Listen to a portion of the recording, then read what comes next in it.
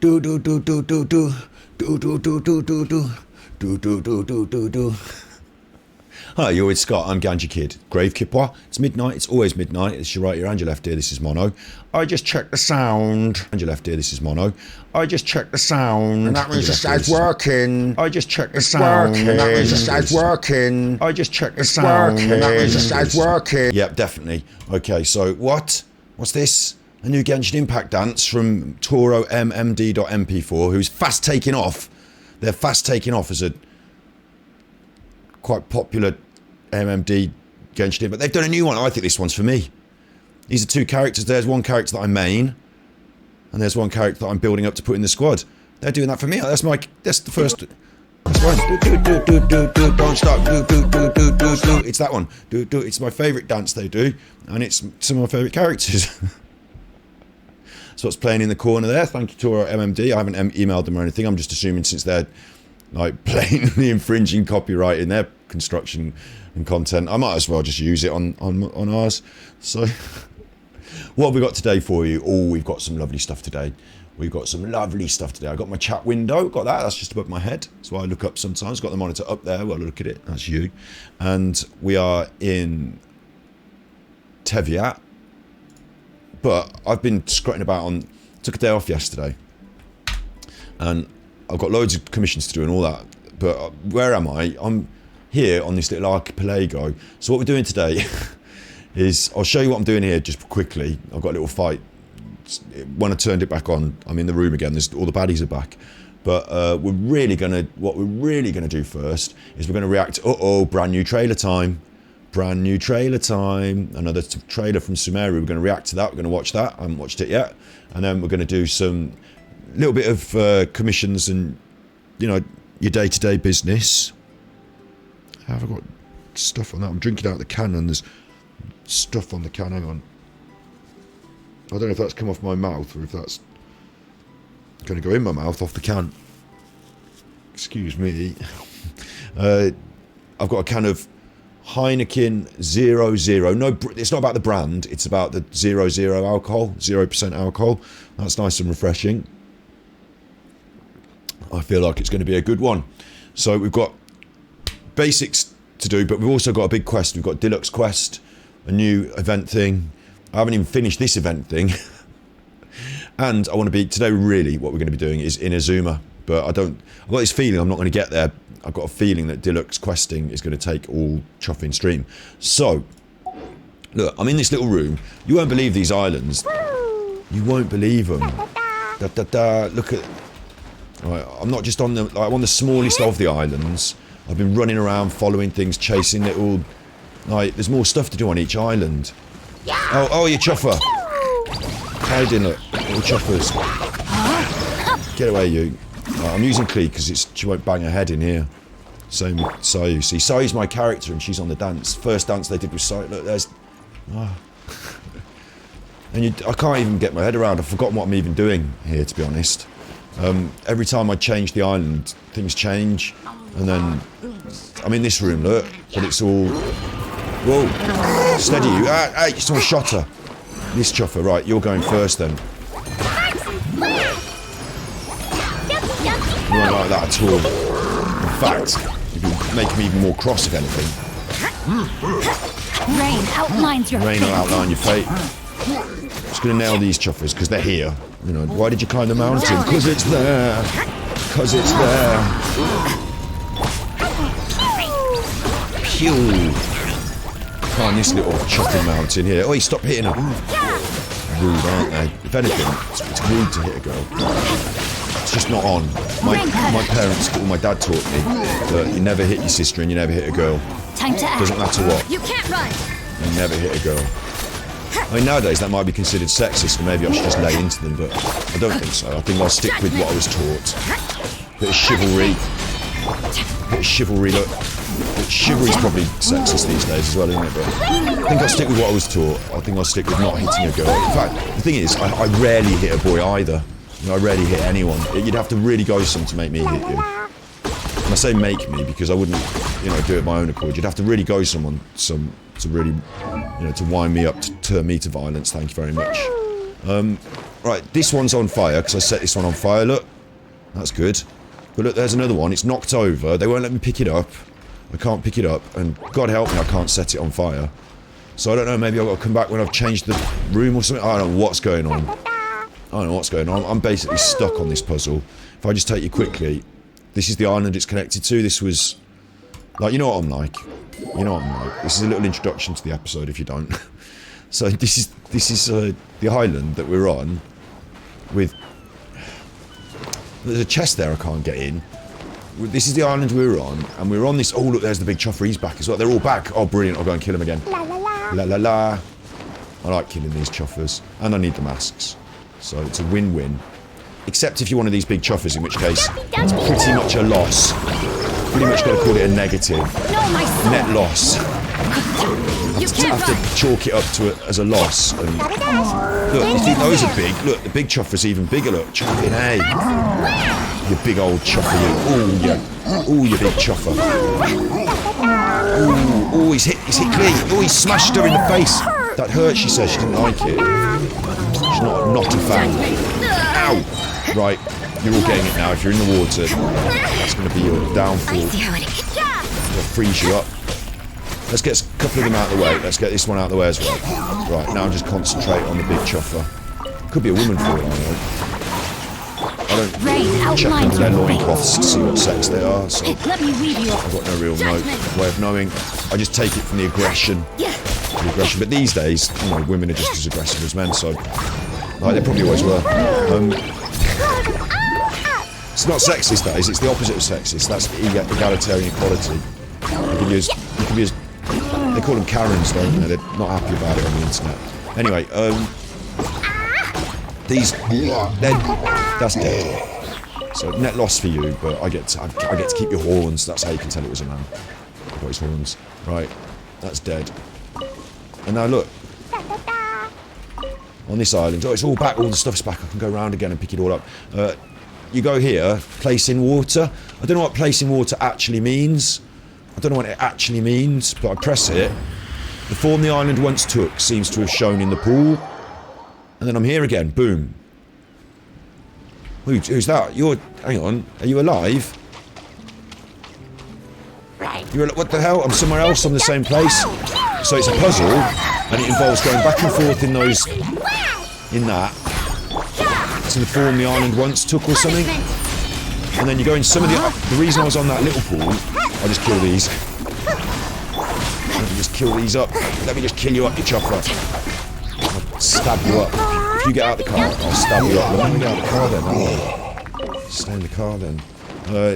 This is apparently the form the island once took. I'm not dumb, but I might not be the smartest person in the world, and I just like... Right, so that took me here, but I'm over here, yeah, bear in mind. Right, I went in one of those little pools, yeah, and it took me over to here. Into this island. It just magicked me there. And then I started doing this thing with this... That's where I was. Or was it... No, it was over here. Look, there's a wave rider point, but there's no island. So I made the island appear by going through one of those little pools. I came up this way, and then I went in... Oh, I don't know what's going on. So I've got to come back and sort that. Where are you? Got to come back and sort that. Still scrubbing for conches. I might have to check a guide. That's an event anyway. This is the Resonating Visions. 25 days still to go. Collect... Oh, I want those conches. So I'm having a look at that. It's part of the Summertime Odyssey. It's part of us going on a holidays to... You know, you're watching this. It's Genshin Impact, you know. You've been watching the streams. So, but now, Diluc's got problems 16 days. So you've got less time to do Diluc's problem than their problems. So I'm going to sort out Diluc's problem today, whatever the chuff it is. We'll get a new coat for him. I don't care about the coat. We'll sort that out today. But... That's right, that's right. No wonder she seems confused. I keep travelling them here and travelling them there. We're actually doing Inazuma. This is what we're doing. We've been up here with the Shrine Maidens and stuff. We've been having a good look. And I want to get this finished before the new expansion comes out. Keep saying it. 24th of August. We're nearly in August now. Only at the Shrine Maidens. What'd you think of that, you? What about that? Not impressed, no? What about that? To the Electro Archon. Just talk to the whenever Archon. you are Alright, alright. I'm not trying to break the teleporter or nothing. I don't think you can break it, can you? Look. I love that. I used to say that. I don't think you can break it, and then I'd break it. Whatever it was. Not sure you can break one of these pedalos. 40 minutes later, it was sinking in the sea. Ooh, this is a nice place to have a fly off. I'll just have a little fly off here while I'm... This is what I like about the game, you see. I just get used to being here again. Took a day off. Shouldn't take a day off. You should be doing your quests and your chuffing commissions and all that. Ah, yeah, well. It's very pretty from up here, isn't it? It is, actually. You get a good look at it all as well.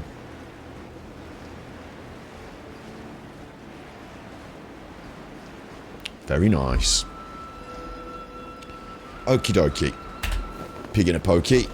Oh, don't worry, I'm not going to kill her. I'm not going to let her fall and die. Just going to drop some height. There's one of those mages. But I thought I saw over here, eagle-eyed, I thought I saw over here a little chestlet. Is that a chest? It certainly looks like something's going on. Right. Oh, they spotted me. Right, okay, we're having it.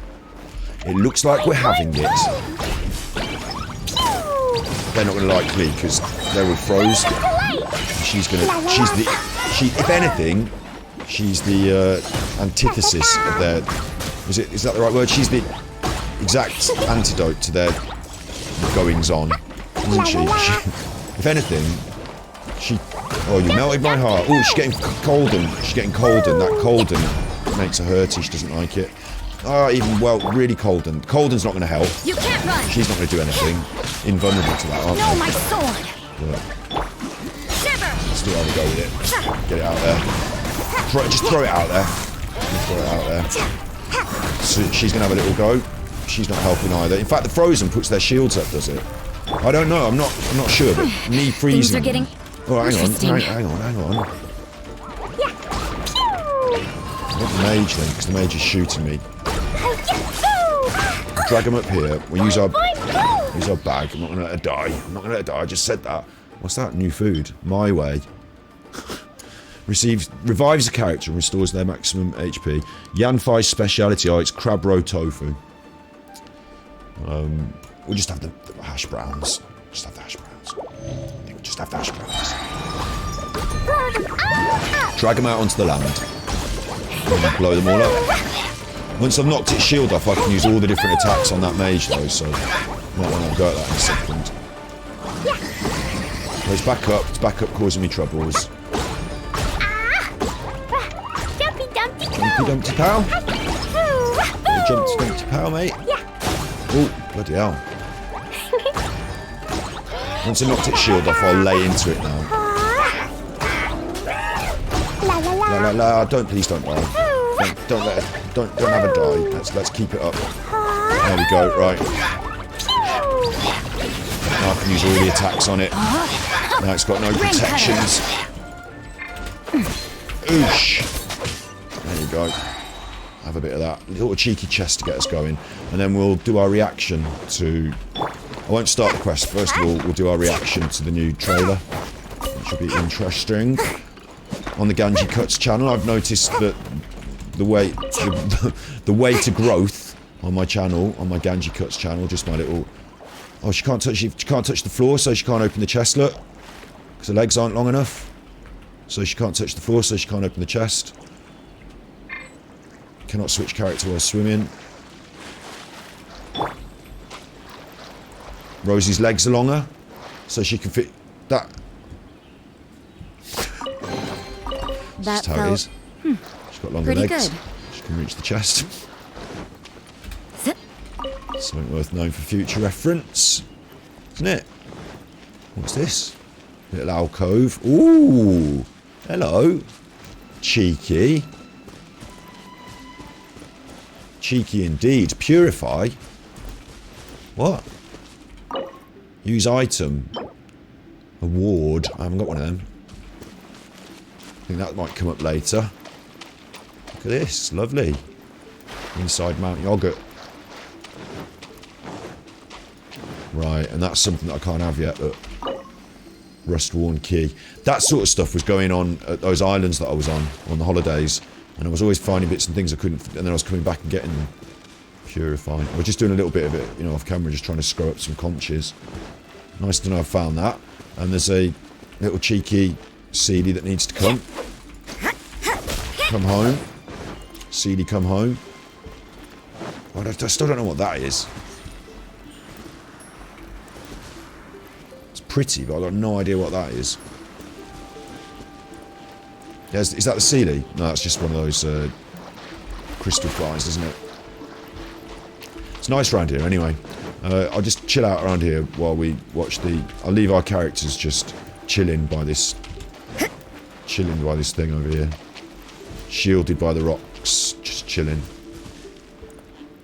And...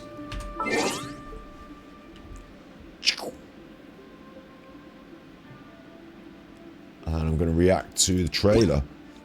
Or just have a look at the notices. There's always notices and messages for me. Mesmerising dream at sea, web ending event soon. Can't get... What? Oh, that's the web ending event. That's a web event. No, I'm not doing that. That's some, like, online game. It's not in-game. It's an online game. I'm not doing that. Web event.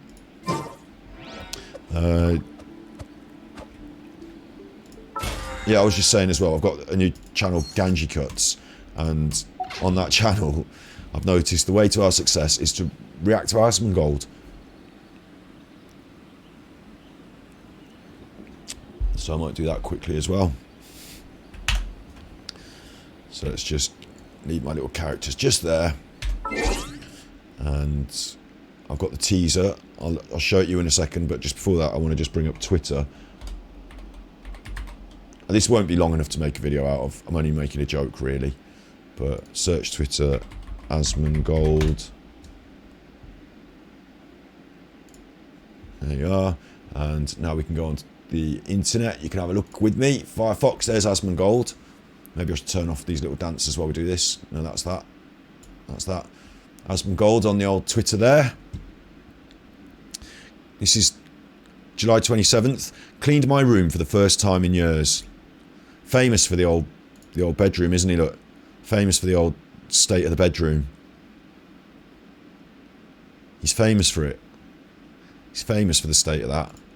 He's tidied it up, look. Now, initially I first saw this picture and I thought, you know, I wonder what it looks like when he's tidied it up. But that's the after. That's the after picture. I'm only having a joke with him. It's hard to tidy it up, isn't it? Doesn't have any sort of like cohesive furnishing policy or anything. Doesn't need to. It's just like that, isn't it? It's just like that. Didn't know he worked out, look. Got the barbells there. Didn't know he worked out. It's got the one true king crown. Little box of some sort of foods there. Is that a... In the back it looks like a bulwark shield from World of Warcraft. Looks like a... Might be a plushy shield from World of Warcraft. Looks quite cool. And it's the setup. He's got a nice chair. Nice comfy chair. That looks good. I might have to get myself a nice chair. Got the 2-screen setup, the desk, the PC. It's all there. That's all you need, innit? There's the salt cellar in the background there that he used for shaking salt on his head all those years ago. Actually, it's a treasure trove of Asmongold memorabilia in there, isn't it, in a way? Zeppler's replied, proud of you. Proud of you. And someone's said, proud of you for cleaning their own room. This isn't normal. What the fuck is this generation, man? It's not a generational thing. It's a personal thing. Asmon's room's a specific issue. Specific to the man. And, yeah, we're all proud of him for tidying up and taking a break to, you know, sort some shit out. We all go through this in a way. We all let the clutter build up and we all have to have a bit of a clear out. You know, we all do that sometimes. And this person who's commented, oh, you know, negative, proud of someone for cleaning their own room, that's not, isn't that normal? This generation, man, they can't spell there properly. They've used the wrong use of there. It's T-H-I-E. Oh, they've used the wrong there. So, you know, well done, smarty pants. And I don't know, I can't show you. I could on the webcam. I'm not gonna. There's a lot of shit on my floor right now as well. I live a bit Asmongold. Look, this is my ashtray. That's an old food container. I live a little bit... Oh, fuck it, I'll do it. Fuck it, I'll do it. I mean, I'm not doing this deliberately. It's just how things sort of happen. Where's the I've got one of these for a camera, haven't I? Got one of these I've got a second camera, like a video capture. There it is. That's my second camera, like emergency webcam. So look, I'm living a bit Asmongold. Got all my boxes out, all my crap up there, clutter, just, you know, adding up, stacking up. Got all my clutter. The camera is on a couple of boxes. And I will fix it at one point, you know, we'll improve and progress and tidy up. I just never bother. I can never be asked to do the tidying up, look. I can never be asked to do the tidying up. It's just one of those things. Do it like once a week. Look, that needs a vacuum down there. There's my socks. That needs a vacuum down there. So yeah, that's how we're living. I see your brother. You know, that's how we're living. Video capture, that can go. So Asmongold took some time to tidy his room, which is a good thing. It's a good thing. That came after this tweet. My life has been spiralling out of control for the better part of a year now, and for the first time I'm taking steps to rein it back in. Streams will return ASAP. I'm not over it or taking a break. Thank you to everyone who reached out for the first time in a long time. I'm space okay. And I read that as a space, like as I'm okay. Not great. You know, I do worry for Asmon because he went through a lot of difficult times in recent years, and you know, I cared for my nan. It's not the same as what he had to go through with his mom, but his mom died recently, and you know, needed some care over the years. And I, you know, I see that, I understand that. So I see some of these things maybe as reflections of a cluttered mind, rather than reflections of, you know, someone just lazy, and someone with bigger priorities than, you know, what goes where on the table and when to throw the cans away. Someone who's more focused. Like a lot of this. You know, people might say it's hoarding or it's just being a slob, but the inability to deal with the burgeoning problems of the real world and the preference for getting into that virtual world, once you're on the PC, once you're focused on those screens, all this goes away, you know. So I think that it's symptomatic of a mental state or a frame of mind that builds up over the years. And I'm not saying Asmon's got like mental problems. I'm just saying that we all have struggles in life, and sometimes if you're dealing with struggles day to day, you don't want to then, when you're finished, start tidying up and doing chores, because the simple basic chores, when you're doing big things, like when you're doing big chores, when you've got big weight on your shoulders, like caring for somebody who, you know, needs their dinner cooking for them or whatever, your own personal rota of chores just goes by the wayside in a way. It's a strange phenomenon. I don't see it the same as, like, you know, being a slob or being a hoarder. Honestly, I don't. I see it as being preoccupied with bigger world problems, and, you know, it's a symptom of depression. And people who build up, I think stress and depression are overlaid as well. You know, bear in mind I've gone through all this stuff myself. I'm not pointing fingers at Asmongold, but I think we all do this. It's a bit of a mental health Monday chat for you here. It's a symptom of depression in a way, and stress is like a barrel of water, and the water fills up in the barrel, and you don't notice because the barrel's there for keeping the water, and you're stressed and you're running your life and you've got this, and the water's at a certain level, but you don't notice until it gets really quite high, and then you can't even lift the barrel. It's really heavy and you're full of stress, and at some point just the one drop will start to make it start overflowing. And it might not be that one thing that made it overflow, but this one drop of whatever can, oh, that's the tipping point. Now all of a sudden the barrel's, you know, I can't deal with this fucking barrel full of water. So stress is a bit like that. And I think it's reflective, the fact that, you know, he took some time to do this tidying. I think it's reflective of a mental state as well, of wanting to try and, okay, say, look, things have built up over the years. It's time to take a bit, you know, a bit of spring cleaning, a bit of a new start, fresh break, a bit of a rest recovery, and then back at it into action. The act of the tidying, you know, it shows that he's positively minded, at least. It's hard to explain this. I think there's an element of grief involved as well, because, you know, losing your mom is such a huge thing, and I don't think it goes in one day. I think he's got a really healthy way of dealing with it. I think he's found a really healthy way of contextualizing it and accepting it, but it doesn't make it stop hurting overnight, does it? So I think sometimes you get on with life because you need to, because things are difficult, you know, to think about, to deal with. Grief is hard you have to do it over time. It has to happen over time. We've got a video about it on our Mental Health Monday channel, but yeah, grief is tough. And then so some days you need to wallow, and other days you need to be proactive. And so I think this is symptomatic of him saying, look, I'm coming out of a phase and maybe moving to a new one. and I want to make an effort. And that doesn't mean that he needs to be in front of the camera streaming for us. It means other things, doesn't it? As he's alluded to in this tweet. My life has been spiraling out of control for the better part of a year now, and we don't necessarily feel as people who enjoy his content and see him as I see him as a great role model and thought leader for a lot of people. He's maybe not my role model, because maybe I'm slightly older than him, but it doesn't matter about age. You can be a role model, it doesn't matter about age. That's being ageist. What I'm saying is, he's a good guy, and I like him, and I like his content and his attitude, and I think he's got a good heart. So if he says life has been spiraling out of control, that's not perceived by us through the streams. He doesn't come on stream and be like, oh, I'm fucking spiraling out of control again. Like, you see him doing the content you enjoy and playing the games and talking about the issues, but the issues of whether they have a balanced PvP in World of Warcraft are slightly secondary, and I might be saying this and some people might disagree, but are slightly secondary to whether your daily life is running a healthy human routine of eating, sleeping, progress in your work life, progress in your social life, maybe a balance. And if that balance has been spiraling out of control and he's telling us that, then I'll take it from him and accept that 100%. The great thing is he says he's going to take steps to rein it back in. Streams will return. He's not over it or taking a break, but it's got some bigger fish to fry. That's the wrong expression. I'm vegan. Shouldn't say that. He's got some bigger... I haven't got any... Where's my backing music? Hang on. I'm doing this without any relaxing game music in the background. I'm an idiot. I like relaxing Genshin Impact music, please. I'm an idiot doing this with... I just thought that then. Where's my music? Thank you, Mitari Mango, for collating them. Oh, this is an advert. This is the first time I've ever wanted to watch an advert. It's an advert for Genshin Impact. Why am I being shown it? I don't know. Because I play the fucking game every day. Look at it. Yay. I hope this isn't the preview teaser I'm about to look at. Oh, lilies. The sun. Lilies in the sun. Oh, look at those. Ooh, buttercups. Ancient technology. Mossed over.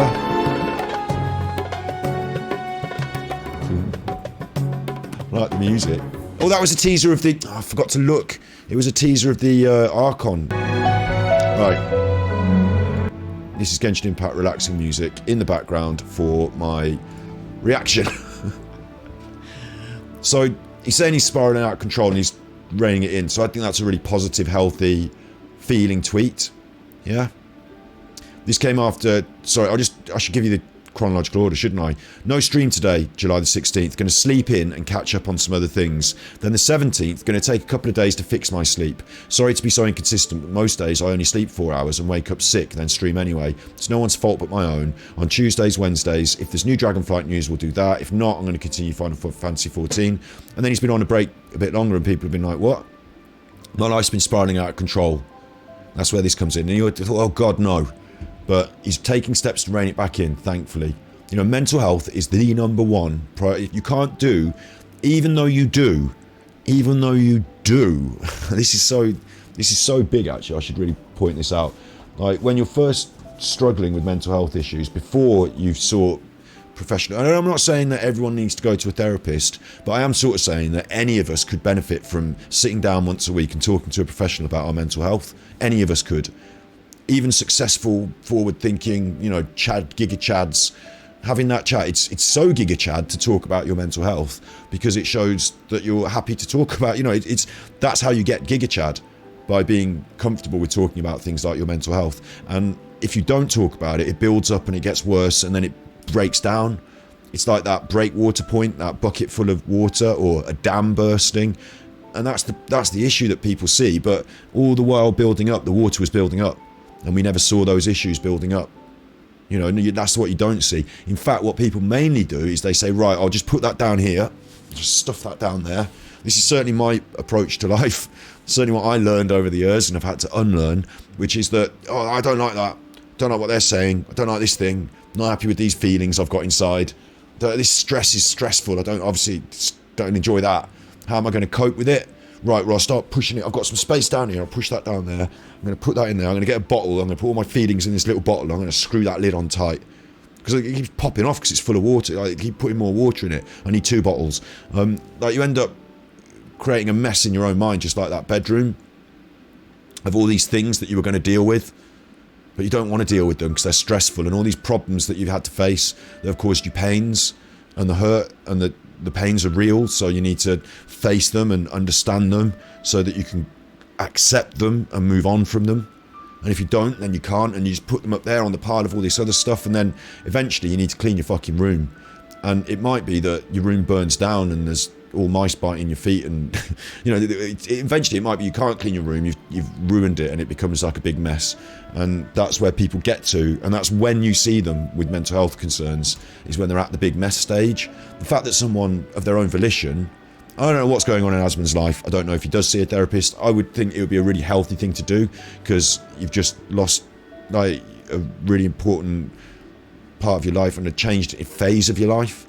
Look at what happened to Reckful, man. Reckful was one of the most smart people I know, one of the most, he was really well off in terms of finances, he was good looking, he was personable, people liked him, he was travelling the world.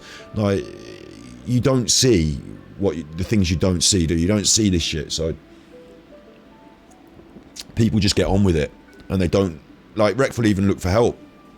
He didn't manage to get the right help at the right time, maybe, but this is about Asmon, not Byron, so sorry, otherwise I'll get myself upset again.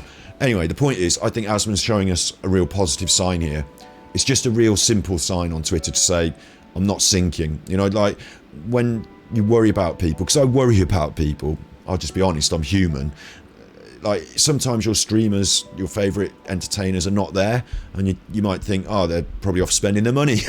Or you might worry about them because you care about them. It's not, they say about parasocial relationships, I don't think that is a parasocial relationship. What I think that is he's given his time to us over the years, we've enjoyed sharing time together, and now when he's absent from our lives, sometimes we worry about him and we want the best for him. That's what this is. I think he's deep down in his heart one of the good team. Like, factions on World of Warcraft are now going to be cross-faction, but deep down I think Asmongold is a good guy. I think he's on the goodies team, and I think he will be, and I think one day we'll all meet in Valhalla. So I hope for the best for him.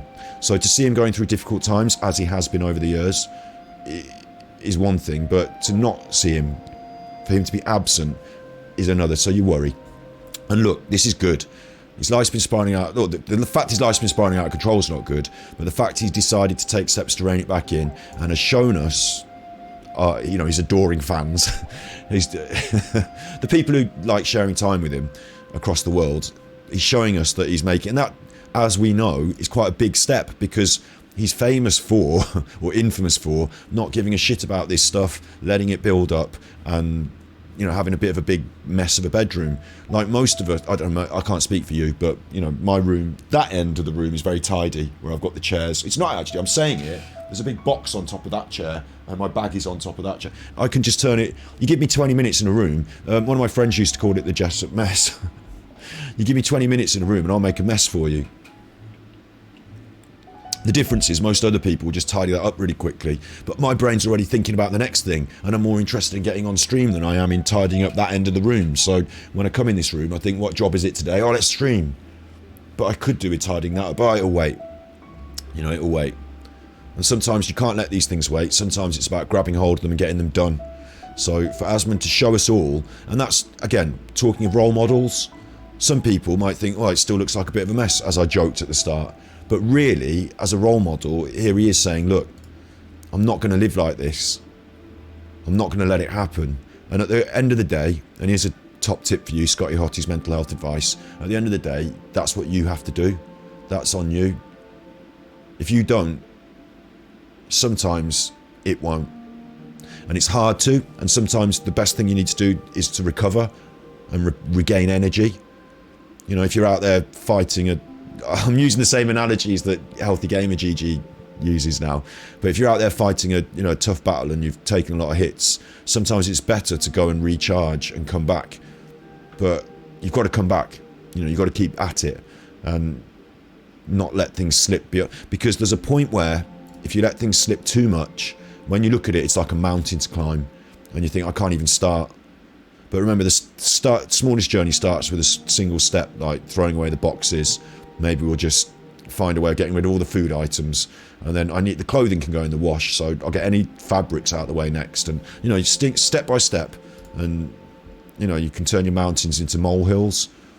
And then once you've done that, it's about not letting it, you know, noticing when it builds up again and starts to, and saying, hang on, this is what I used to do, so from now on, I'm not letting that happen anymore. I have to teach myself in the kitchen. I love cooking, and I love making a mess. So I have to teach myself, look, you're not allowed to finish, you're just eating your dinner. That's not the end of the process. Those pans need washing. The dishwasher needs filling. You get on with it. Like, you have to remember, it's not what you used to do. It's what you used to do, and what you're doing now is different. So then when you've got there, maybe it's about, you know, recarpeting. Maybe it's about, you know, because I'm not being funny, but Asmund has got, he's got this, he's quite well off through his efforts. He's managed to make a decent amount of money, and he still lives in a state that some people would consider to be under the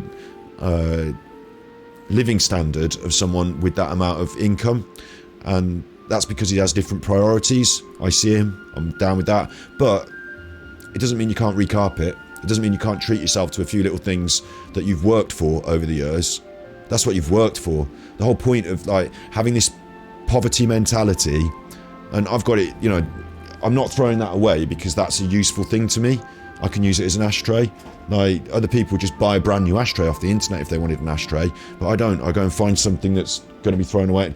That having that I never grew up in poverty like Asmongold, but since my parents divorced when I was younger, and having to be, you know, my own person, life is tough, man.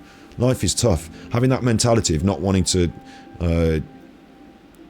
it's a strange thing. It's accepting different standards. Maybe I'm not doing an episode on it, but I'm just going to say, having that mentality means you might accept certain things that other people wouldn't, or you might not worry about things that other people would. Like, that chair's got its arm broken off. Like, my dad wouldn't have that in the house. He'd say, that's got to go in the bin, time to buy a new chair. But my nan would have said, like, or my granddad might have said, like, oh, I'll fix that, or I intend to fix it, I'll keep it in the garage, or you can still sit on that, that's fine. But really, you don't have to deal with, like, Zach, this is one for you now, this is one for Asmund straight. You don't have to think like that anymore. That was the old you, that's what you grew up going through, and you worked really hard to get out of it. You worked really hard for something better. So allow it for yourself. Allow it. Remember me saying this, I'll allow it. Okay, I'll allow it. I was thinking this today, actually, to this day, I was thinking today about how I'm wearing these shorts, right? I'm wearing these shorts. I won't want to show you properly, but this Velcro here on the shorts, I can't show you because obviously I'll be revealing myself, but the Velcro just comes undone. And I was walking the dog, and my shorts were falling down. And I was like, this fucking Velcro again, man. And I thought to myself, do you know what? I can afford the new shorts. I don't have to wear this pair of shorts for the next 20 years. But by God help me, I will be wearing these pair of shorts for the next 20 years. Because I don't want to throw them out. There's nothing wrong with them. The Velcro just breaks, and sometimes you have to retie them. There's nothing wrong with them. And then I go in the supermarket or the clothes shop or wherever. I don't personally. I don't. But somebody does. I remember this conversation my mate had. I'll give you another example in just a second, but I go in the supermarket and I see the shorts, and they're like £20 for new shorts, and I'm like, £20 for shorts? That's a fucking rip-off. And so for me, it's not about not valuing myself, because I value myself, but I don't want to give them that £20. I don't think they deserve it for those shorts, because I think they're ripping me off. So I'd rather wear the rubbish shorts that I got from a charity shop and then find another pair later in a thrift store than spend the £20. And if someone else said to me, here's £20, I'll buy the shorts for you, I'd say, no, don't. You save that £20, I'll keep these shorts. And they'd say, but hang on, you're not even buying them, so now why does it matter? Don't you want new shorts? And I'd be like, yeah, I want new shorts. This Velcro is really fucking annoying. Well, here's the new shorts. No, I don't want you to buy them from them. I don't want you to waste the money. I don't want you to waste the money. So it's this attitude of wasting money, is it, or whatever? At the end of the day, right, if someone just came in my house and said, oh, hi, if my mate just came around and said, I bought you some shorts, look, what do you think of them? or not bought them, I've got you some shorts, I'd probably go, oh, they're nice, thank you very much, that's a really thoughtful gift. And I wouldn't reject it, would I? I'd say thanks. Part of my back of my mind would say, God, they must have a lot of money to be buying shorts for people. I hope these are not the £20 shorts, because I don't really think they should have the money for the £20. But I'd accept the gift.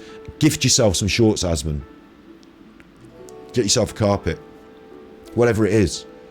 That's your old life that we're still thinking through. Move on. You are moving on. I can see it in your actions. I can see it. So it's natural in life to keep moving forward. It's what you worked for, so you deserve it. And God help me, like, I've gone through some shit in my times, and I don't think it compares to what you've been through, but it does compare. To be honest, it does. My granddad died of motor neurone disease, and we had to nurse him in our home. Actually, I'll get myself emotional. I'll start crying. The point is that you do deserve it. We're humans. You've worked really hard. You've achieved. People reward you with their love because we recognise in you that you are a good-hearted human being who deserves their place in Valhalla. So, God help me, I think you should have it now. I think, the first half of your life you have to suffer more than some. Well, you don't have to suffer anymore, son. So you don't have to. So don't.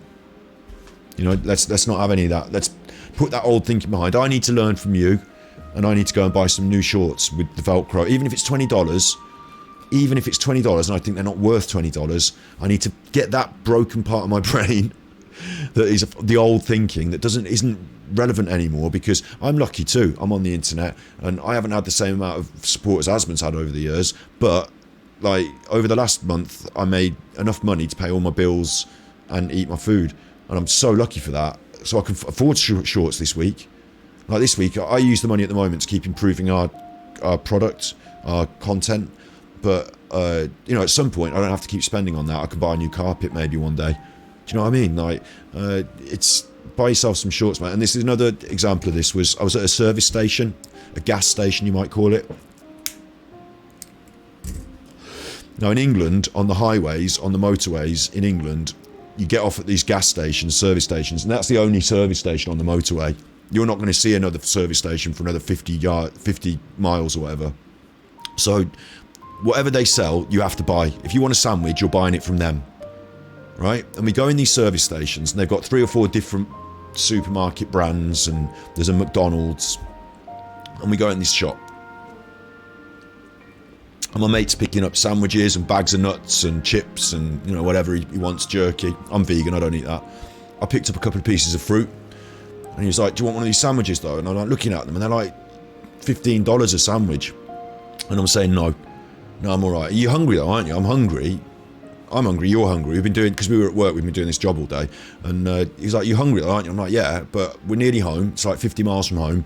I'll just get it when I get home. And he's like, no, I'll get you the fruit. Go on then, I'll get you that. I'll pay for that. And I'm like, well, go on then, because, that's okay, a couple of bits of fruit. And he's like, no, I'll get you this sandwich as well. And he picked it up, it was like avocado and something. And I was like, no, honestly, I don't want it. We had a row, like, not a row, but he was like, I want to buy you a sandwich, and you won't let me buy you a fucking sandwich. What's going on, mate? Like, what's going on? And I'm like, look, I would never spend this money in this shop. This one's too expensive for me. This doesn't, and it's not because I'm poor anymore. It's that I choose the fact that I don't want to give them the money because I think they're ripping me off. We can just wait till I get home. I can get an avocado at the supermarket and eat it at home. And he's like angry about it. He's like, this is fucking stupid. I don't want to have to live like some, like, I'm not going to use it. I don't remember exact words he said, and he wasn't being rude about poor people, but I don't want to live like some pauper. We've worked today all day. I'm paying for this sandwich. That's what we've worked for. It's a bit more expensive than normal sandwiches, but fuck it, it's a sandwich. We're not buying champagne and snorting cocaine off fucking hookers' breasts. It's a sandwich. So, I still can't get that into my head. I still can't, I still do it today, to this day. I still do it. We have people in chat, supporting and donating and things like that, and they're like, buy this, and I'm like, okay, I'm not. Genshin Impact's a great example. What if I gave you some money to buy a new character on Genshin Impact, and I said to them, don't donate. I don't want that money. I won't buy the Genshin Impact characters. I won't fritter it away in that irresponsible way, so don't send it to me. And lo and behold, they didn't. But, I could do with the money, but I won't I'm not going to spend it on Genshin Impact. So, yeah, like, I think we all need to take a leaf out of this. Like, me, at my situation, I don't need to take... Like, you're a millionaire now, Asmund. Zach, you're a millionaire. So, like, you can allocate a proportion of your resources to just... When I feel like something needs improving, I will simply improve. Like, I'm not going to say treat yourself to caviar off hookers, you know, snorting caviar off hookers' bumholes. What I'm saying is just basic things that other people would say is like a living standard. You can have it all now. You can have it all. Maybe it's time to move. Maybe it's time to, you know, maybe it's time to say, as much as you don't want, you don't have to leave the house and burn it down or anything, but maybe it's time to move or get yourself a, you know, an away day pad, a weekend pad, or a, you know, some people are lucky enough to be able to afford 2 homes, like you are, and, you know, maybe it's time to give yourself time to tour, time to see some of the world, or I don't know what it is. I know you probably have a better idea than me because you are you, but I just think you're allowed it. I think allow yourself, you know, you don't, this has been hard work for you to tidy this room, right? It's been hard work, and it's been mental work to go through it. I think there's a lot of a longer road to go. So my top tips, Scott's top tips, I'm not telling him what to do, but Scott's top tips: 1, see someone once a week. See someone once a week. Like, call it a health visit, whatever you want to call it. See someone once a week and have a chat with them. Not a friend who, as good as friends are, is not a medical professional, but, like, you know, someone who understands the grief process and how life can be difficult and our mental health can catch up with us and, you know, drag us down sometimes. Sleep patterns are another symptom of I'm not going to say a disordered mind or a cluttered mind or a depression, but they are, aren't they? Like, it has this knock-on effect, because when your sleep pattern goes out, it makes you feel more depressed, and then so all these things all play in, they all interplay. So what I'm saying is, see someone once a week, because God help us, we all could do with it. You especially have been through a lot, and allow yourself that. You're allowed that, man. You deserve that. It's not being weak, it's not being fragile, it's not being any of this. It's like going to the gym. You don't even have to lift the weights, you don't even have to do the work, you just sit there and talk. You're good at that. So once a week, therapy session, generalized psychotherapy, you know, like Dr. K, you know, showed us on the internet. Isn't therapy on the internet because of legal reasons, but you know what I mean, like, not just chatting with Dr. K though, but a proper thing. There's nothing wrong with that. It's really good for you. I used to do sport training once a week, and I've also done, I don't still do the therapy. I don't still go there once a week. I'm not in the throes of the things that were happening anymore, but, like, it's like once a week going to the gym. I think that's a good idea too, but I can't see you doing the gym. I could see you going to talk to somebody once a week, but not the gym. It's up to you. You don't have to do that, of course. This is just an idea. Scott's top tip. And then the second one, Scott's top tip, is allow yourself that life improvement, that standard of living improvement. Allow yourself, if it's work on that. I know it's been happening recently. Someone came and cut some trees and this and that. I'm not a stalker, but I listen to what you say. And allow yourself that continued growth and improvement. Don't say, okay, I've tidied up the rubbish, we're done, because other people might look at the carpet and say, hang on, we're not done. You know, and you yourself in your right mind can see that most people don't live like that, and it's built up over time. And so it's time to, you know, freshen up. And that's fine. It's like we all upgrade our kit, we all upgrade our PCs, we'll all upgrade our hardware, and our, you know, we'll allow the software companies to update the software, but we don't update, you know, the chair got an update. The filing cabinet didn't. And like, but yeah, I've had that all my life, and yeah, fair enough. You know, put some things away in the Museum of Asmongold if you want, but I'm sure he's on this. I'm sure I'm not, you know, I hope I'm not patronising and being rude either, telling someone about their life, because I see this as a great stride forward. And I know a lot of people are worried about Asmongold and are worried about his mental state sometimes, and when he's not on stream they're like, where is he? I hope he's okay. That's where this is coming from, a place of concern, because we love you. And that's the main thing, Asmon. We love you. So get back on it, mate. Get back on it. You be good, my little Pukos, and if you can't be good, you're naughty. Actually, I'm saying that. I'm not signing off. I'm still on stream. I'm just doing... I'm going to cut that as a little video. Where is Asmongold? There he is. He's just taking a... Not a break, not an official break, but a little hiatus for a moment. Just to sort his head out and clear up some stuff in his life. Good. Right, next. This is the preview trailer. Prelude to Wisdom. It's number 12 on trending. Bloody hell. Maybe I'll get to trend one of these days.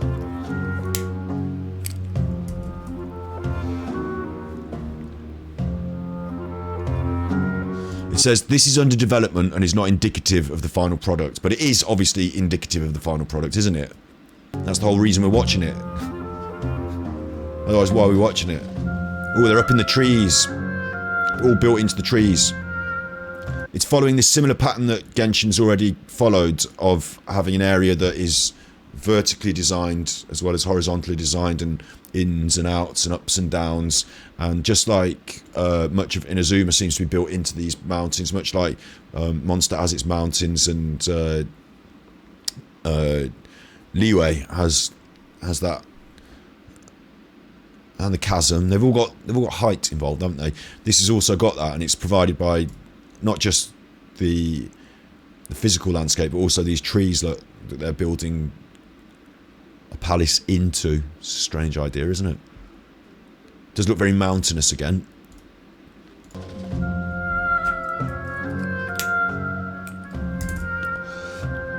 须弥是崇尚智慧的国度，国家的种种事务如今正由教令院来处理。正如《盗七篇》中八重神子所提供的情报，知识在须弥是作为一种资源。It's interesting as well. They always have these, like, or they're developing into having these specific social behaviours that we're not really used to in our world. But in Liyue, it was the god of contracts, wasn't it? So it was all about keeping tally, keeping your contracts. Knowledge is managed as a resource. It's an interesting way to explore ideas and stories by creating this background scene setting of not just we're in a fantasy world, there are goodies, there are baddies, there's wizards, but this like subtext of culture changing the way people think and behave and react to the culture. In Inazuma at the moment, we're going through a storyline where the shogun, essentially a fascist rule, and keeping people in, not allowing them to leave the areas, not allowing them to interact with the outside world. Essentially a fascist style of rule is also mirrored in the idea... Sorry, I'm just going to tidy the desk for a second. After all that I've said about Asmon, now I'm tidying the desk. It's all in the way there. That needs to just go... My tidying is just to scratch it over to one side. Right, anyway, so in Inazuma, it's almost like a fascist state, and the people are being repressed and they're not allowed to see or hear from the outside world. So there's that going on, but also it's set against the context of these visions that our main characters have that give them their powers. These visions are being hunted by the shogunate. So it's a fascist rule, and then there are people that are being essentially hunted, and so they're hiding out in little houses and escaping on little boats, and it really mirrors fascist Germany and the behaviour of Hitler and then the Jews, although he didn't take anything. He did take lots of stuff from the Jews, didn't he? He took their stuff, like literally their stuff. So I think it does mirror in a way that, you know, it talks about some ideas that it'd be a bit heavy for a computer game, but they not get away with it, they get through it by making it allegorical and interesting and not too heavy. So it's interesting here, we've been shown this first idea. Knowledge is managed as a resource. 来被管理，而用来实现这一点的是由神之心所 This is done through a Gnosis-powered legacy, Gnosis being the power of the gods. 运作的，由前代草神大慈树王 Left by the previous Dendro Archon. So Dendro is this grass, this new element that we're going to get into. And the previous Archon, the previous god, the Greater Lord Rukkhadevita. So this feels very... Again, we've been told it's India's inspiring it in a way. Rukadavita, the Bhagavad Gita. That's that sort of naming style of Sikhism. 所留下的遗产，名为虚空的系统。 Called the Akasha system. Oh, he's got something on his ear, look. 还有一个很有趣的点是，在 Oh, whoa. Knowledge is... He's had something on his ear, and knowledge is seen as a resource. It makes me think of data mining and mobile phone technology and your information, your data being a resource. 须弥，大部分的人们，尤其是成年人， In Sumeru, most adults are not capable of dreaming, 似乎都是不会做梦的，所以也有了须弥人不会做梦。 which is why there's a saying, the people of Sumeru don't dream. I wonder if that means literally at night, thought I was on a great big horse and then I woke up and I was sat astride the pillows, or if they mean they have no dreams.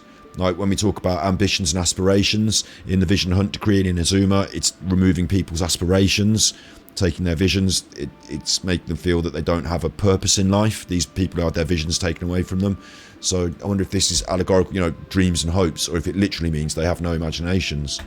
这样的说法，而当地人也会认为这是一种理性与智慧的象征，而非常。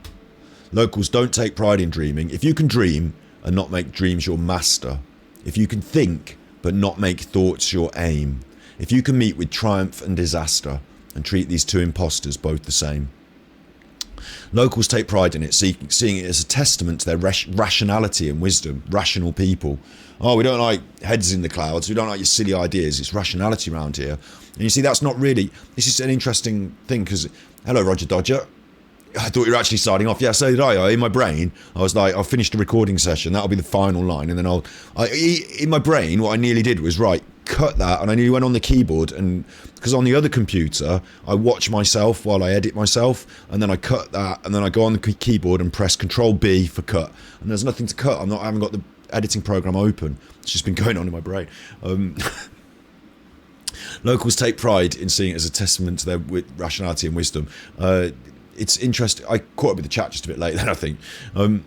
It's interesting to me that it's a collage of different ideas. Yeah, the groundwork might seem a bit, exotic Indian jungle inspired maybe. You've got some palm trees and it's very green and lush. But then this concept of not having any dreams, that's not an Indian concept. That's not related in any way to the culture of India. And these people are not tanned in any way. Again, they're very white and pale, which I think it's a mistake now, actually. Now I'm reflecting on it and starting to feel that Genshin Impact have an obligation, like the rest of the world does, to reflect a multicultural... maybe they don't, maybe it's fantasy fiction and maybe you don't, but, you're pumping this game out. It's becoming one of the most popular games in the world, the whole world. It's very big in Brazil. Why don't we start reflecting some of these other cultures, not just in the landscape, but in the actual people themselves, and allow that diversity to flourish in-game. There is already a diversity of personality. Why not a diversity of skin tone and body shape? It just seems a bit of an oversight, doesn't it, in the modern world? And bear in mind, I will say this, and I will say it because I'm a motherfucker, and I nearly said the rude words then. I did say a rude word, but not the full gamut of the rude words. Lauren Hill said it in a track. I am a motherfucker, so you ignorant hear me. And she said the N-word, but I didn't. I am a motherfucker, so you ignorant hear me. But she says the N-word, but I don't, because it's not. She means just people. So I am a motherfucker, so you ignorant people hear me. Anyway, I'm just going to quickly show you the Commonwealth Games 22 opening ceremony, because in Birmingham, my city, this is the opening ceremony of the Commonwealth Games. For the 2022 This is a reaction within a reaction. here at the Alexander Stadium in Birmingham. Right, and Birmingham is a diverse multicultural city, yeah? We are a diverse multicultural city. I had never heard its name, but I would come to understand it.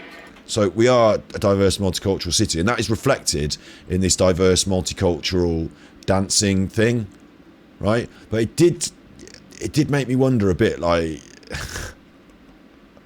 this thing about slavery that goes on, and we're coming out of the chains of the Dark Ages.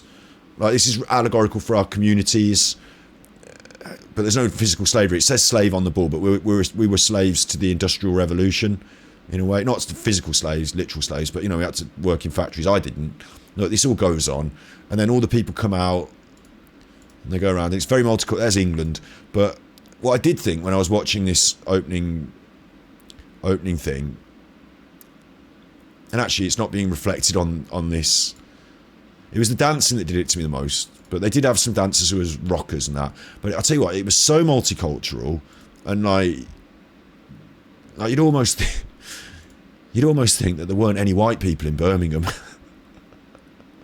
Because everyone that was involved in doing a speech or doing like all the dancing was Bhangra, and there was a little bit of rock dancing mixed in, actually, there was. And there are some white faces in amongst these dancers.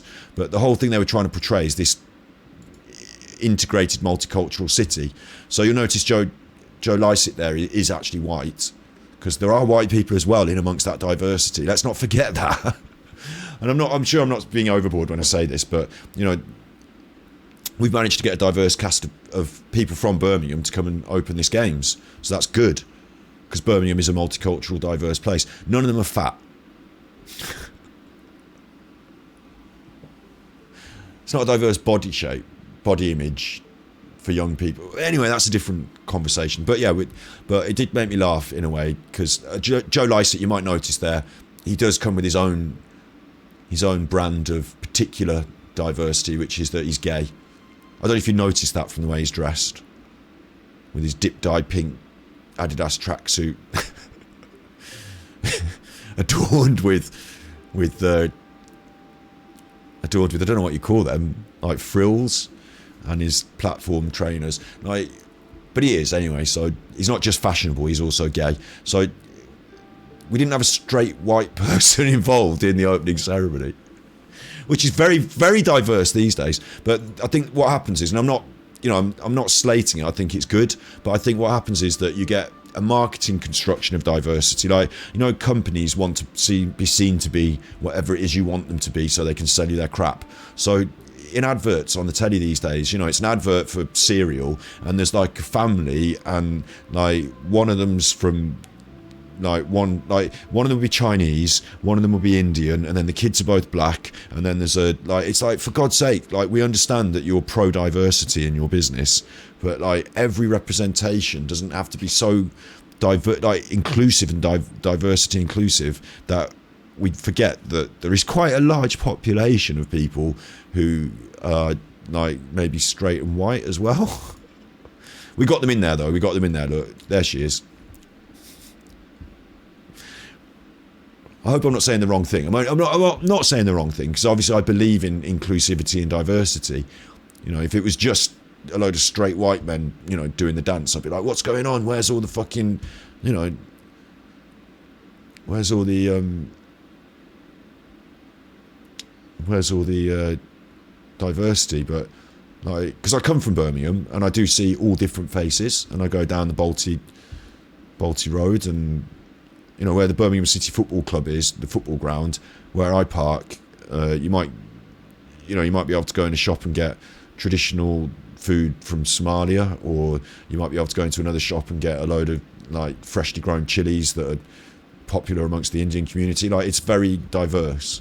So I get that. But then you also have a Morrison supermarket. So diversity's got to include, like, you know, cross-section of society is the idea, not just to go so diverse that every single person is of some kind of ethnic or diverse background. I'm looking on the wrong thing to change this. We'll go back to the teaser trailer anyway. So I think Genshin does fail us on this. Like, here we are in a new area. It's exotic. It's supposed to be based in somewhere around India, certainly in the landscaping, and the people are whiter than any people I've ever seen in my life. I mean, I consider myself to be British, which means I don't have to say if I'm white or anything, because British is not a colour scheme. So my dad did his DNA test thing, and because obviously my family come from India, not all of them, my mom's side of the family didn't, but my dad's side did. They lived in India for a good while, and before that they lived in England, and then they went to India as part of the British colonial rule. And then anyway, I've got 10% North Indian DNA in me, so officially in there, officially, and I've got like maybe more like 40% Irish officially, and another 40% what we call Northern European English, which is a mixture of like Scandinavian and French and Angle and Celtic, and so here I am, a Northern European with some Indian blood in me, and like you might notice, although I've got lights and I've got a colour filter on me, but like when I put my skin up to the light, it looks really bright because the lights are bright. But when I'm in my normal, like I'm not, like nobody's actually white, are they? But I've got loads of freckles and I tan quite easily. But like, they're so white that, like, look at the colour of their. Anyway, they represent India. Well, they don't. They're not supposed to. They represent Sumeru. 自豪。须弥森林恰到好处的湿度和土壤，非常适合蕈类的繁衍。The proper humidity in the soil and the forests are ideal living conditions for shroomkin to live. Shroomkin. 为了增加繁 They're alive. They increase the ability to reproduce and protect the flora. 衍和保护菌群的能力，蕈类 The shroomkin have evolved. 发生了进化，形成了 To the point where they become an entirely new species. The fungi. 一个全新的物种——驯兽。 Little living mushrooms. 最高级的驯兽 The highest form of fungi have developed a strong animalistic nature. 更是进化出了很强的動物性。 So they're going all out on these like cool ideas. I think this is really cool. And like, honestly, I think Genshin are really undervalued. The people that make Genshin is that they do such clever and interesting story. And a lot of the time it might be influenced or, ideas inspired by, lifted from. But that's a cool idea, isn't it? We've managed to develop our own entirely new set of species of evolved animals out of fungi. So we've got our own rules and they're interesting. Obviously it mirrors real animals. 具有领地意识和不弱的攻击性。 Territorial and aggressive, and they've got a reason for being so because they protect the environment. So we're talking environmental as well. We're talking environmental issues, which is kind of cool. 丛林中也栖息着各种各样的 The rainforest is home to animals. I don't know if that's a mushroom lion or a... 动物，其中也有 There are quite a few wonderful creatures among them. So we've got reskins of the piggies, but they're new piggies. 不少神奇 They're mushroom piggies, look. 的生物。在须弥，我们还会遇见一 We'll 个 also 新的 encounter a 势 new 力 force. Do I have to read it or can you read? I don't know.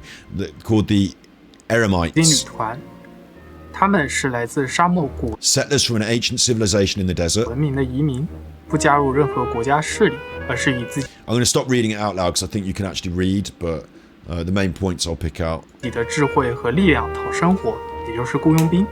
在丛林之外的广袤沙漠中，同样掩埋着许多过去的伤痕和遗产，有守卫着那些被黄沙淹 This is cool, and I'm glad they didn't bring it in the opening start of the game, but it's a bit obvious, isn't it? It's been going for a while now in gaming. You have these tropes of these areas, like start out in what's normal to the Western world, so it's grass, and it's a few hills, Spring Hill Zone. Like you go around in that, and then like Mario did it, didn't they? Ice World, Sand World, Dark World. You have Dark World, don't you? You have Dark World sometimes where, like,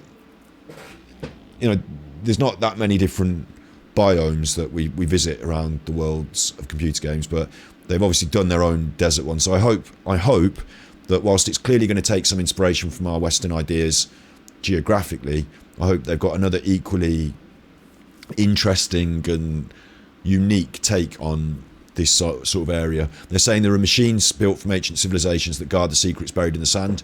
The ancient machines thing's very Breath of the Wild, isn't it? 淹没的古代秘密的超文明机器，也有受到这些事物影响而异化的凶猛野兽。镀金旅团也掌握了一部分古代文明的遗产，作为应对危机时最后的威慑手段。具体是什么，就让我们拭目以待。 So apparently these Emirates. Are they Emirates?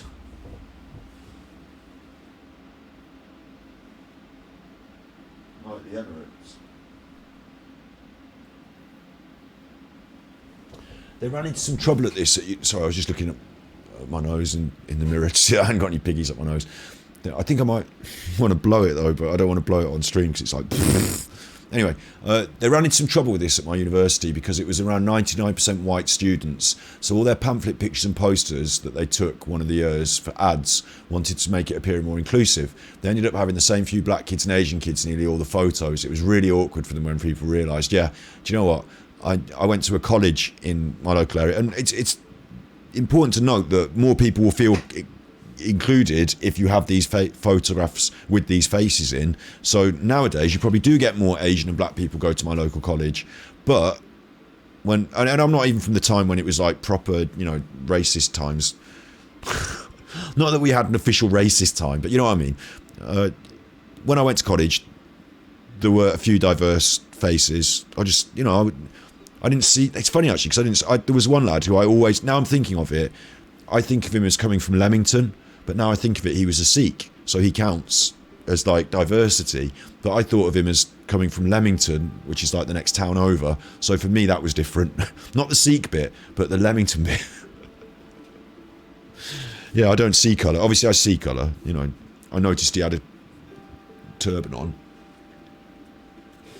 but I didn't go, "Ooh, what's that funny hat you're wearing?" Because I didn't, you know, I knew what it was, and it's like, you know, he didn't ask me about my shorts. So, but yeah, it's so strange, isn't it? It's this marketing idea that now the diversity has to be, you know, like to a point where it's non-representative of the actual reality. So, like, you get that distortion, and that, like you say, all the black and Asian kids got put in all the photos. And in actual fact, that's kind of racist, isn't it? It's like kind of racist the other way, because you're not understanding diversity and treating people equally. What you're actually doing is saying, right, we need the black kids at the front now. That's because you're racist. Right, got it. Why are you doing that? To prove we're not racist, right. And how are you doing it? Well, we're going to get all the black kids and put them at the front. What? Doesn't that mean you are actually racist? Shouldn't it be that what you do is you just take a nice cross-section of your student base, the ones that are, you know, interested in having their photos taken and volunteer, and then you just do it? And that in order to create a non-racist environment, like, you have a diverse range of, like, shouldn't it be the college acceptance people, the people that are letting people into the university? Isn't it them that have to worry about diversity? The fact that you might have 99% white students might be reflective of social norms, and maybe the photographs you take for your marketing are irrelevant in whether people are being treated fairly in their schooling. You know, yeah, it does make a difference. It's important that we make a difference, but marketing companies are not there to make a social difference. They're there to sell products. So what they're doing is not related to real social reflections of diversity and social improvements. What they're doing is reflecting society back at itself as marketing that will sell products. So that's something they've got going on. It's and then anyone who works in marketing, like, gets, you know, sucking up the same ideas. I think it's almost racist to do it. I think it's almost racist. It's like me commenting on this guy for his race when actually he's a game developer. No, and at the moment, as to now, I haven't mentioned anything about, like, it hasn't been an important part of our conversation, has it, his race? But his choices in game development have. 主角在须弥的旅行同样会邂逅各种各样的伙伴。 We're going to meet various companions. 作为智慧之国，学者型的角色当 As a nation of wisdom, the role of researchers is 当然是 integral. 必不可少的。比如，作为生论派的学者，如今正在担任巡灵官的皮 Yeah, she is a researcher and forest watcher. I think it's a she. 纳里，在奥摩斯港邂逅出身教令院支论派的艾尔海 And then this is some dude. 森。此外，其他各方势力的角色也会与主角产生交集，比如作为沙漠子民， We're going to have the desert folk, 隶属镀金旅团的雇 a mercenary from the Emirates. She looks a little more 佣兵一系。 Asian, I would say, but then we've all got different ideas of Asia, haven't we? Because I'm from England, and in England, in Britain, we call Asia China, Japan, Malaysia, maybe. You know, we call Asia the sort of Oriental countries, and then more Eastern Asia, any countries like India, Pakistan. Like when you've got that, like you move from the Chinese and Oriental nations have got a slightly different history, culture, skin tone, face shape than the more like what we would call Indian. Like we refer to in England. I mean, it's kind of racist, but like you wouldn't be able to necessarily determine whether someone was from Pakistan or Bangladesh or India, but you might refer to them as Indian in terms of like the way Americans refer to Asia includes the Indians, but for us it doesn't include the Indians, and the way that Americans refer to Asia I think also includes the Chinese, but it might be different in America. You might refer to the Chinese and Asians as different, or Chinese Asians.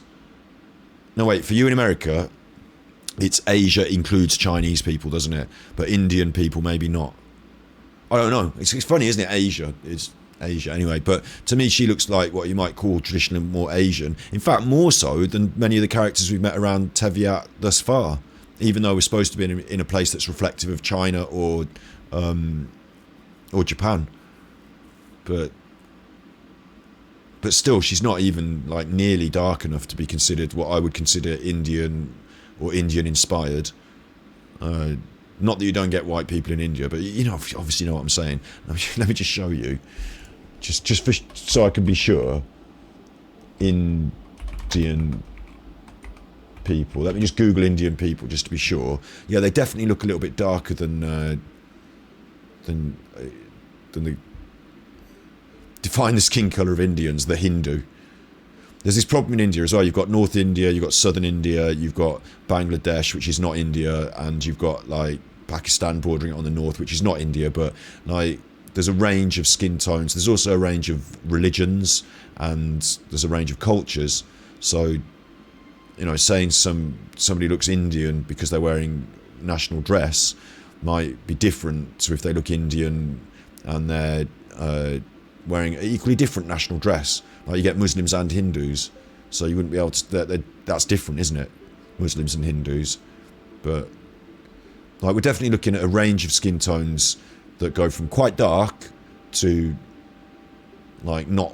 I'm not seeing. There's a new phenomenon as well in modern India, and it's a hangover from the times of the Raj, where like because British people used to rule India, and you've got people with British descent. You know, people of British descent. So this idea that whiteness is more attractive to some people might, you know, she's Indian, but she looks very pale compared to some of the more diverse faces we've just been looking at. So I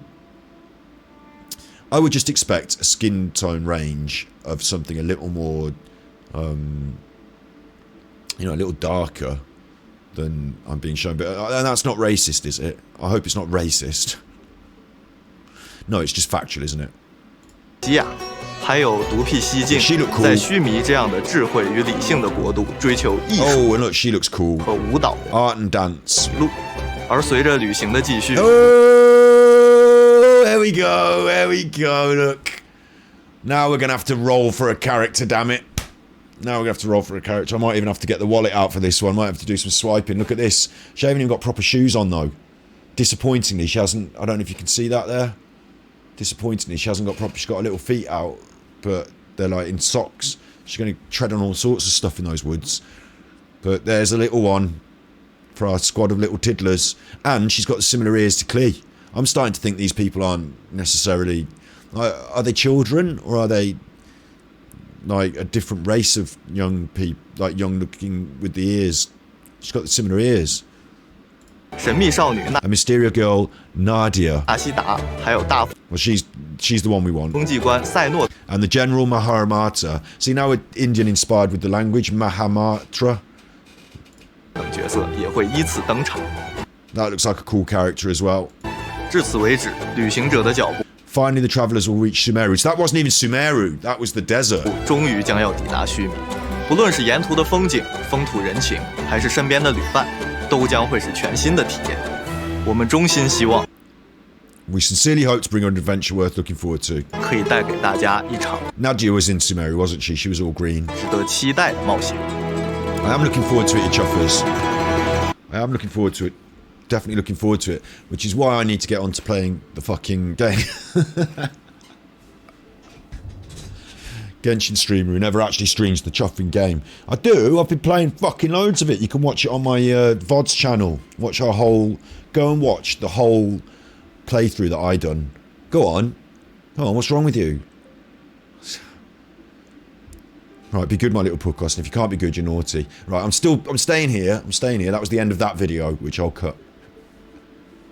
Central Asia kind of blurs around Pakistan. Pretty much only India is Central Asia. And now Middle East is the term that covers... Oh, yeah, the Middle East.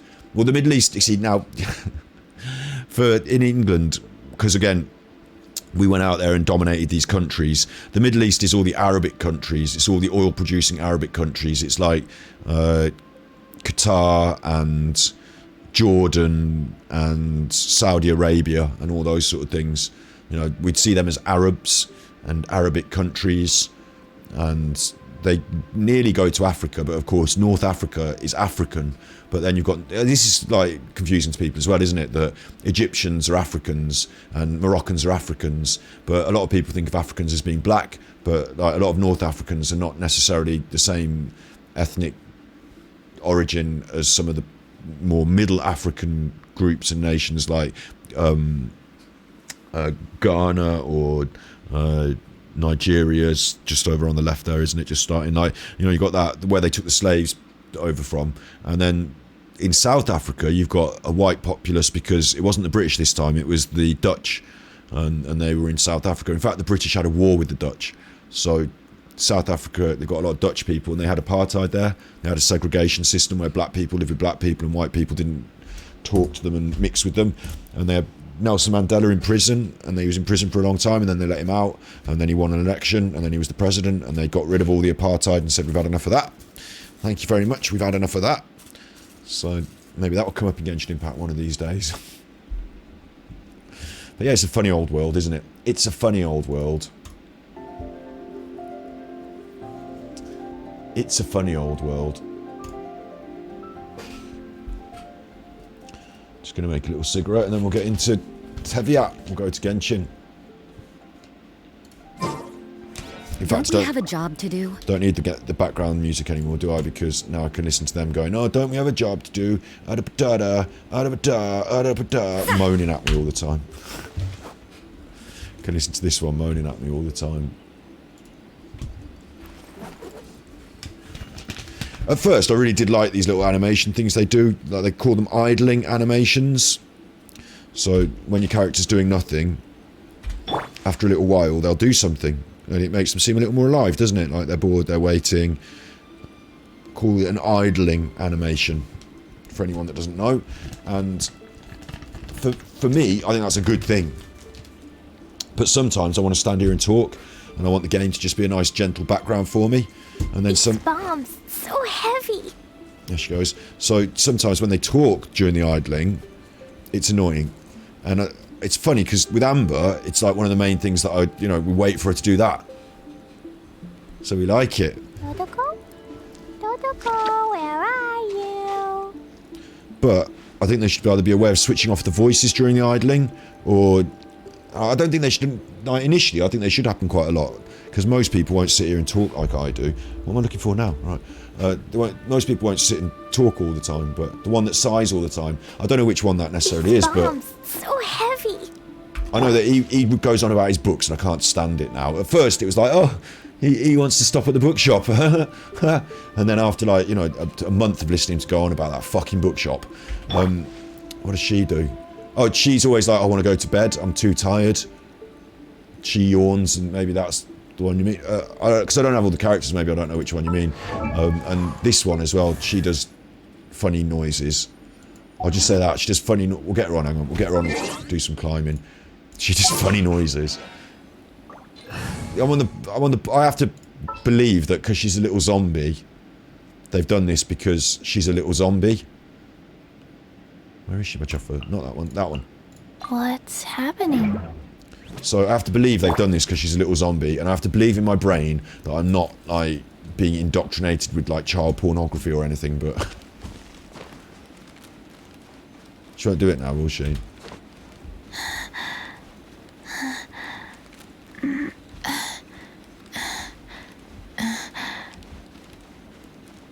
She made some funny noises there, I'll tell you.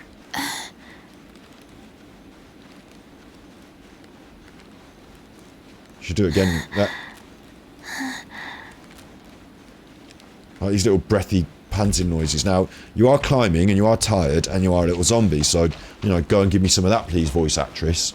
And she's gone in the box and then they've said, I like it. Good. Can you do it a bit more breathy? Oh, I like it. Good. Oh, and now can you do it? Now can you do it? At night, after about half an hour of this, she said, are you recording this or what are you doing under the desk? And they said, just keep going. Are we still recording? Just keep going. I'm nearly finished. Nearly finished recording. And just keep going. But I do wonder. I do worry. It's a little bit uncomfortable. It's a bit like, you know, it's a bit like if someone's snogging on the bus or something, isn't it? And you're like, ugh. I know it's natural. I know you're enjoying yourselves, but I don't want to have to look at it. And he's got to drive. He's going to be swerving off the road. He's got to drive. Snogging the bus driver, you see. That's a joke, because obviously no one would snog the bus driver, would they? Do you remember when you were a kid and the idea of snogging the bus driver would have been the worst thing in the world?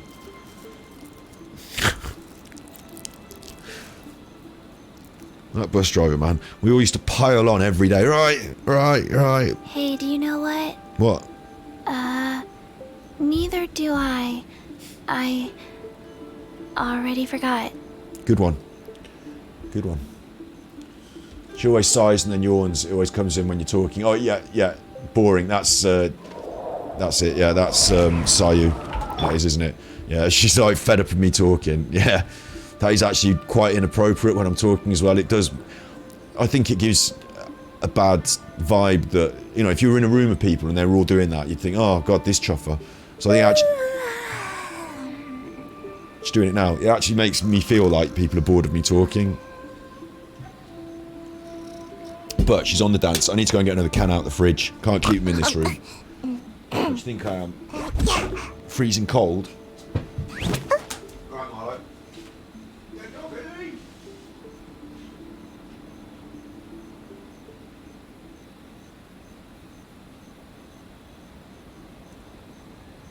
Seems like I should have just stayed in bed today.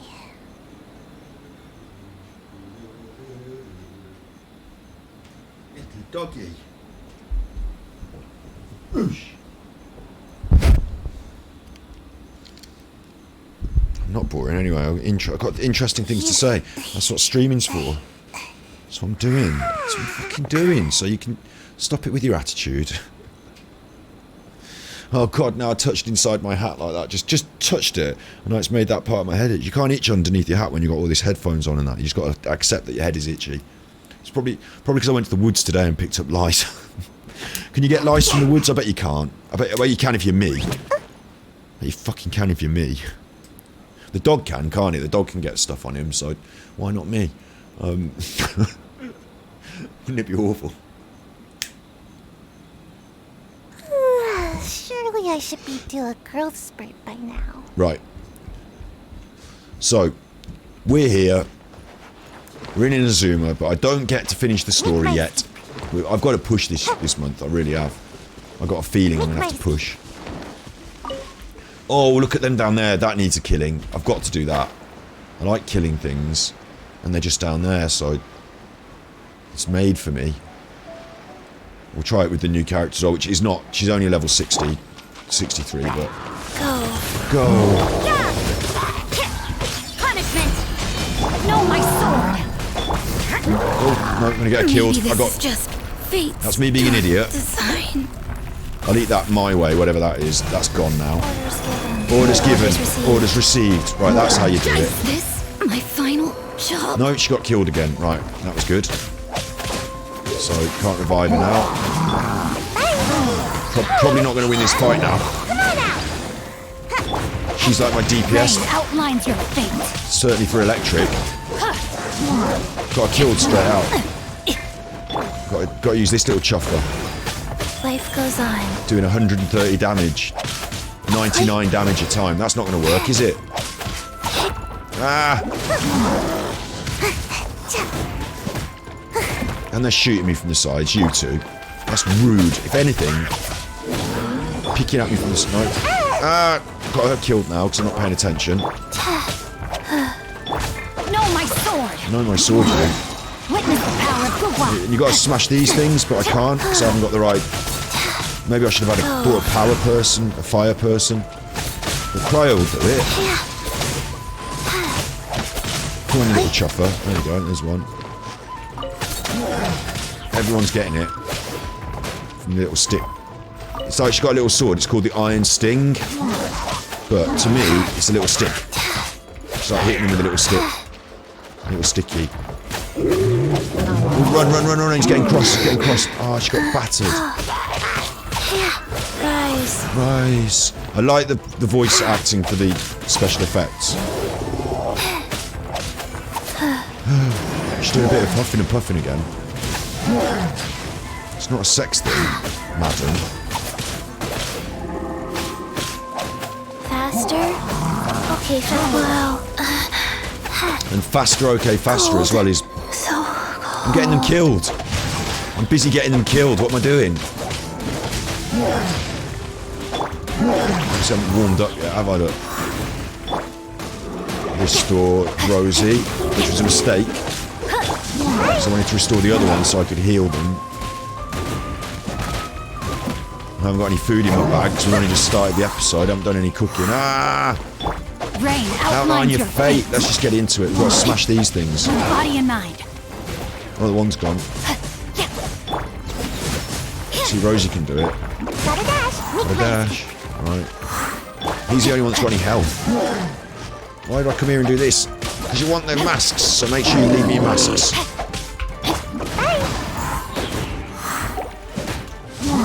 Ah, now she's dead.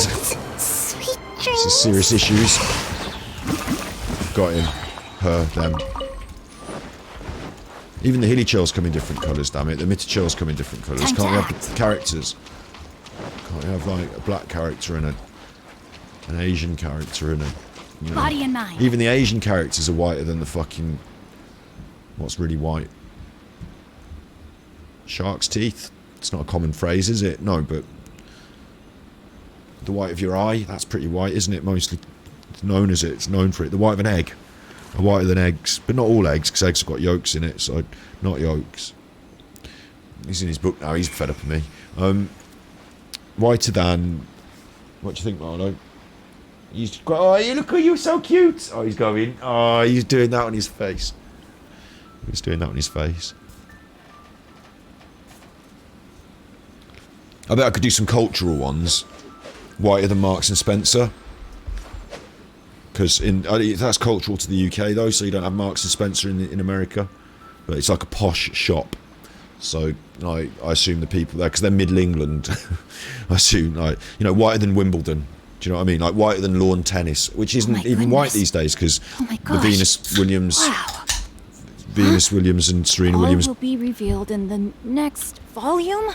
Will Smith was their dad, and he did a slap, but like that, you know, that's not even white anymore, is it? The tennis, so you, thank God. But for a while there, it was just the domain of white people in England, because only the rich white people could do it, because it was expensive to go to the tennis club, and they probably had like back in the days of racism, they literally had policies that, you know, wouldn't let. I was going to check this and see if I'm talking fact, because I might be talking out my arse, but I'm just going to check this on the internet. 'Cause these days you can, and this is what's so great about living in today's times, is you can always be proved wrong in seconds on the internet. So, Wimbledon tennis club racist policy. I mean, would it have... Oh, it's consistent. Oh, they're doing it today, still. Former finalist Mal Washington says they absolutely experienced racism. Tennis is racist. The Guardian, 2003. Although Venus and Serena got a reception at Wimbledon, there were few brown or black faces in the crowd. Yeah, that's because at Wimbledon, if you want tickets, they're expensive, or you've got to queue up. And it's not just that; it's a cultural thing, isn't it? You know, you have cultural aspects as to why certain sports were a bit racist in the past, and therefore, like, young black people growing up in, and again, cultural context, some of them might be growing up in inner city poverty, they're not picking up tennis rackets. Whereas if you're white, well off, and you've got a great big garden, and, you know, you live out in the countryside, then you might be picking up your tennis racket on a Saturday when you're taking tennis lessons and playing in your back garden tennis courts. So it's actually about social inequalities and financial inequalities, but they are racist inequalities as well historically. So, but what I was just going to,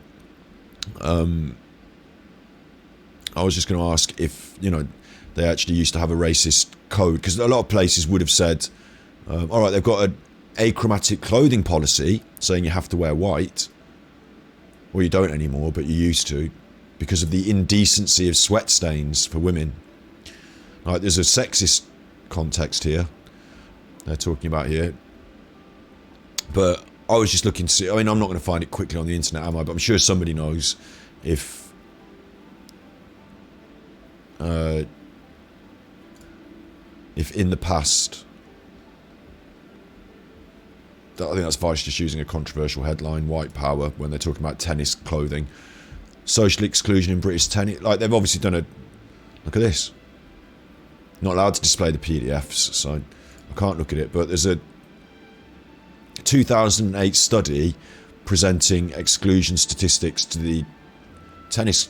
So it's been going on, they're looking into it, but that's like not what I was asking, and I haven't really found, is if in like the 1830s they said no blacks, because there used to be a policy, no blacks, no Irish.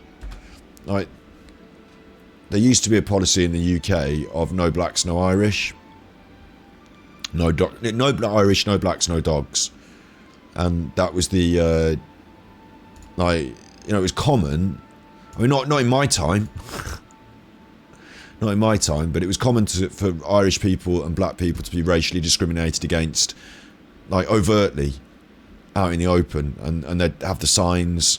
And no, it was like a sign they'd put on the front of the pub sometimes, so that, like, if you're about to walk in the pub with your dog or your friend that's Irish or black, you would second guess it. Like, it's known now as a, it's been taken off the racists and used ironically now.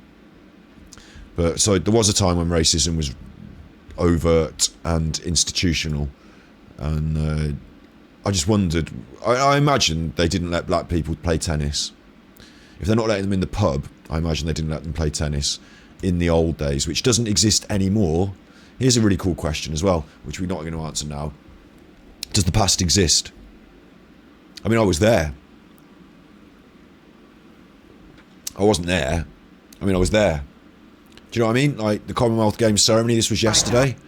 So I was there watching it on the telly, so I was there in the past. But I wasn't there. Now that still exists, that place, but it's not the same today. There's different people in it running around and all sorts. So does that exist? She still exists, but she's not there either. So does that exist? I've got a video of it here, of course it exists. But does the past exist? Can you go there? The future must exist, because we're going there. If you're going there, it's got to exist, doesn't it? If you're going on your holidays to France, France had better well exist. I'm going to the future right now. I'm on my way there right now. In a minute, I'll be there. So, it will exist. But does it exist now? And does the past exist anymore? I don't know. If a tree falls to the ground, should you just get on playing Genshin Impact, you chuffer? Probably. If a tree falls to the ground, should you just get on with playing Genshin Impact? She always sighs and then yawns. That's the last comment. Yeah, that's fine. That's fine. I'm kept up to date. I'm up to date. I forgot what I was on a tangent for now, so now's a good time to go back. What we're doing today. Him and his little book. What we're doing today. I know I got talking about tennis. What we're doing today is we're going to do deluxe business. Oh god, I got my commissions. I forgot this.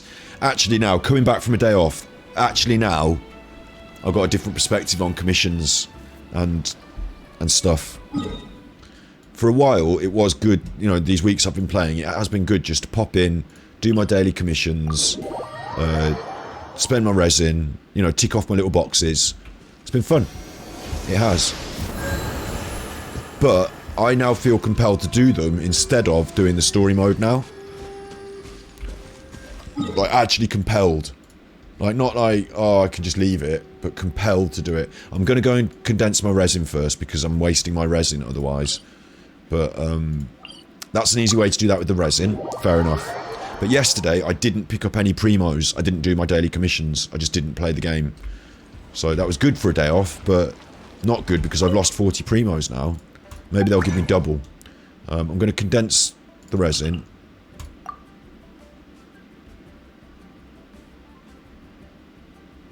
I'm only allowed to have 5 condensed resin. Alright, well, I'll condense that much resin then. That really is bad. Not allowing you to save it up is bad. Actually, that's bad. Because I can't even condense the fucking resin. And I've missed out on some primos. The fact that I missed out on primos makes me feel bad, but it just is what it is. I'm obviously committed to doing this now, because got to do it today. We're on stream, let's just go. But it's now like, you know, when you're not got anything, if you finished all the story, there's still something to come and do every day. Great. But if you haven't got your story mode finished, there should be some other option of saying, look, like, can't I just prioritise the story and still not miss out? It was on a deserted moonlit Shut up, you. night that the hero approached the vile dragon's limpid lair. I wonder if it's going to give me the same reward as I would have normally got, or if it's going to give me a slightly increased reward for having bothered to take a day off.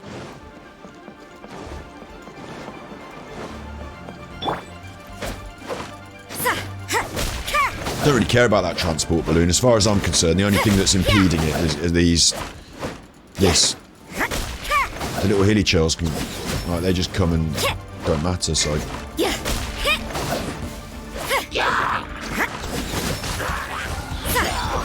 that's impeding that. And then the Hillichurls here are going to shoot it, but so what? As far as I'm concerned, that doesn't matter. I should have brought Chi-Chi, because, no, I should have brought fire to this. Should be setting them on fire. What the Hillichurls do annoy me is that I want to be smashing this, and sometimes the Hillichurls come close, and I have to attack the Hillichurls, because it's got an automatic, you know, choice maker on who I attack. You can't run!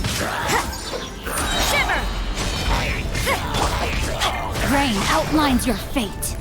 Wheel of life. But what I really want to do is just attack this tower. But look, I'm hitting a Hillichurl. Don't hit the Hillichurl, hit the tower. I have to go and stand so that it's in between me and the Hillichurls. Rain cutter. Thank you.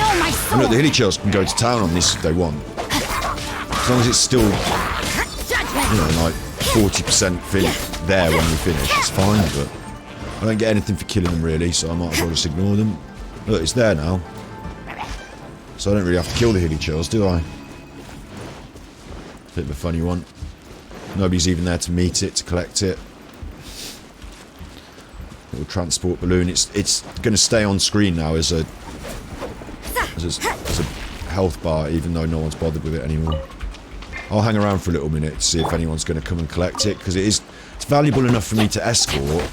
So I don't know why the Hillichurls are not bothered now. Obviously I'm here, so they're not bothered. Time to act. They're hiding out, but oh yeah, I was just going to pick that flower, you chopper. Got to deal with you. Fries. Fries. Do you want fries with that? You can't run. Sacred name. Sacred Fortune name. Preserver. Which is really cool. But doesn't do a lot of damage. Hiya. Do you want fries with that? Right. I was just picking some flowers, wasn't I? Is anyone coming for the balloon? No, it's just sitting here burning away. Slightly damaged from a few little hits it took. Rain outlines your fate. Can't put it out, so no one's coming for it. I'm gonna feel responsible for it because it's my little job. Body and Transport that, they said. So I did.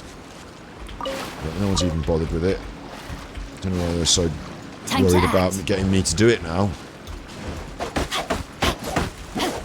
No one's even going to come and collect it. Do you want something off the transport balloon? Should we have something off the transport balloon? Yeah, but no one's coming to Time collect to it, are act. they? So they won't know. We can say a Hillichurl took it. Look, that barrel's charred. They won't even want that now because the barrel's charred. They won't even deliver that. They'll say, "Oh, it's been on fire. We can't. That'll have to go back." So they won't even want it. They're not even losing out. They'll just put it on their insurance. Let's just have one of those little barrels. Go on. Do you want something off the transport balloon? Go on. Right. Well, you take it then. You take it. No, you want it. You do. You said you did. I got to take it. Why is it always me that has to do it? All right. You ready? You ready? Oh, it's hot. It's hot. Hang on. Right, my hand's in my jumper. You ready? Because as soon as we got this, we're going to run. You ready? You keep a lookout. Right. Just going to go and stand over here and have a little lookout. Make sure no one's coming to collect this transport balloon, yeah? Alright. You keep a lookout. You ready? You ready? You keeping a lookout, yeah? Yeah? Alright. Right, I've got it. Go. Run. Up there. No, because that's where they're coming to collect it from. Alright, run. The other way. Oh, God, run. Which way have you gone? And she's like, run. She's run this way. Run. Oh, no, it's a rock face. Oh, which way? And she's turned back. And he's over here with the barrel. Right, with the barrel. And he's like, trying to collect those berries. He slipped off. Oh, God. The barrel's gone. Sploosh. Let's fuck that then. They wouldn't have wanted it anyway. It was all charred. It was all burned. So they wouldn't have wanted it. Let's fuck that then. I'll have to land over here or something. And then she's up there. She's like, where have you gone? Are you alright? What's happened? He's like, the barrel fell off. I went down for it. We're going to get it. We're going to get it, yeah. We can if you want. It's in the water now, though. We can if you want. I'm just going to... Me and Sayu are just going to get these rocks here. These are free. No one's minding these. And then, yeah, go on then. We'll get the barrel. And then we're off down here to get the barrel. And that's how those little things end up in the water that you have to collect. That's how that happens. And now you know. Right. Next. Who's next on my list of things to do? Over here. Deer Marsh. I've been thinking about boggy land recently, and you came to mind. Deer Marsh. It's Deer. It's not Deer Marsh, like... No, my sword! You're not writing a letter to the marsh. No, Deer. Deer Marsh. I'll have to go in my teapot in a bit. Deer Marsh. Oh, hello. Oh, you stumbled across these chuffers. Yeah, don't give me yah. I'll give you yah. Yah yourself, you. I tell you, you can yah yourself. You and your yah. I'll have this dude, because he's potentially got a big mask for me, haven't you? Haven't you? You haven't got one of those big masks for me, yeah? One of those big masks I like. You better have. I tell you what, you better have. Let me weave you a verse. If you haven't, I'm coming back after... Coming back round this way. Yes, ominous. Look, see, I asked for it and I got it. Ominous mask. Blue mask. That's fine. Everyone else can live now. Don't worry, your mate sacrificed so you can survive, so you can live. Body and mind. It's only after the mask. Time to act. Ominous mask. Oh, got to swim. It's only over here, isn't it? So we're not going to drown. I'll sprint swim it. Don't panic, we won't drown. I'll sprint swim. Come on. It's getting very close now, though. Oh, that was close. We nearly drowned. And when you drown, it puts you back where you were, which is really frustrating if you're nearly there. Oh, look, there's a Sealy missing. Hang on. Oh, is there a Sealy missing over here? That's not right, is it? Let's kill the people and let's do the Sealy. Destroy the towers, alright? Your fate. Consider it done, mate. Once again, though, I have to stand between the enemies and the tower so that I can hit the tower. You can't run. Wheel of life. Wheel of life. She's cool, though. She's damn cool. She's a little zombie. Oh, it's popped out then. I was trying to hit the tower and it popped out. It's all kicked off now. Why don't they destroy their own towers when they're trying to hit me? There you go. Mission complete. You can go home now. Job done. You don't have to carry on. Oh! shot me, right? You shot me, so... Just telling you about how you could go home, you shot me, so... I think you can die. How about that then? Job done, we can all go home now. Oh, whoa, that was excessive. Excessive force. So, Rain outlines your fate. you're under arrest. Orders given. Orders received. Judgment. Consider this your... You don't have to... anything you say may be given in evidence against you. Anything you do say may be given in evidence against you, so you have a right to remain dead.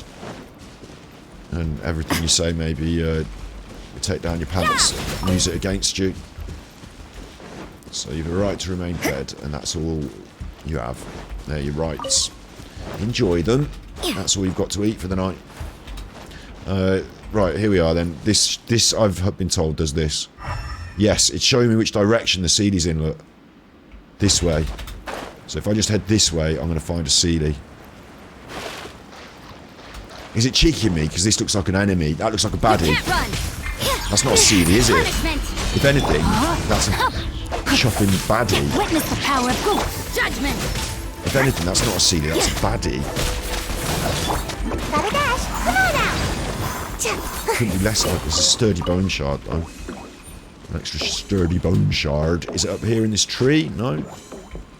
Boink, boink. Where's my Seely? Huh? It's got to be up this way, hasn't it? Like, how far can it be? Oh, it'll be that one. It'll be that one. Will it? I don't know, but there's one over here that we're going to get. Floating around up there in that. How's it got up there? Idiot thing. What are you doing? I'm all grown up now. You're all grown up now, yeah? You won't want these peaches then. And sunsettias, I've had them now, so don't tell your mom. Taking her adventurous pocket watch as well. Nah, they've left all their stuff there outside. They've got 2 adventurous pocket watches, they don't need them both. What they're doing, going on adventures, no? Well then, what do you need the pocket watches for?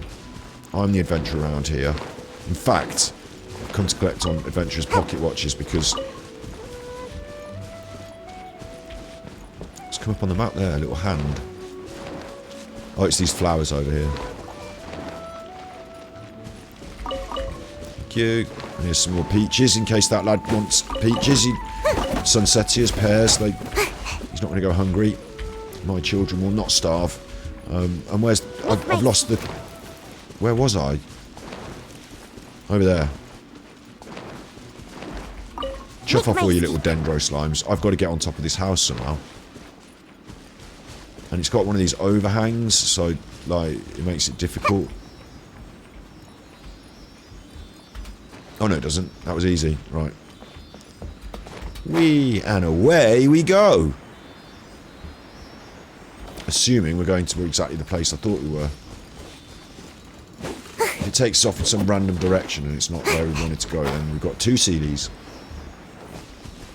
And we're still not doing what I'm supposed to be doing, which is my commissions and then Dillock. But, come on. Can't let me leave a Seely line around. This is what they're for. Come on. Come on, you little bugger. Go on, you little bugger. Get in there. Now what? Come on, you little bugger. Come on, you little bugger. Get in there. Get in there. Get in there, you. Get in there. Do you think people kidnap children because they're easier to fit in the boot of your car? Treasure chests. Do we like treasure chests? Yeah, we do. Do you think people kidnap children because it's easier to get them in the boot of the car? Like, if you're going for a full-grown adult, that's going to be tough, isn't it? 1, 2. I think it's just out of convenience. 3, 4. Like, fun size, you know, carry home size. Travel size.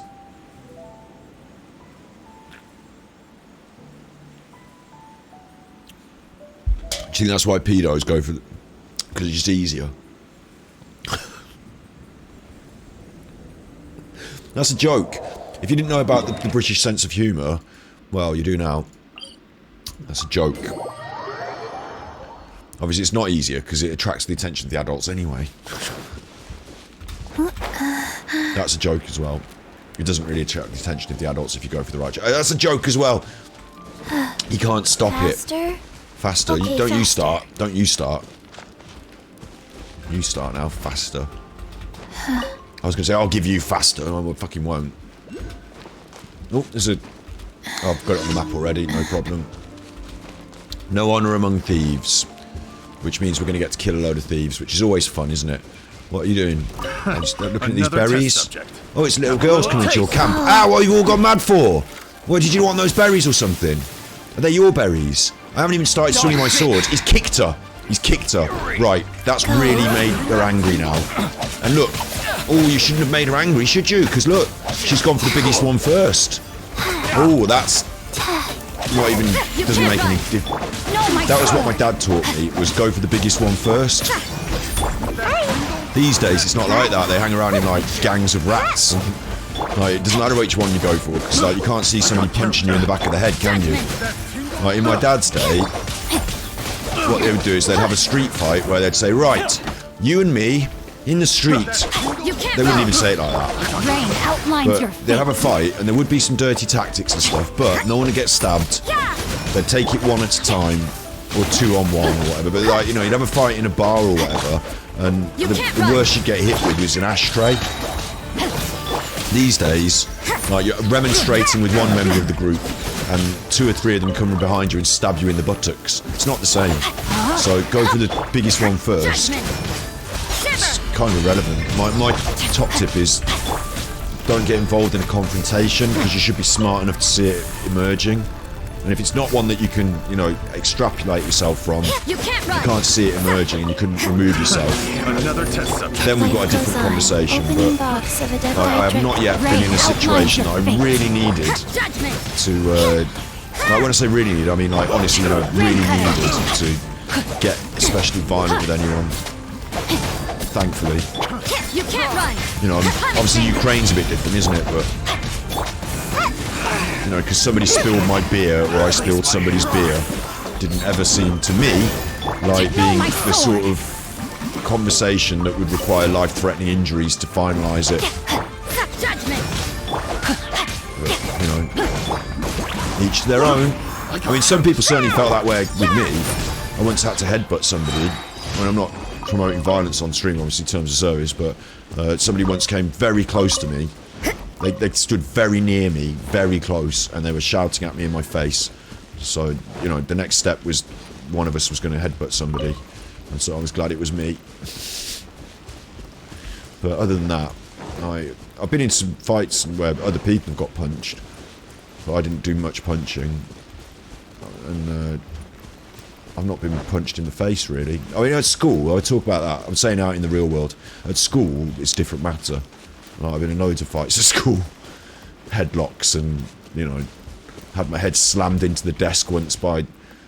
I was... one of my friends... It was...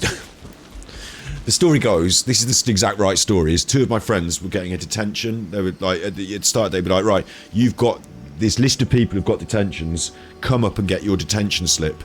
And my friend, who was my friend, was going up to get his detention slip, so I was teasing him, and I was going, DT, DT, DT, and this other boy, who wasn't as much my friend, had also got a detention, and was walking back to his desk, and heard me saying, DT, DT, like, you know, teasing, and took it personally on him, so came up behind me while I was going, DT, DT, and he fucking DT'd me into the desk. And, like, my glasses broke. So I'm fucking hell. I think I cried in class. It was quite forceful. I think it broke top part of my nose, and it was quite. I didn't expect it. That wasn't fair. And we did have a fight after that, but I don't think I even won. I don't think I'd ever beat that kid up. In fact, I don't think we had much of a fight, because I probably was like, oh my god, what the fuck, and then, like, you know, the teacher was sat in the room, so I was immediately involved. But yeah, you know, those sort of things I don't consider fights. So it's just like shit that went on at school. Like that time Dan Manicherry got me in a headlock and punched me in the eye because I really wanted to get in the tuck shop, and so did he. Like, that's not a fight. So yeah, no, I don't know. Fighting's rubbish, mate. In games, it's brilliant, loads of fun. Martial arts, great to train. Horrible to use in practice.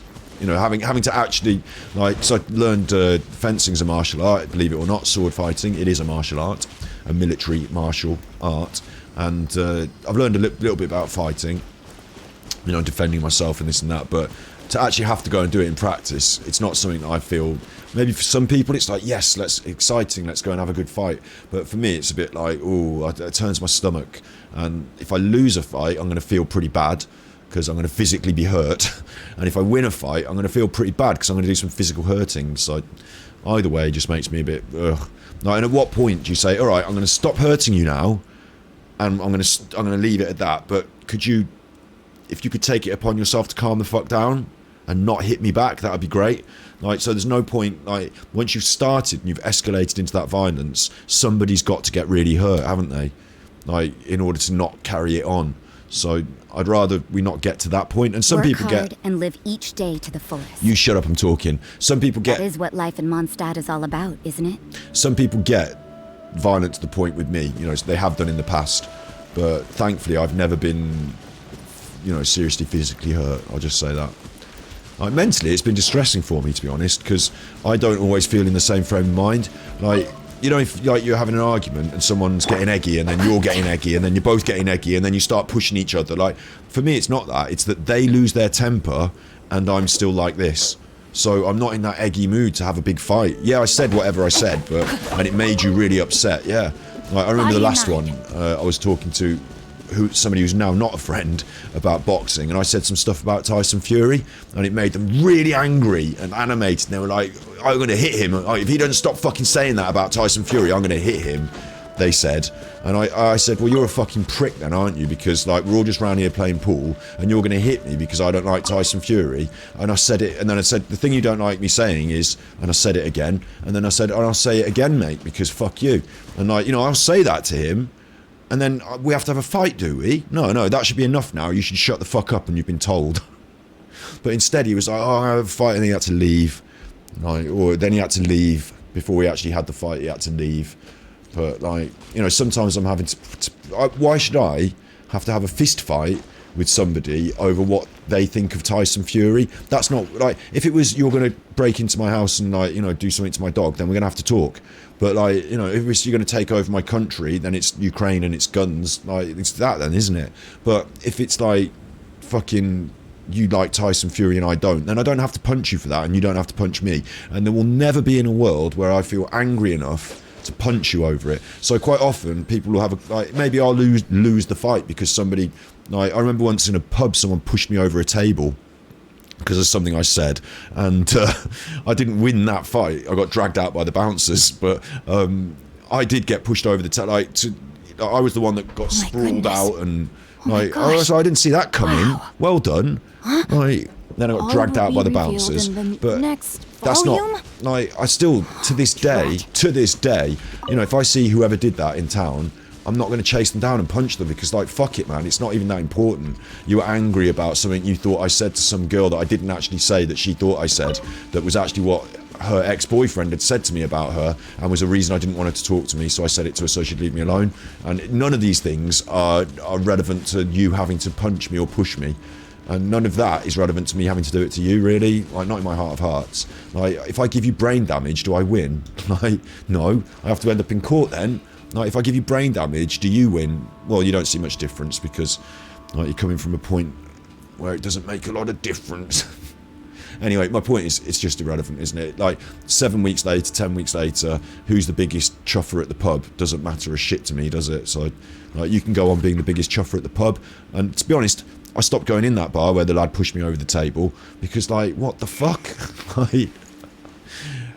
like, I didn't even say or do anything to him. And he didn't say to me, excuse me, I've got something to say to you about what this girl said to me that you said to her about. And we can, you know, talk about it. He didn't say that. And he didn't punch me either, the chuffer. No, he did something that was, I'm always saying it on this game, crouch down behind them, we'll push him over. He was fucking took the liberties, mate. Took the liberties, but fuck it, you know, you live in your land and you have your liberties. So do Time to I. act. I'm not going to give you brain damage for it, you know, I'm just not. Not even going to try. And to some people, they're like, oh, well, that means you're weak or you're a pussy. But it's not, because when shit actually happens, I quite often, like I said, I've never been punched down and hurt myself. When shit actually, like when serious shit actually happens, At the ready. like when a fight starts to go a little bit too far and I have to fucking take, I have been known sometimes to pull people's pants down in public. I'm not a big tough chuffer, but I know a couple of little moves that you get taught, and that's it, isn't it, you know? You think you're a big tough chuffer, well now you're on the floor. So fuck off, leave me alone. Another target tracked down by Outrider Amber. Another, I'll race you there. my best example of that one actually, where I did actually pull the lad's pants down. Ha! And it's my sister's ex-boyfriend, so I'm quite happy to tell it on the internet. Was and he did end up winning. I'll tell you the full story. I'll tell you the full story. Outrider Amber wants to hear it. Is we're at a pool party, right? Everyone's having a good time at the pool party, and I've got contact lenses. So when we're having, like, we weren't at a pool like a swimming pool. We'd got a paddling pool in our back garden, but it was a big paddling pool. So my sister got this big thing. Like, you could actually swim, not around and around, but you could swim from one side to the other briefly. It was a big paddling pool. When you stood up in it, it went up to like here. Like, it was a big paddling pool. You know what I'm talking about, like a mini pool. So we're having a bit of a pool party in the back garden. It's a paved area with a pool on it. And we're all messing about and having fun. And there's a smaller paddling pool for sitting in and chilling out in. For like chilling in. So I'm sat in that one because I've got contact lenses. I've had to take my contact lenses out to put glasses on so that I could involve in the water play and, you know, dunk it under the water, because my contact lenses just float out from my eyes otherwise. So I got my glasses on. I'm sat in the chilling pool. Having a beer, you know, chilling. And my sister's boyfriend, I don't know how this happened, but I think him and his mates are wrestling or, like, you know, play rest. I'm not into that shit. I'm not bothered.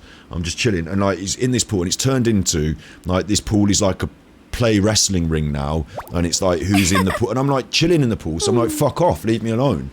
And like, I'm actually fighting back, but like, he's play fighting me. You know what I'm saying? It's like we're all messing about, and it's like you know, Gladiators, the game Gladiators, with the big foam things pushing each other off and poking each other, you know, who's going to push each other out the pool or whatever. It's a bit like that, but I don't want to play, and I've said I don't want to play. Hey, there's right? something strange. If you want to fuck around like that, get in the big pool. Let's take a look. Leave me alone. Right, I've said it. I've not been polite. I do what I do. I tell you to fuck off. Yeah, and he's not like that. So we're already having a push and a pull. You can all. I'll show you this. This is what it was. This is how it played out. I'll show you this quickly on the internet, because we can all have a pull and a push. We can all have a pull and a push. Is the gloves are off George Groves, Carl Froch. Probably get the copyright banging out now. We can all have a pull and a push. So before their boxing match, George Groves and Carl Froch did the face-to-face, heads off, gloves are off, whatever, you know, heads are off, and they have an argument. And at the end, you know, they're egging each other ready for the boxing match, aren't they? They're getting eggy, but trying to keep their cool. George? So George, Carl Froch out on May 31st. he's going to knock him out, he says. And then he's like, will you shake my hand now? He'd love to. Like, sportsman-like, will you shake my hand? So he stands up. I'm going to turn off the dancing girl for this. It's in the way of Carl Froch. And George is stood up, and you notice his hand's quite close to his body. He's got I don't know if you've seen this before, but he's got a plan. Jean will be upset if she catches us lazing around like this. Shut up, you. It's been a pleasure talking to you. Yeah. He's pulling him over. Pleasure to you too, mate. What are you doing? We can all pull about a little bit. Do you want to pull about? We can all pull about. We can all pull about a little bit if you want to pull about. It's been a pleasure talking to you. Yeah, pleasure to you too, mate. We can all pull about a little bit. Do you want to pull about? You know, it was a bit like that with me and my sister's boyfriend, right? In that I was saying, no, fuck off, stop being a dick, and he was like, oh, you know, you're being a dick then, and like, you know, he got eggy.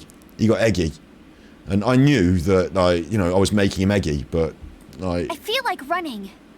Fuck off. So, what happened was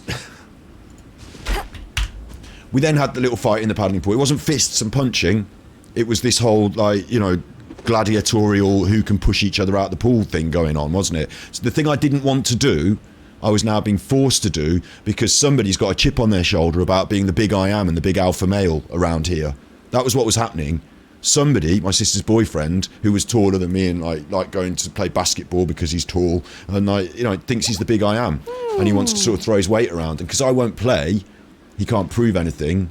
But he still wants, so he forced me into the arena of combat, and we're pushing around in this fucking little paddling pool now.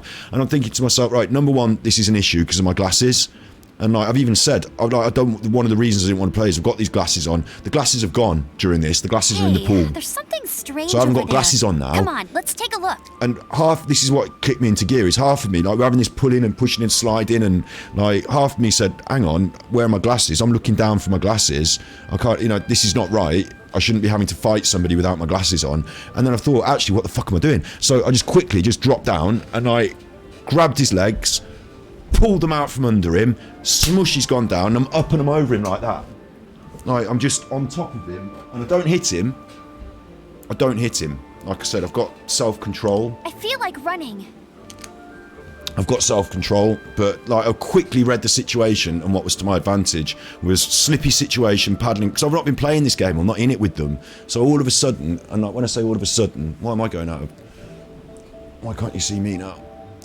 Yeah, okay. All of a sudden, I've had to engage in the fight. So I haven't been playing the game, I don't know the rules, but I've had to quickly think it out. So I've quickly thought it out, and no, glasses or no, I've pulled his legs out, low central gravity, and I'm on him. And like, it was awkward and it was uncomfortable because I don't want to be doing this. And so I could quite nearly have... And like, my next thought is punch, punch, punch, punch until there's no... Like, the problem is if I punch him once, then he's going to get up and punch me. So you have to keep... Like, I would have had to have kept punching him until there was no chance of him getting up to punch me. And then I win the fight, but our entire day and probably the rest of our lives are tainted and ruined by this incident, aren't they? So like, I didn't want to do that, so I didn't punch him. So what I did was I said, right, finished. I've won. I helped him up. And he's fighting me again, and like we're pushing around again, and like I've done him again. Like this time it's more like eggy fighting, but no punches, and I've done him again. You know, he's gone over again. So that's it for me. I'm out the pool, and I've said I'm not doing this. I don't want to fight you. I don't know if I did him twice or just the once. I was on top of him, and I was like, and it was obvious who's won. And then I got my glasses, and I've gone in the house, and I'm like, I don't want to be doing this. And like, there's an atmosphere. There's a problem because of all the people at the party have seen this, like, and there's a problem. Like friends of ours are like, you know, oh, hey, yeah, talking and strange over and all there. that shit. You know, come on, let's take a look. Making a thing of it. And I'm like, all I want really is because I'm in the house now, and I don't want to go out there and like you play in the pool, you and your mates play in the pool. I'll just sit in here and, you know, I'll drink my beer in here and watch the telly. We've had a thing. I'm not going to play. But I want my glasses. So they've convinced me. They've said, come on, Scott, you know, it's all finished now. Come into the garden. We'll just carry on. He'll say sorry. And so, you know, it's that sort of thing. You know, they've said to him and they've said to me, and I've gone in the garden and he said, all right, you know, shake hands. I'm sorry. And he's held out his hands. And as I've said, all right, fair enough. You know, I'm over it. Shake hands. And as he shook my hand, he pulled me onto, this is now not the paddling pool. Now this is the paving slabs. As he shook my hand, he's pulled me onto the paving slabs and got on top of me, and he's got my head, and he's pushing it into the slabs, which is painful. I didn't do that to him. I just controlled him, and I was, you know, ready. Like, he's deliberately trying to inflict pain on me, and then they've all got involved. Oh, get off him, and he's like, who's the big man now? You know, do you want it now, do you? And like, what the fuck? Like, shaking my hand and pulling me, that's the worst. That's the worst. I'll tell you why that's the worst. Because we're not in some sort of street fight situation here, right? Where it's like anything goes. And it shouldn't be anything goes. It shouldn't be stabbing you up the bumhole. If you're shaking someone's hand, if you've got honour and an honour code and nobility and pride, you don't pull him up. He shouldn't be fighting me with no glasses. I had no glasses. He shouldn't be doing that. But like pulling me over when he's shaking my hand is low. Isn't it? It's cowardly and low. And okay, he got the jump on me there in an unfair situation where, like, he jumped me essentially, didn't he? And like, everyone saw that. Oh no, that was it. See, I'm missing a. Oh, I'm missing a big part of the story, which I'm going to have to quickly edit in. Yeah, the second time. So the first time I got on top of him, of course. Jean will be upset if she catches us lazing around like this. The first time I pulled him over and got on top of him, yeah? And that was me, I'd won. Then he carried it on, didn't he, after I helped him up. I helped him up and he carried it on. So what I did was, I pulled his pants down in front of everyone. Literally. He's only wearing his swimming shorts. I grabbed them and I yoinked them down and pulled them in front of everyone. And everyone saw his own little ninny and he was all like that. So, no wonder he's fucking furious. That's what I did. I just told the story in the wrong order. I pulled his pants down in front of everyone. Maybe I'll edit this in. Maybe I'll edit it in a retelling. No, I'm not going to put this on as a video. This is just for us. But I pulled his pants down in front of everyone, literally, and he was really unhappy about that. So I did him twice, literally by pulling him over and putting him down. And the second time, incapacitating him through nudity. So then I went in the house, went out, he shook my hand, pulled me over. Like, it's low. It's fucking low. It's like no rules, no honour. Like, it's my sister's boyfriend. We're supposed to be friends. It's just like the lowest thing he could have possibly done. And like, you know, yeah, after that we carried on, you know, had friendship relationship. I always knew he was a scumbag after that. I knew you couldn't trust him. Doesn't matter if he says he's going to do something and you shake hands on the deal. The handshake means nothing to him. His word is not his bond. He is scum. Because he's got no honour, because he's got no honour code, because he won't... Because you can't trust him. You can't rely on him. Like... You know, I'm unreliable because I sometimes don't get out of bed, but I'll tell you I'm going to fuck up. I'm unlikely to get out of bed. Watch out for me.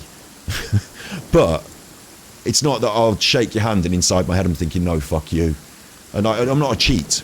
A cheat. Do you know what I mean? A cheat. So, like, yeah. At least I learned that. You learn about people, you know. But yeah, that's my little story about fighting. Cool story, bro. Pulled his pants down in front of everyone, and then he got on my head and nearly stamped on it. So I don't know who wins really. And someone has, I remember actually, yeah, someone someone reflected on it a while ago and just said, so, like, you know, do you feel bad that you lost the fight then? And I said I didn't lose the fight. When it was a fair fight in that paddling pool, when like the rules, not rules, it wasn't like rules I can't punch you, but like where it was one-on-one and we both knew what was happening, I won. But where it was, I thought we were shaking hands and forgetting about it, and he pulled me over and jumped on me, he won. So you can't come up to me and say, look, we're not having a fight. Look, I promise you I'm not going to do anything bad. Because that was what he was doing in the garden. I promise it's over, it's finished, I'm not going to do anything, you won. I'm sorry for getting you in the fight. Here, look, I'll shake your hand. And then he pulled me over. So he's lying to everyone when he said, if that happens, yeah, I can't be, you know, I'm not at fault there. I said, yeah, if you think that's losing the fight, I lost the fight. But actually, I don't think I did lose the fight. What I think I did is kept my own self-respect. And I win because everyone knows he's a scumbag who can't be trusted, who will say one thing to your face and pull you over and jump on your head in the next minute. Everyone saw that. Everyone saw his little tadger when I pulled the shorts down. Everyone saw me get on top of him and win him when it was a fair fight. So I know what happened. I think you should know. And the fact this girl didn't, I was like surprised at her. You think he won? That's no win for him, no victory for him. You know, showing himself up to be a disloyal, dishonourable scumbag with no morals. Like, no win for him. I don't know what he took out of the whole situation, but hopefully he'll learn to tie his shorts up tighter when he's swimming next time, because that's basics, mate. That's basics. Okay. It's making me feel leggy now. It's making me feel leggy now. Chuffing going on about fighting. Fighting's rubbish. Keep it in game. Fighting's done with swords, we used to say at fencing club, because sometimes we used to break out into arguments. Fighting's done with swords. You know, get on the piste. One-on-one. Let's go to 15. Let's see who's got it in them. You know, like 15 hits, 15 points. Fighting should not be... You know, if you want to... You play Smash Bros, best of 15, and we'll play Smash Bros and we'll settle it on the court. Do you know what I mean? If you want to... game of chess, or like if you're too furious for chess, if it has to be smacking a ball around or something, we can play tennis, whatever. You know, we can find other ways to decide who is the victor in a certain dispute, but we don't actually have to incapacitate each other to the point of brain damage, do we? Like, that would seem a mistake to any of us, because, you know, we could all slip and fall, or we could all have an on day or an off day, or we might not be right, or this and that, but, you know, to decide on brain damage for the going to punch you so hard you fall over and smack your head off the concrete, and then I have to do a court case to see if you ever live. You know, if you don't live again, I'm a murderer. Like, that doesn't sound like something I want to get involved in. When I was a young lad, there was a lad that worked for my dad on the roofs, and he had his lip bitten off. Like all the roofers used to be fighting all the time. You can't run. Like all the time. And like, my dad used to be fighting all the time. And I used to see the results of it. I used to see when, you know, people that I know and love had a fight and won, but still looked like they'd had a fight. You know, they still looked like they'd been bruised and beaten and stuff, and like they won. And imagine what the fucking fella who lost looked like. So, you know, I've seen all that, and as I was growing up, I didn't think that looks good to me. I thought that looks fucking stupid.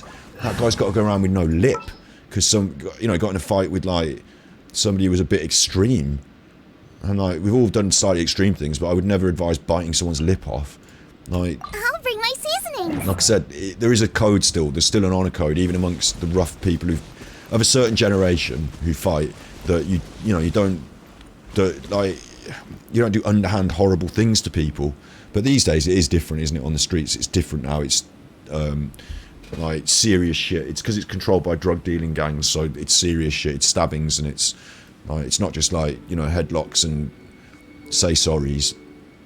You know, it's and it's not that you can come together as two combatants and have the dispute and then shake hands afterwards. You know, like some people can't even. They're not even man enough to just say, right, you know, I'll shake your hand. And that's what it comes down to. We had another incident once where a load of, like, basically a friend of mine got, like, punched a lot. I didn't get punched at all. I think it was because he was the bigger one, honestly. You just go for the bigger one. Except overtime. But also, he was the one sort of pushing and, like, saying things, and I was the one saying, look, let's just leave it. Should we not have this? But, you know, I was in the same fight, and I didn't get punched, and he did, so I don't know, man. I just don't think... I don't like it. It's horrible. It doesn't do anything for me in terms of... that was what I was going to say. I don't think you're more of a man. I don't think you're more of a man because you resort to violence quicker. And whether you win the violence or lose the violence is irrelevant to the fact that you've resorted to violence so quickly without thought. I think that thoughtlessness, that's what lines you out as being less of a man. Like, because you weren't prepared to hold your countenance. You weren't able to control yourself. Like, being out of control makes you less, in my opinion, of a like tough, strong character. Being completely out of control, I feel, is less controlled aggression. You know, if someone's saying something really rude to your wife or something, and you decide to like bend their arm around their back and walk them out the pub, you know, that's one thing. But saying, right, I didn't like what you said, right, I'm going to start punching you. Like, is it necessary? Like, because of words? Because it's like what Jim Carrey said was really interesting about Will Smith and the Oscars. You know, whatever your thoughts on Will Smith at the Oscars and what was said about whose wife and whatever, like, because someone on stage said some words, you thought you should punch them. And like, you know, words can hurt, can't they? Words can, you know, it's the sentiment, it's what they said. But because someone said some words, you couldn't control yourself, that was it for you. Well done you. I mean, who does that reflect well on or badly on? Like, you know, not being able to control yourself is the root of that. And if you study martial arts, most martial arts think self-control is a pretty good thing. Think self-discipline is a pretty good thing. And you can't meter out justice, or you can't... discipline's another good one, a good word, because my dad was very interested in discipline when I was growing up, in terms of disciplining me as a child. Rain outlines your and face. Sometimes he did good disciplining, you know, taught me table manners, taught me polite behaviour, never hit a girl, like, you know, there's a lot of good discipline there. But sometimes, like, if he was... it's unfair to use him as an example because everyone's got parents and everyone is human, so, you know, everyone does a good and a bad job in equal measure sometimes. But I believe you can't meter out discipline if you yourself are angry. Like, if you've lost your temper, you can't discipline someone else because you're not following discipline. Like, discipline is something annoys you and you keep your temper. You know, you're able to maintain. And if you want to make a decision about violence, if it's necessary to use violence, then if you're pushed pushed into a situation where it's necessary, you do so in a disciplined state, so you can stop at any time, certainly when you've won. Like, that discipline is important. It's what they teach you in martial arts, but people in the streets who are drunk don't have the same discipline, and sometimes nor do parents when they're metering out, you know, rules, instructions, disciplining their children. Back when I was growing up, you get hit. Like, you get warned, but you get hit. And, you know, I learned to not get hit, didn't I? But I don't, like, if I perceive the person doing the disciplining is out of control and angry, and I'm scared and afraid of when the disciplining may occur, because like, if they lose their temper, I tend to get the rough end of the stick, then that's not, in my opinion, it's not discipline, is it? You can't teach discipline by showing that you are ill-disciplined and out of control. So, and I would think that this is why I think when she's doing a snoring, when violence happens, quite often, like I said, I'm not the one who's so angry, I'm losing my temper. I lose my temper and get angry and shout when we're playing this when I don't think the room's fair, but I'm not going to smash the controller. I learned when I was a kid not to do that, and through martial arts, but like, if you're in a street fight, or if you're in a confrontation and you're having a row and someone gets to the point where they start wanting to get violent and they're losing their temper, like I say, for me it's usually like, you're going to have to push me a lot harder to get me there. Like, I don't, you said that about you, oh, well, it's just saying something about you, fucking get over it, mate. Like, you know, they're an idiot then, aren't they? And yeah, but he said that about me. Like, you know, have you seen that one where like, often it's a man protecting a woman's honour or something? Like, you know, I had it once in the pub where I tell you this truth, I'll tell you this truth. If there's nothing better to do, it doesn't make me look the best, but I'll tell you the truth. We've been to a fancy dress party. I'd painted myself blue from head to toe, blue, and I decided to do my genitalia as well, because why not? And at the time it seemed like a bit of fun, and obviously I wasn't exposing my genitalia the whole time, but we'd gone to this party. When we got back from the party, we went to the local pub because we're not finished drinking. The party finished, but we're not finished drinking. It was at the rugby club the party was, and when it finished, we went to the local pub. Late drinks. They used to do lock-ins, so it was about 1 or 2 in the morning. Is there time and it's just us locals in there. I'll whip one up in no time. Just the local people that you all know everyone, like, you know, at least know of them, you know them. And I'm smashed, like, you know, partied out, it's 2 in the morning, I'm obliterated, can hardly see to stand up. And this girl who I know, yeah, I'm not like fruity on her, but I know who she is. She's like, oh, you're all painted blue, what's been going on, and all this. And I've gone, yeah, like, you know, I painted every bit of me blue. And she went, oh, I bet you didn't. I bet you didn't even do your bollocks. And like, you know, having a bit of banter. So being an idiot, I exposed myself to her. I was like, yes, I did, look, and I unzipped my trousers, and I didn't like put it in her face or anything. I just unzipped my thighs and just dropped my drawers a little bit, and I went, yes, I fucking did, and then I put them back up, and there's nothing better and that was that. Like, we'd had a conversation about me balls. I was getting a drink at the bar. Like, I didn't think much of it, but then I went outside for a cigarette, and then this lad's outside with me going, you fucking showed your dick to my missus, trying to show her your dick. And I'm like, what? No, I'm not. What are you on about? Like, obviously I didn't say it like that because I was really fucking pissed. I was like, but like, she's there egging him on. That's the one. He got his willy out, and he fucking, and if you'd have been there, he wouldn't have been angry. If you'd have been there, I'd have showed him my balls. Like, it wouldn't have been angry. But because of the way she said it to him to try and egg him on to make a fight, now we're having a fight. Do you know what I mean? Like, fucking hell. I couldn't, if I had a girl doing that to me, this bloke said this, he showed me his dick, I'd think, that fucking scumbag, but I wouldn't want to go over there and punch him. Like, me metering out violence to him doesn't balance out the situation. No, it doesn't stop him being a cunt. He's still going to be a scumbag. He's still going to be like that. Just with a bruised face, damaged brain. Like, if I can damage him enough, then I've incapacitated him for life, so well done me. Like, now I'm the arbiter of justice, God of all things, decider of fates. Like, no, like, that makes me a dick. So I'm better off just saying, alright, yeah, we won't speak to those people. We'll stay well away from them then. Nice to know. Nice to know. Let's see if on another day, when they're not as drunk, they might be apologetic or even humbled by something in life and come around to a different perspective. Let's not rule them out completely, but for now, I'm just not into it. Yeah. Glad you told me that. Assuming that you're telling me the truth, eh? You know? That's how it went down. That's the sort of thing I'm not going to get dragged into a fight to the death to defend someone's honour over like what some prick in the pub said. And that it happened with racism as well, where I was defending. I was like, you know, this thing is racist, therefore it's bad. And they were like, right, well, we better have a fight over that. And I was like, you really think that at the end of this conversation? Like, because I'm saying you're racist, you're going to have to fight me. And they're like, I think we might have to. Well, yeah, fuck it. I'll just go home early then tonight. Actually, yeah, it's like, I'm leaving.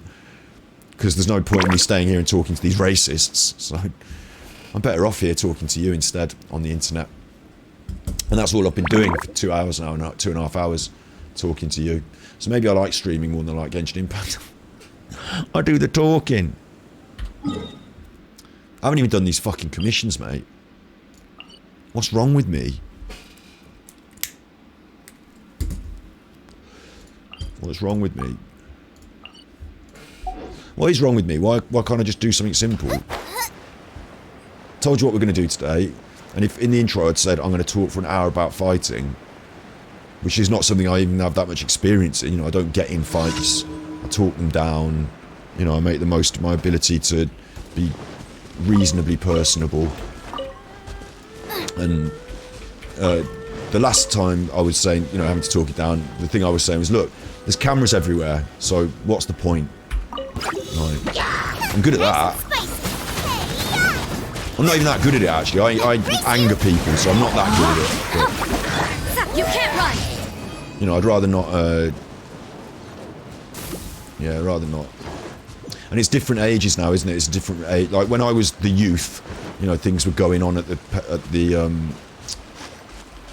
when I was the youth, things were going on at the taxi rank or whatever. Like, I'm not, like, there is another generation now, and they're all carrying knives.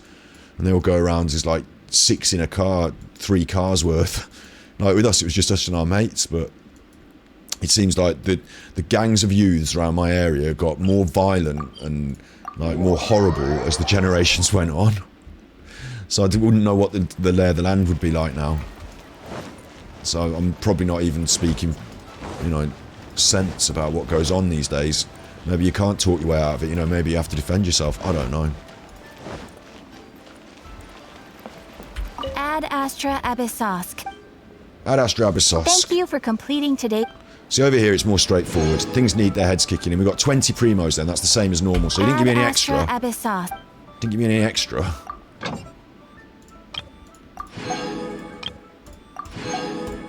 For having a day off, you didn't give me any extra, did you, chuffers? Just missed out on some primos. And it's not, I tell you what, I haven't added up how many primos I expect to get. Can quickly do that, can't we? There's 24 days.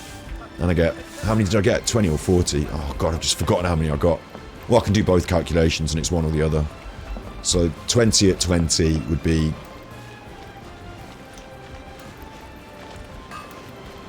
$400. Maybe. 20 10s would be 200, wouldn't it? So 20 at 20s would be 400. Because there's double the amount. And it's either 400 or 800 then.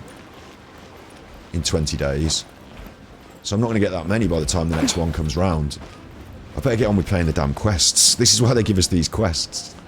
This is why they give us these quests.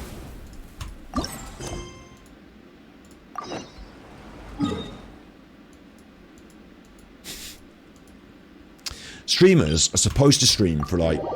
I don't know how much they're supposed to stream for. You tell me. You tell me.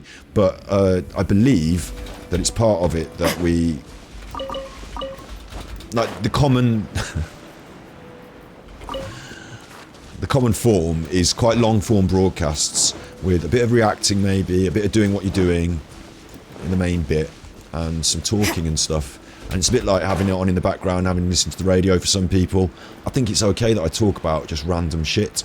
Some people might be like, oh, that's not good. I come here to see Genshin Impact, and you talk about all this shit and we never see the game. All you do is pick mushrooms. But, like, if you get used to it, you might like me. And then whatever random shit you want to talk about, that's always good too. You know, if you've got something in chat that's bugging you today, or if you've got something that happened on the telly, or even though it might copyright strike the thing, if you've got something that happened that you want to talk about, we're here for that too. So it's an open door policy. Hello. Good day to you both. It's been quite a long time. You're looking well as ever. Don't say that. I come down here every Wednesday to pick mushrooms. Hi, Adeline! To what do we owe the honor today? Important business to discuss with Master Diluc, I presume? Apparently Paimon wanted some grape juice. That's right! Adeline, since we've run into you, maybe we could just get you to help us with this one.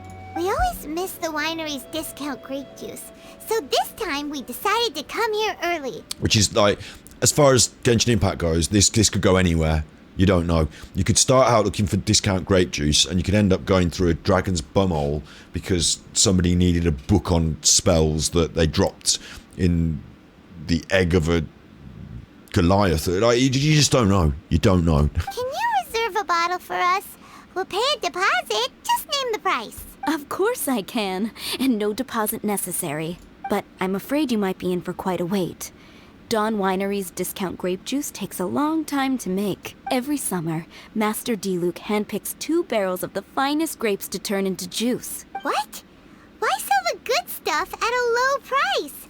Shouldn't the best grapes be the most expensive? Master has never explained his reasoning. If I had to guess, the discount could be a marketing technique. Special deals always attract customers. Perhaps Master hopes to increase the popularity of fruit juice so that people have more options when it comes to drinking. Well, that'd be a mistake, wouldn't it? Because an increased demand for fruit juice would impinge on his wine business because they've only got a certain amount of grapes for making into wine. If anything, you'd want to be better off diversifying into a different fruit. Diversifying, and maybe a range of jams and preserves. It makes an ideal alternative for the heaviest drinkers, because they won't get drunk and start causing mischief. At the same time, those who don't drink alcohol get the chance to try something new. Wouldn't that harm the winery's business? Master Diluc isn't all about money. I think he would prefer to see people drinking in moderation than chase bigger profits at any cost. Imagine if everyone could just enjoy a nice glass of wine and have a good time while keeping their wits about them, and not creating trouble for others.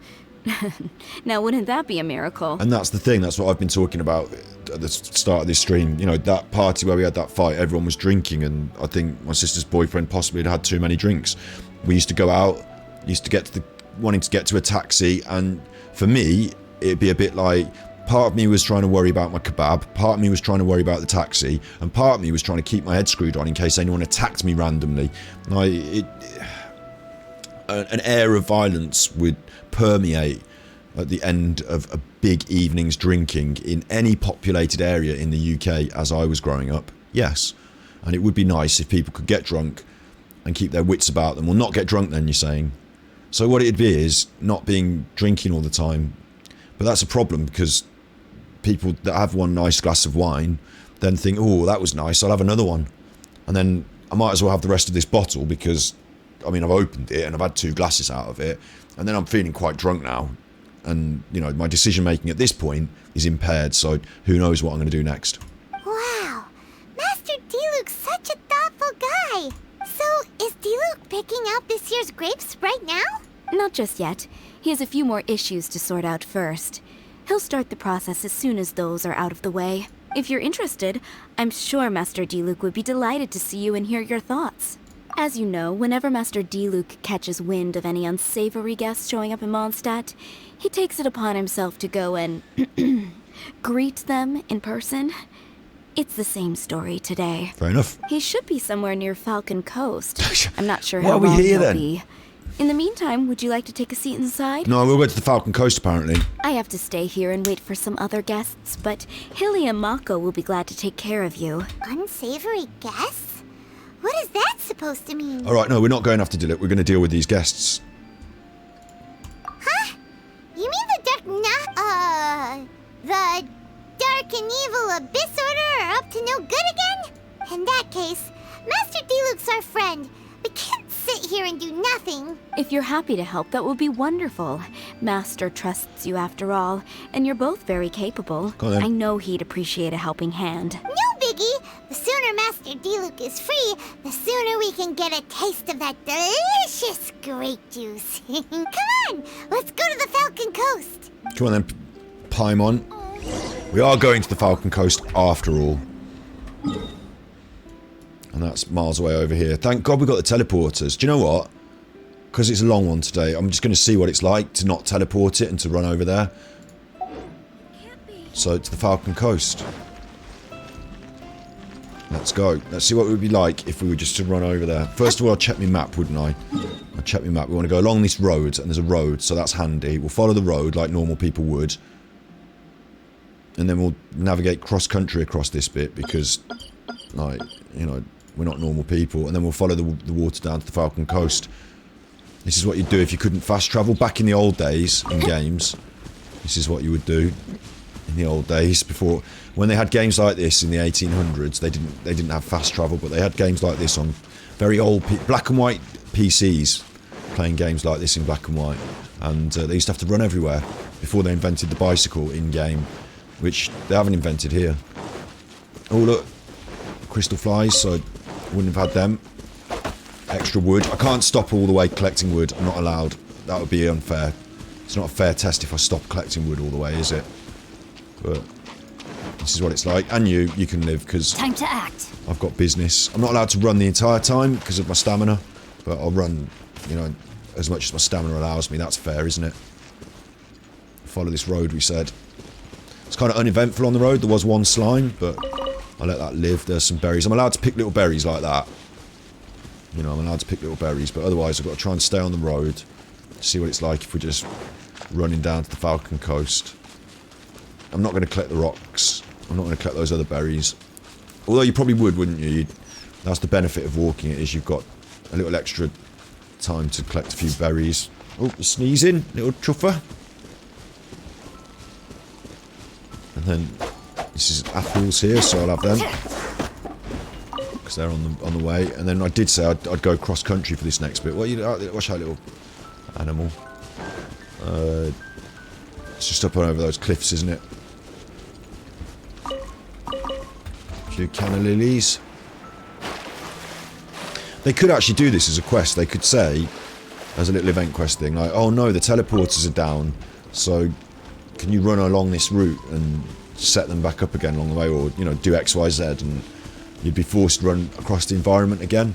Because they plan routes literally by creating geography like this. Look, even though I'm going cross country, I said, I'm going through the path of least resistance, naturally.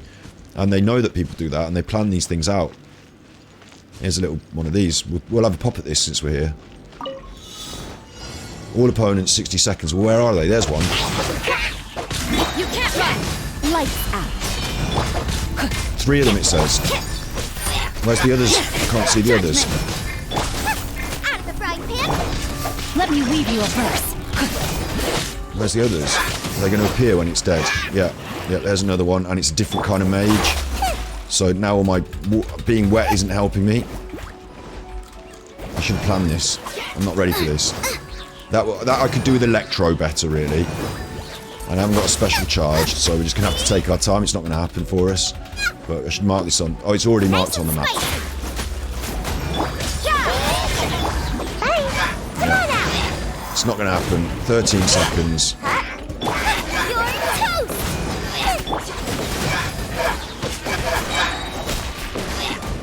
No, my sword. Oh, failed. But we can come back and do that anyway. So it's along the road. You see, what they could do is I took the path of least resistance there, didn't I, naturally? And you do climb things and stuff, but that's how these worlds, this world, Teviat, is so beautifully created like that.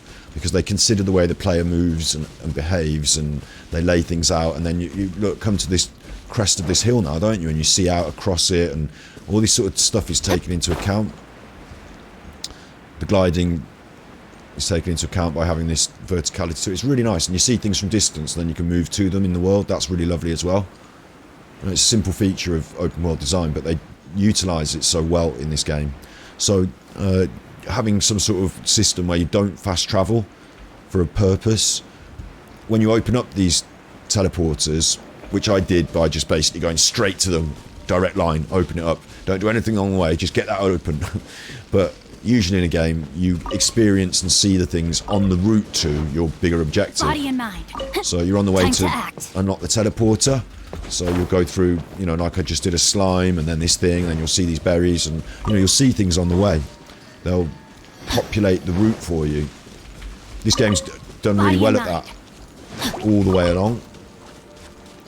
It's always good at that, you know, when you open up new areas. I'm looking forward to the new place as well for that reason.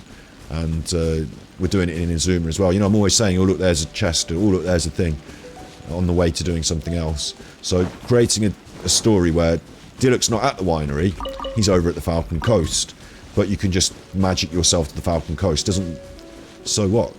You know, you magic to the Falcon Coast then, but maybe they should say, and the teleporters aren't working, and then along the route that most people are most likely to take, you put a few bits and pieces as well. Suddenly you've pepped it all up, haven't you? Suddenly you've created a whole thing. Oh look, berries. And a piggy. Don't attack me, piggy. I'm not the one. I'm not that one. I'm not that one. Don't attack me. I'm not that one. I don't look anything special, and, you know, I might not win the fight, but I'm prepared to fucking well have it if it comes to it, so I'm not that one. And I'm not, you know, the fact that I don't have it means that I'm lucky enough to not be put in a situation. Over there? Diluc is camping out in the wild? And I'm clever enough to This is weird. not have to have that, but... Maybe these enemies are really tough, and it's turned into a long, drawn-out battle. This is all weird, Let's go check it out. But higher 10 meters, investigate the camp. I mean, this is the camp, but that thing, that looks like one of those, I mean, I'm gonna have to go and have these electro things first. Out of the frying pan, into the fire. But that looks ominously like one of those challenge things we do. I'm gonna have to touch it, and then they're all gonna appear, aren't they? And they're all gonna be eggy. They're all gonna be well cross. Let's just do this. I mean, these collectibles as well in game, you know, you follow the trail of sweeties, and then it takes you to somewhere. Like, it's very clever at doing that as well, like laying a breadcrumb trail. God, my nose is itching now today again. I think what's happening is my nose hairs must grow to an optimum length of ticklage, and then they start tickling, and I'm like, oh, my nose is itchy, and then next time I have a shave, I'll go and shave them all out. Seems like I should have just stayed in bed today. That's what I think. I'm suspect about that. And I probably don't notice it. The thing is, I think, oh, I'm on stream, why is my nose tickling? But I probably don't notice the fact that I do that in the day sometimes. But because I'm on stream, I'm like, don't pick your nose, it's a bad look. You don't want to see people picking around in your nose, digging piggies out from your nose. What are you doing? It's rude. So, no, I'm thinking, don't do it. So every time my nose tickles, I'm like, oh, don't do that. That's probably why. That's probably why I think that. Think of it logically, mate. Think of it logically. Do you know Darren Brown's got a technique, and I've never employed it, never tried it. But Darren Brown, the hypnotist, illusionist, mentalist... mentalist, mate. He's a mentalist. He's an onstage psychologist, you know, like, does all these tricks and clever things.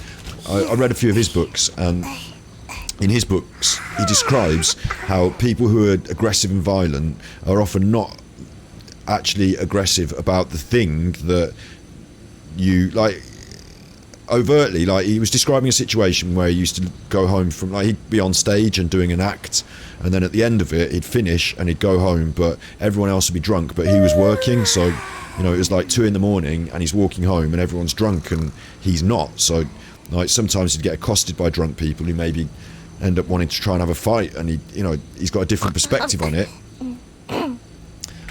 because he was not interested in fighting at all, and was sober, and also had this mentalist psychological perspective on it. This when I say mentalist, I mean on stage mental, like doing mental tricks, not mental. Anyway, look, and so he described in his book a system where if you ask people, if there's nothing better to do, we could go foraging for ingredients. You ask people questions because they're angry and they're aggressive because of other things deep inside, and it's playing out because they're drunk.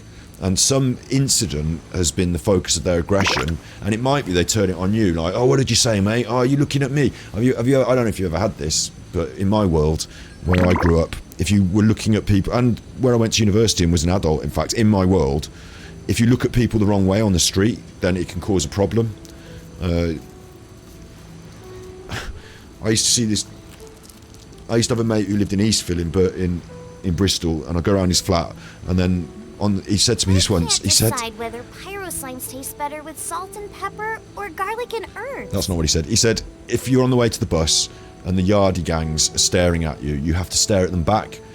And I was like, what do you mean? Like, if they're staring at me and, like, you know, attracting my attention, surely I don't want to look at them because that causes this, what are you looking at, mate? And he says, no, if they ask what you're looking at, you say you, and then you just walk on, you know, I'm just doing whatever. You don't make a thing of it, but you don't look away because you show weakness, and they'll think, and I'm like, fucking hell, I don't want to be, I'm not into all this street science and all that. But Darren Brown had a slightly different, like, they're gangs in their areas, so there's a difference there. But I've, you know, pubs, walking home, whatever, people are drunk. Are you looking at me? Oh, what are you looking at then? Oh, and you say nothing. Oh, well, am I nothing to you then? Am I? Are you looking at nothing? You know, people who just want to get eggy. People who are just eggy anyway, aren't they? So those sort of situations, Darren Brown in his book, he said that they're angry and eggy anyway, and they're drunk and confused. So what he suggested, and I don't know if it's a good suggestion, I've never put it into practice, but he said he asked them questions that it's not misdirection, but you direct them through their confusion in a chaotic, confused way, and they can't understand it and grab hold of it because it's confusing. So, and they're in that confused state, and it turns them into, instead of being more aggressive, they go through into like a confused and upset state, and you make them upset, like sad, upset. Like, so he said that someone was trying to start a fight with him, and they were like, what are you looking at, or all this? And he said, have you noticed, and this only works with particularly drunk people, so it might not work with just a street criminal, but he said, have you noticed how the trees in Spain don't grow as tall as the trees around here, and and literally like directing his attention, have you noticed that the height of the trees here are shorter? I've been in Spain, and they have shorter trees than the trees here, and the guy's like, oh, what? And like, they might think you're just so fucking off your head that you can't be accosted for a fight, but, and then he's gone on, it says in the book, he's gone on, and the walls here are very low, and they have much higher walls in Spain. Have you ever seen Spanish walls? How tall do you think these walls are? Is that like a foot high? And apparently, through this sort of questioning, the guy has ended up in bits on the floor, crying into his hands, saying, listen, mate, you know, I've got these problems in my life, and, you know, I just need someone to help. You know, like he's ended up confusing him to the point where he's, instead of aggressively accosting him, he's revealing his insecurities. Like, I've never seen that put into practice, but I mean, because I'd be a bit worried that if someone's being aggressive with me and I said, have you seen the height of the trees around here? The Spanish trees are much shorter. Then the next thing I hear is the sound of my head hitting the concrete. But I come from a different world, so. I'd love to put it into practice. I'd love to try that, but I would never love to be in a situation where I'd have to. Right, what's this though? I'm here. Oh, I can't just press it and have it. I'm wrong. Race you! Investigate the camp ocean crab. There's a book. There's a book. Huh. This tent doesn't look like it belongs to D-Luke. Maybe it's an adventurer camp. Oh, there's a piece of paper and a notebook over there. Let's read them. Rude. Someone's notes. Dear Dark Knight Hero, we're seeking a repeat of the phenomenon we encountered many... Oh, he's the Dark Knight Hero, remember? Diluc is he's essentially Batman. Although you fully resolved the issue last time, the ley lines have stimulated in some way, releasing monsters. You want to deal with them. And here are your instructions. Judging by the tone, it seems like this was written by someone D-Luke knows well. He saw something bad happen, wrote a note for Master D-Luke, and then left. Huh. Isn't that pretty irresponsible? Now that Paimon thinks about it, you know that strange ley line deposit on the beach?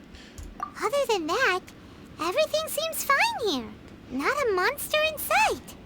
Do you want to read D-Luke's friend's notebook too? Not really. If not, let's head over and take a closer look at the ley line deposit. Okay.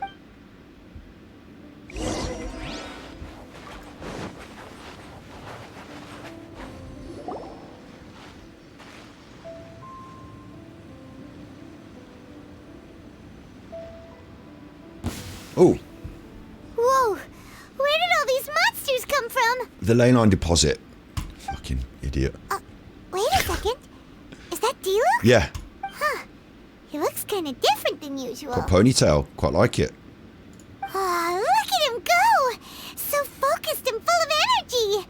So this is Captain in top form, huh? It must be Diluc from when he fought here in the past. The ley lines are showing the scene they recorded at that time. Wow, this is like looking into the past. I said earlier it didn't exist. Well, here it is. Hey, you're right. Now that Paimon looks more closely, this Diluc does look younger than usual. But what happened back then? I don't care. Oh, we do care. We care so much that we're going to be... ask him about it when we... What should we do now? let's just observe. Okay, let's see how young Diluc used to fight. We get to be him, don't we? Yeah. Fights just the same as normal Diluc, doesn't he? I don't know, because this is a trial for Diluc, though, so I'm assuming he fights exactly the same as Diluc. Smushes them up with his claymore. He's a fire claymore. Oh, what? I need another claymore, don't I? I need a fire claymore. Ways to the wicked! I need a fire claymore. Maybe I do want him in my squad. Fight is over. Diluc wiped the floor with them. Guess some things haven't changed. In my squad of characters, I've already got it into my head now as well, that whilst I want the full little team, and we've got them, and when they bring out the new ones, we want the new little ones, I'd quite like each weapon, I don't know which character has what, I have all of them, but I'd quite like each weapon in each, what would you call it, with each vision, in each elemental style, so that I'd got Ice Claymore, Geo Claymore, Pyro Claymore. I don't have to say them all, you know what they are. Electro Claymore. Dendro Claymore. What is that? Cryo, Pyro, Electro, Animo Claymore. I've got an Animo Claymore. You know, you see what I'm saying though? And then you want that with the bows, and then you want that with the swords. Surely. It looks like it's only these illusions from the past. It would look neat in the collection. Diluc must have already been here. So Diluc's already called it a day? I don't know, Paimon, I just... Will more monsters come out if we go up to that weird ley line deposit again? If it's like the other ley line deposits we've seen, then it should have disappeared now that all the monsters are defeated. Okay, so I don't need all this talking. We can just go and bang out the ley lines for the quest, can't we? No. Paimon's just a little worried is all. What if someone passing by gets curious, comes to check it out, then suddenly, yeah! A monster jumps out and clubs him over the head with a swoosh and a smash! That would be terrible. Because it sounds more dangerous that way. Anyway, we came here to help Diluc, didn't we? So let's stick around a little longer and make sure this place is completely safe before we head back. Not really. Come on.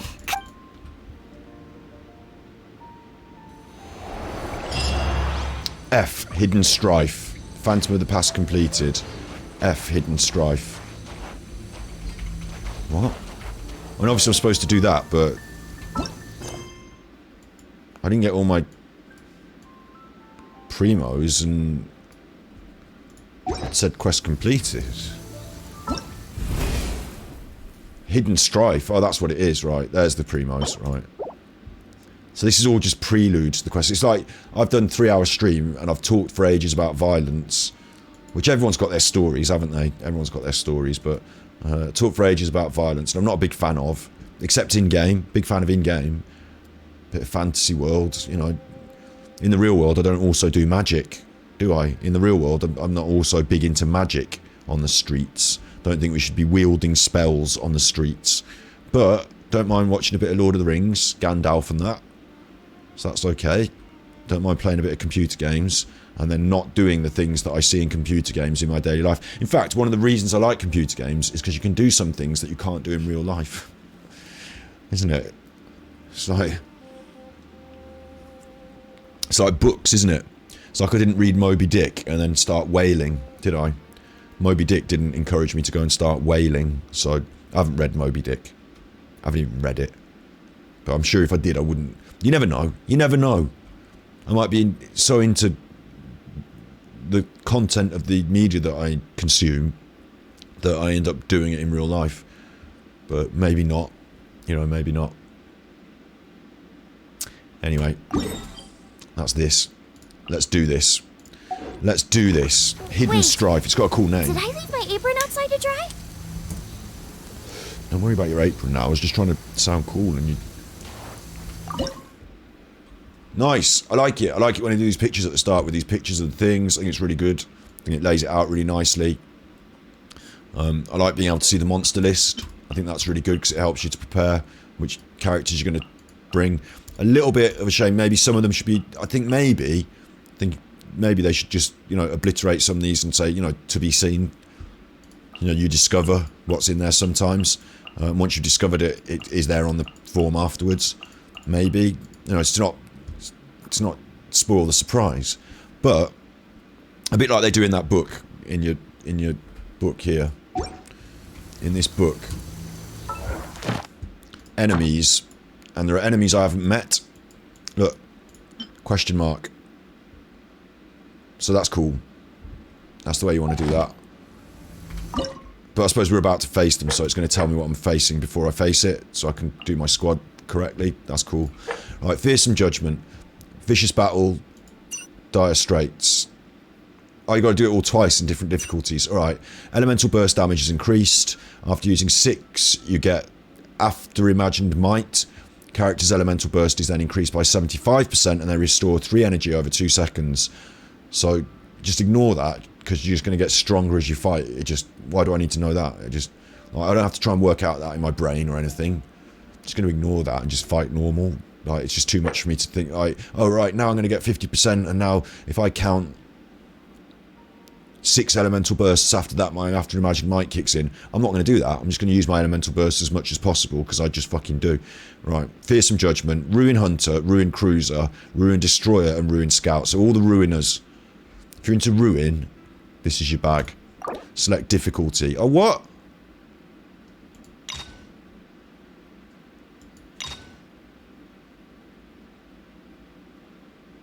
By completing a higher challenge difficulty, you claim the rewards below it. Okay, so you can either do it 3 times and get stronger, or you can just do it once on the strongest. Do it, and that's that. Let's do it on the strongest. Alright, shit. I thought I was just selecting the options. I didn't think I was going to start fucking doing it. But I am now definitely doing it. You can't run. Come on, you chopper. Oh, I don't like the look of this. I haven't fought one of these before. I think I might have to fight this at the bottom of the chasm, but we haven't got there yet. But this is cool as fuck. It's just, I'm a bit worried that I'm going to get killed. I don't exactly know its patterns or anything, so... Rain outlines just going to do my best just to do some damage to some of it. Some things that need damaging are over here, so... just going to do my best to just pile on some damage. Looks like overtime today. Oh god, that didn't sound good. Looks like overtime. Someone's getting hurty. Is this part of it? Can I damage that part of it or not? I mean, it looks like it's under the thing. No, my sword. This is bad. Someone's getting hurt. I didn't realise I was going to have to use my foods. I haven't got any. Body in the judgment. So I need to get the healers on the go. Oh shit, she's getting tagged as well there now. It's sucking me in. It's sucking me off into the desert. Rain I haven't got a choice about that. I'm getting sucked off. I didn't have a choice about it.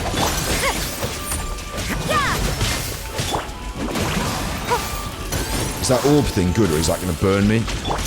You can't run. Oh, that might be my special thing that I'm supposed to get. No, that's hurting me. Going in that is hurting me, right. No, my sword. Oh god, what's happened now? The skies have darkened and these things have appeared. I don't like this. It's making me feel uncomfortable. May my final stand. No, get out of that. It's that monument circle that's to making me feel uncomfortable. It's killing me. It's literally killing me. All my characters are nearly dead. Sayu, we need you. Sayu, don't get killed, but if you could charge up your special move, that would be really great. That would be really ideal at this juncture. Right, there we go, got it. Pop that off, everyone's healed, so we're all happy now. Time to act. Rain outlines your... I think we need to kill a few of these, because I think... Oh god. I think I need to concentrate on the big ruin graders. I don't think I can if this is still going on.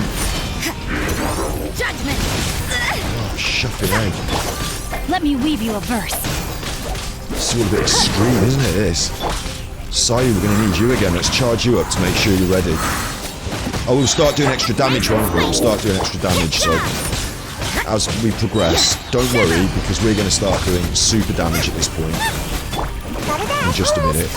If anyone gets really particularly hurt, I've got a special that can heal. So I'm ready with that. I am. He's dead. Play. So I can't heal that. Challenge failed. What? Oh, it was timed, wasn't it?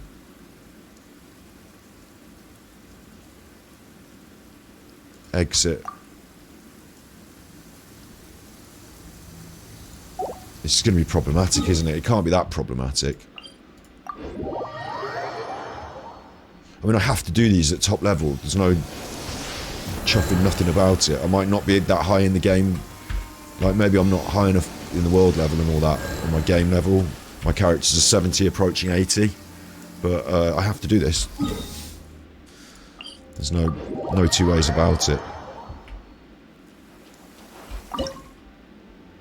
Although I have got 15 days to do it in, and now I know what it is. Maybe we get on with the story in Inazuma. But this is actual content, so I should be doing it on stream, maybe. And look, there's more in 2 days. More in 3 days. So come on. It's only Ruin Hunters, isn't it? It's only Ruin Chuffers. It wants me to defeat one big enemy, so going after the little ones was a mistake. That was an actual mistake. I have to kill the big enemy, the Ruin Destroyer. Or one of the Ruiners, anyway. I haven't got any food. Probably don't need it, because either I win or I'm dead. No, I don't think I've got time to go messing about feeding me up. But maybe if I take food, then... Like, you know, maybe if I've got it in the bag, then I can use it. I can just go heavy. I don't have to play defensive.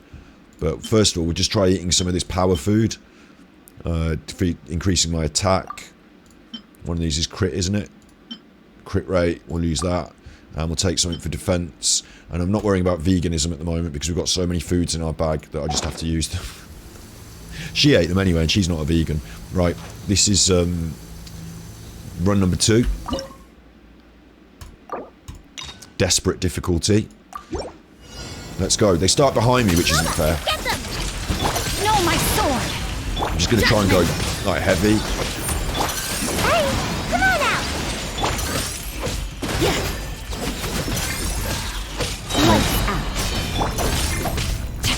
Trying to run through as many of these, you know, as many of my moves as I can pop out as quick as possible.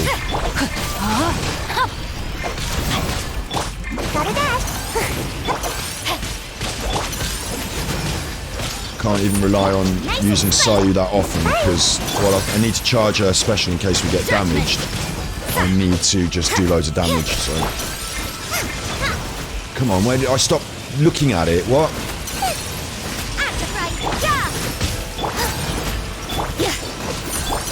Come on. Punishment. Judgment. Rain outlines your fate. You're toast. You can't run. Don't even know what the best attack is to use, but... Witness the power of Google. Judgment.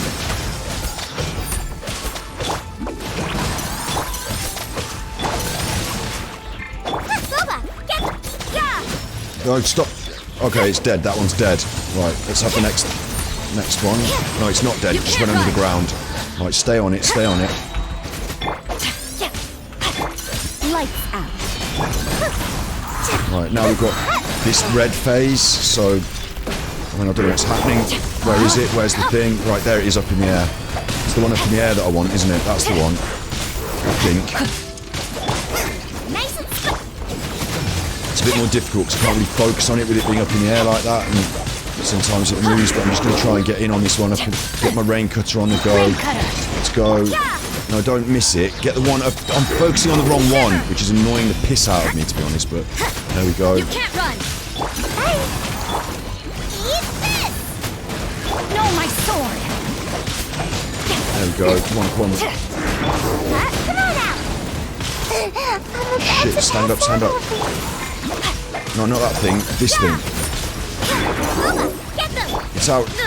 It's out at the edge of the circle. Let me weave thing. you a verse. Lights out. 20 seconds to kill this. Come on.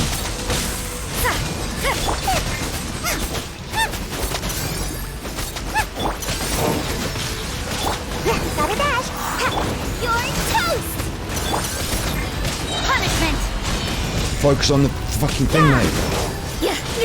No, it's knocked me over now. No, that's fucked it. Dark design.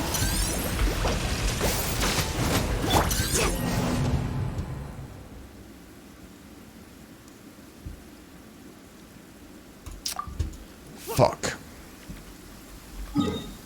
Not happy about this. Not really cross, but like... It's not supposed to... I don't know if it's supposed to be beyond me. I don't know if I'm going with the wrong squad, maybe. One of the things that annoyed me about it, though, is that I wanted to focus on one enemy. And, I mean, I might be wrong. It might be in the game that you can focus and choose what you aim at. But what tends to happen is it auto-focuses on whatever's closest. So when it moves around like that, I'm not getting all... Like, some of the damage I did there was done to the other things on the edge. And I don't care about them. I'm doing the thing that's flying in the air. So that's an issue. When I'm under time pressure like that, all the damage needs to go on the one enemy. Can't afford to have any spill out somewhere else. I think electricity might work nicely in there, but I haven't really got the right character for it. These are my highest... You know, these characters have got the highest DPS on my squad, so... Let's do it the one easier and see what it's like. One level easier. And annoyingly, it'll be just slightly too easy. And I'll be like, well, that was too easy. I'll have to do the higher level, and then it'll be too difficult. But I want all the stuff.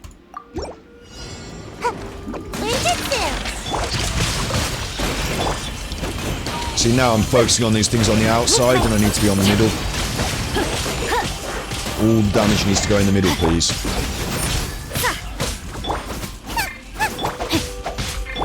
No one special ready? There we go.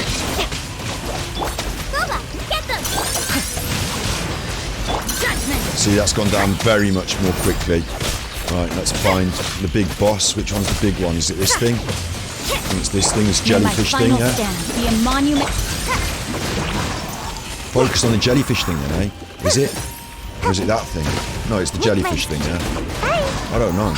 Maybe I don't get a bigger, you know, maybe I don't get a really big one. I'm just focusing on this thing now anyway. Seeing what happens.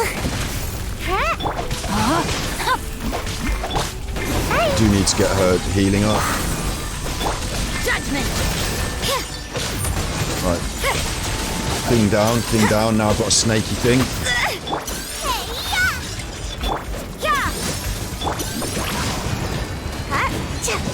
Going for this snaky thing. One of those things on the edge is nearly dead as well. Maybe I should just pop out there and kill it. Because we've got more time in this one, haven't we? Because that's annoying me and it can die. So, there we go. Lights out. What's going on? Don't go outside my circles. Right, there's the big dude. Right, big dude then. Or it could be a female. Big chuffer.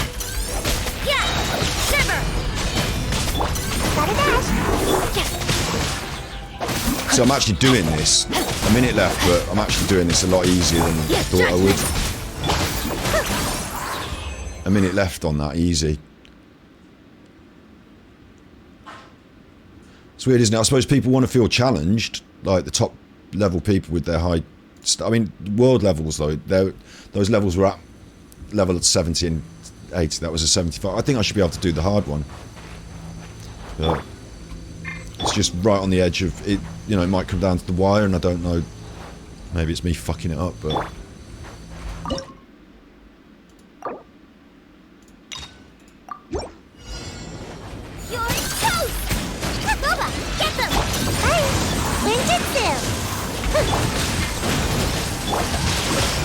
Witness the power of good. Lights out. You can't run.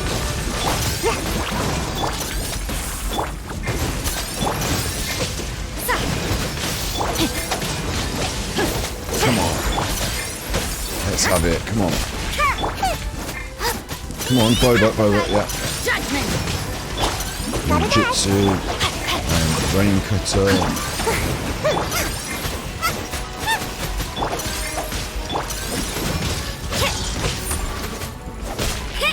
Come on, come on, come on, come on. Build up that special. Let's go, let's go, let's go. Overtime today. You can't That's run. bollocks. Shooting me from the edge. Punishment. No, my sword. Come on, let's go. Let me weave you a verse. Let me weave you a verse, you chuffer. There it is. I'm hitting the wrong thing there. That was a waste of time then. 4 or 5 strikes in the wrong place, and that can cost me.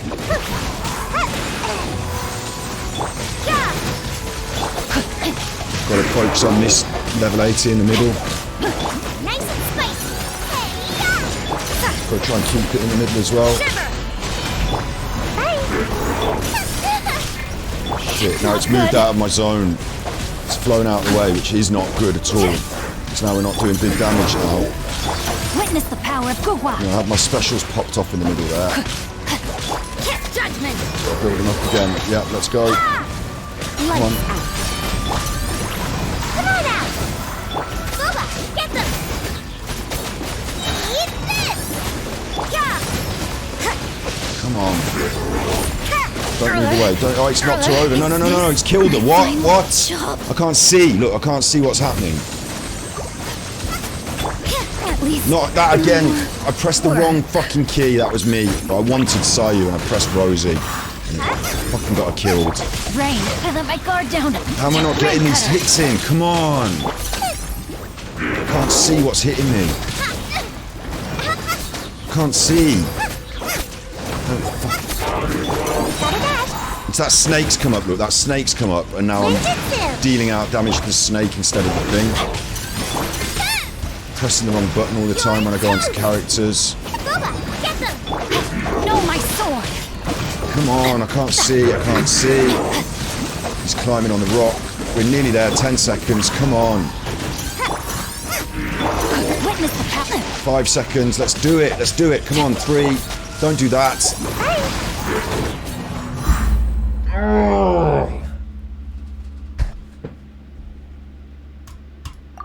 The thing that fucked us up there is getting caught in this rock here.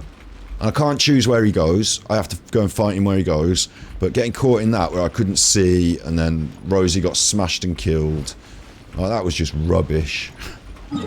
So, teleport. Let's charge them up. And I went into that with all my specials charged. But this time I'm going to go into it with no specials charged. So maybe I should just go and bash some Hillichurls to charge up a few specials.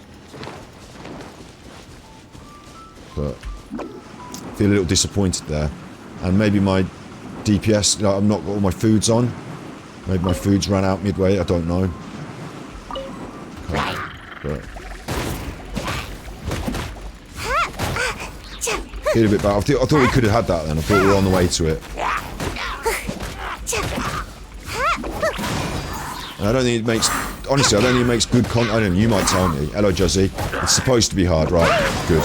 But I don't think it makes good content to watch me, like, fail 10 times, get angry. I'm here as a streamer as well as a gamer. I prefer to do that in my own time. In my own time, off camera, I'll beat my head against that wall all night. But, because, you know, we're also supposed to be looking at this story and doing stuff. And I do want to get Inazuma done. That can sit there for 15 days, can't it? I don't have to do it now, but in me to not give up, I will not accept that I'm finished with that. I've only got one special charged.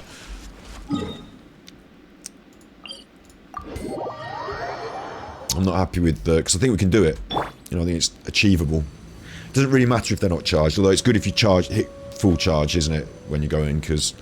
but they will charge over the course of doing this, won't they? So let's go. And we've got loads of them to do, so we better get it done. Or maybe we take them all at easy level, and then, you know, we come back and I have to do the desperate ones later. We'll see how this goes. Okay, this is third run, isn't it? So maybe we'll see how third run goes, and if it... I'm not letting it get to 10. You know, we'll just move through them, have a look at the next 3.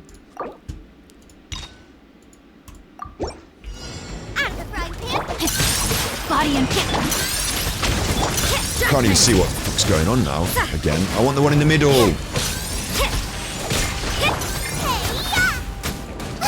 Like, these little things on the edge are annoying, but they make no difference to winning the task.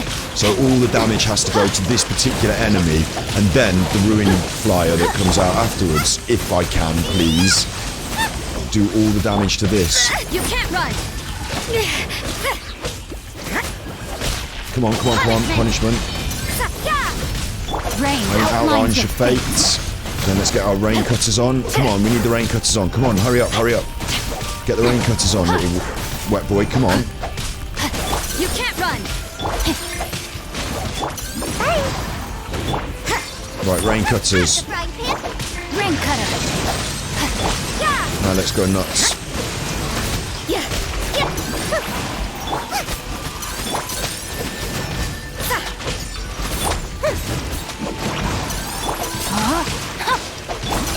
Over, get them. Right, Rosie's charged, but she's going to die, so I've got to be careful with her. Got to make sure I use this little Chuffer's healing. There's the jellyfish thing. We can hit the jellyfish thing, please. This jellyfish thing here. Focus on that. Come on. Get it. It's dropping these fucking jellyfish eggs that hurt us. I'm assuming this is the enemy that I'm supposed to be focusing on as well, because I get the feeling it is, but I can't really tell. Right, after image mic obtained, like that's me, I got tough. Right, here we go. It's you, it's you. Come on. Rain outlines your Fucking hell, wet boy. The power of you can't run. Punishment. Let's get them. They're all in the same place here, which is more difficult for me because they're all going to hit hard at the same time. It's better if we're fighting slightly removed from those other enemies, but fuck it. Like, wherever it goes, I have to go. Almost dodged that.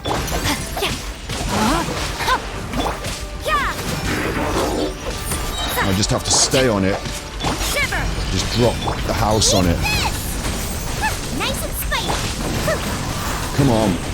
Stop moving me around. Come on out. Ah! Where is it? No, I can't even see the fucking thing. What's it gone over there for? I can't hit it. That's wasting our time, isn't it? Flying around where I can't hit you. I mean, it's a little bit unfair. I'm doing worse on this one now. Punishment. You're toast. Now the snake's in and taking damage instead of the thing. If I'd gone with my... I think you have to go in there with your things charged. I think that was much more difficult without them charged up. Which is annoying. There should be a system in the game. Like, there should be something we can go and touch. Or I don't have to go... No, beat up 10 Hillichurls and get everything charged. There should be, like, a statue... a feature of this statue, maybe. That... when you've charged it up to a certain level... I mean, maybe I'm being ignorant. Maybe this is in the game. But... instead of just resonating with it and healing me up, maybe there should be a button here that says, like, fully charge, or, you know, I've got restorative power, recharges over time, automatic when I'm nearby, but couldn't I have my specials charged as well, please? Because that's what I need now. I need to walk into that challenge with them charged. So my only other option is to go and run around, find some Hillichurls, beat them up, do that every time I want to take it on. And like, if you've got a challenge that you're going to fail and take on over and over again, which there should be you should do that 3 or 4 times maybe until you get it, maybe, that's fair. Well, that's a challenge, that's good, yeah? But having to go and fucking mess about in between each time. Like when I had to run to the top room at Tianqi Valley, and I had to go away and then run there again. And I had to go, it's like that, like, you know, finding something to charge my specials on now. Or maybe I just don't charge my specials and I just go back to this. But that one was... I don't want to say it's beyond us, because it's not beyond us, but it's just there on the edge, and I haven't got it yet. Oh, you get the primos. Oh, wait, look.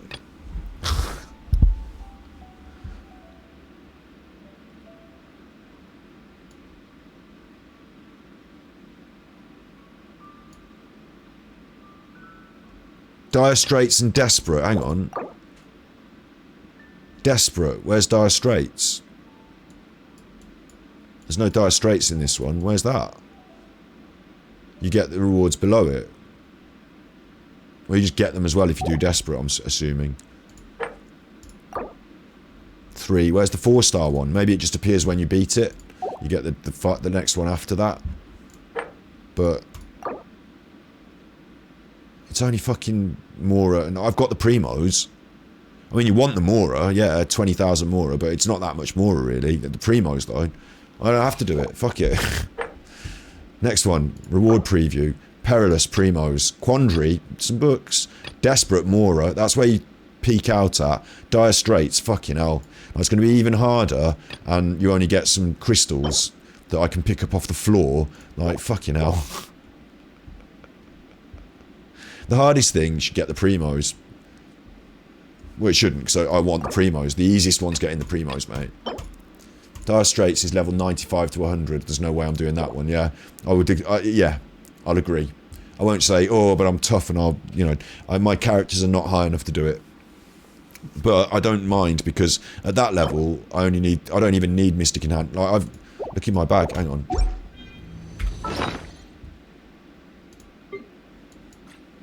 Not that one. Is it this one? I don't know where it is, where I keep it. I keep it in my bag, though. Enhancement ore, don't I? Crystal marrow there. Fucking crystal marrow. Yeah, look. Crystal chung. Oh, no, I don't keep it. Hang on, where do I keep it, then? I turn that into it, don't I?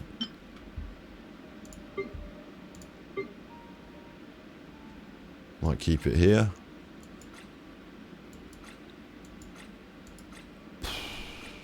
Yeah, I've got a crown there. Where do I keep my crystal enhancement ore? It's under weapons. Yeah. What a place to keep it. Mystic enhancement ore. I've got 200 of them. So they can fuck off if they think I'm doing something... Work hard and like, live each day. brain-breakingly difficult for, like... I feel bad for the people who one day will be me at level 100. I don't know if you ever get to 100. I think you get to like 96 and you think that's enough. Don't have to keep feeding your books for like 1% more power, do I? What do they get? You get fucking 4 of them. 4 of them? Like, you can't... Your weapons have got to be good enough by now. Haven't they? If you're at level 100, you're not going around with a fucking... Like, your weapons have got to be good enough by now. And if they're not, 4 of them ain't going to help. Is it? 4 of them ain't going to help, is it? It's like spitting on my head and telling me it's raining. No. It's not... What's the point in that? Right, this one's going to annoy the piss out of me because it's cryos. It's all cryos. Nice. Right. So... Switch characters. If it's all cryos and ice, we can't go in there with the Mondstadt is all about, isn't it? with the wet boy and the frozen girl. So let's Clee can help. Clee can help. And we're Electro. We're going to hunt. That's right, and you can just stay there, Saya. You can stay there. I mean, I could take Amber, but I don't want to get her shoes all messy. Don't want to get her shoes all messy, so... Because this is out on this little bit of muddy beach, so I don't want to get her shoes all messy. And we'll just smash this one. We'll just smash it at quandary level. We're not desperate, we're just having we're in a bit of a quandary. And then I'll feel good, feel fine. Oh! Somebody already got a smash in. Somebody already got a hit in. Unbelievably, someone managed to shoot me and knock me over on quandary level. Just killing everything indiscriminately, not even worrying, just... They're the ones in the quandary mode. Pop that. You're the ones in the quandary. If anyone's in a quandary, it's going to be you. It's not going to be me. If anyone's in a quandary, it's going to be you, look. That's a quandary, isn't it? Out the frying pan into a fire. That sounds like a right quandary to me. If anyone's having a quandary, it's going to be you, look, when you get popped in the face by this. You're not going to enjoy that. Having a right quandary now, aren't you? Oh, I've attained my affirmate. Oh, Chuff! He's nearly dead. Quick! Out of the frying pan into the. It's appropriate there, isn't it? Because all of a sudden things took a little bit of a turn for the worst. When I got my aforementioned might or whatever it was, all of a sudden it kicked off. It's almost as if killing those enemies didn't make a shit of difference, and it was all about the might. It was all about achieving that might. It kicked into gear. I don't know if that's right, but maybe it's that. Maybe it's just that you know, that first part of the fight, you're time saved just by popping out as many specials as you can. Maybe it's like that. Because I don't think I killed all those first things. Some of them just disappeared, I thought. I don't know, I might be wrong, maybe I killed them, but like, you know, when you go into that second phase, that's the big fight that you want, isn't it? So getting there is just achieving that using all your specials. Maybe I'm right or wrong on that, I don't know. But anyway, we killed that. That was easy. And we get Primos, so, you know, I'm happy. I'm happy. We could do with the Mora. You know, that desperate difficulty is there, desperate for the desperate Dans out there. For the desperate Danielas out there. For the desperate Daz. Non-specific gendered Daz out there. And not specific, because I know a fellow who calls himself Daz, but if you're also called Danielle, you could be called Daz as well, couldn't you, son? Or if you didn't have a gender, you could be called Daz. So look, anyway, if you want to get desperate on us, it's there, but I don't feel like being desperate today. I feel like just grabbing my Primos and getting out of here, and let's get to Inazuma, because it's been a 3.5 hour stream, and it's the weekend, and I'm supposed to be fucking getting through Inazuma. So, select difficulty. Hang on, what am I even doing? Blazing Thunder. These are all Pyros and Hydros. I know what they're not gonna like. Don't I? I know what they're not gonna like. If there's anything they're not gonna like, I've got it right up my sleeve. I say sleeve.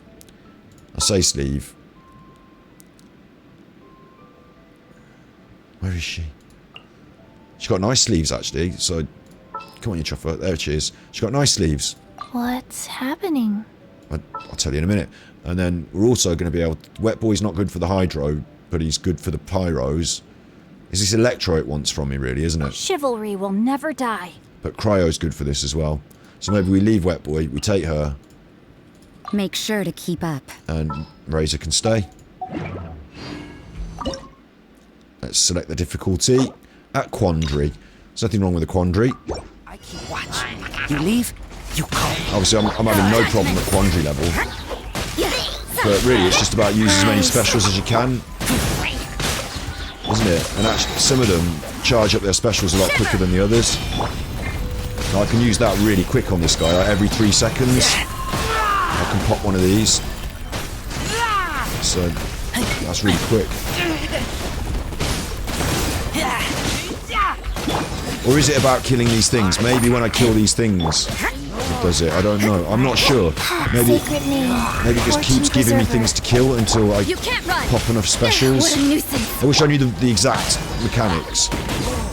I'll never figure it out.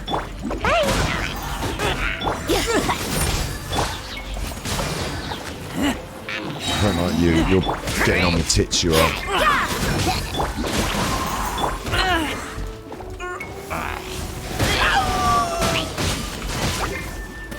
Little shaman's getting on my tits. Judgment. Lights out. Life goes on. Because Chi-Chi, her little special happens every 30 seconds, which is not very often. But she can do that a lot more, and Razor can do his quite often. But we don't seem to be in super power mode yet. And like, time's ticking.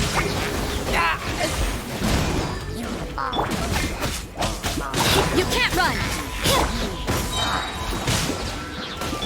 Go. Opening box of Adepti tricks. There we go. Might obtained. Maybe it was about killing the things. I don't know. I don't know anymore. Punishment.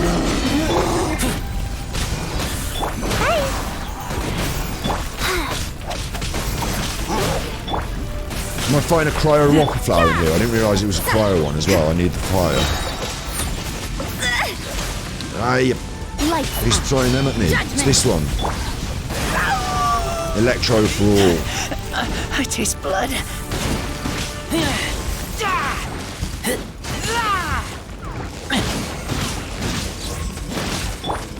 One ring to rule them all. 30 seconds. Why am I not getting this done?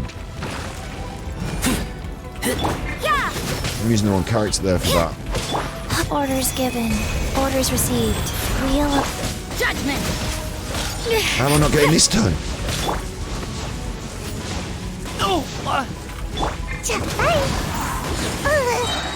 It's actually annoying me now as well.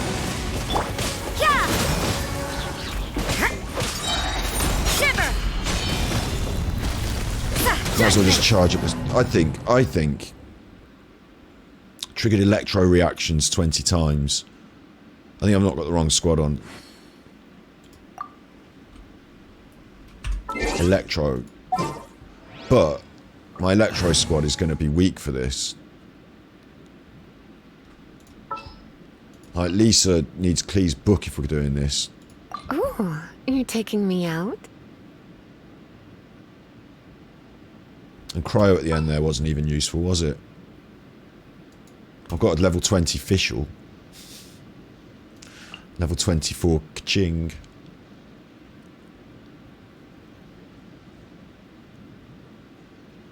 Maybe I'll just have support character like Noelle, or I can switch Kipper to Electro, can't I? Maybe I'll just have a support character like Noelle though, like just... Oh, how exciting! Just supporting the Electro team, Electro duo. And in order to do that, we're going to have to go and switch her book, Lisa.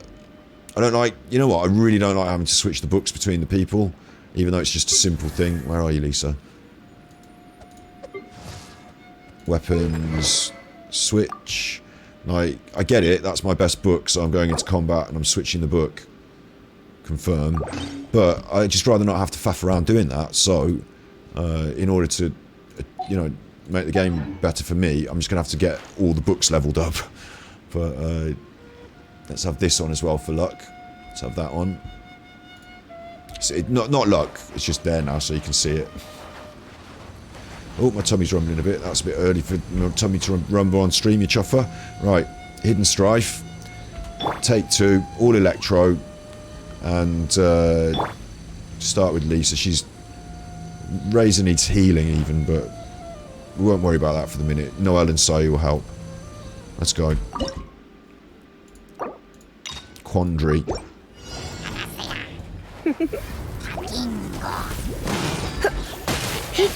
In a quandary.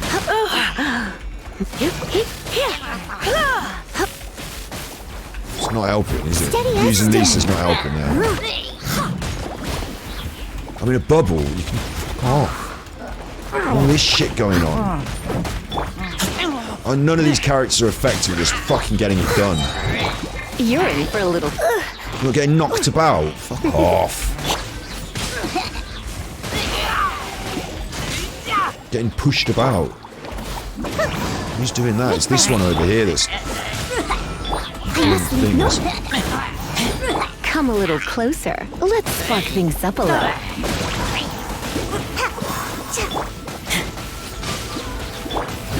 As a good night should.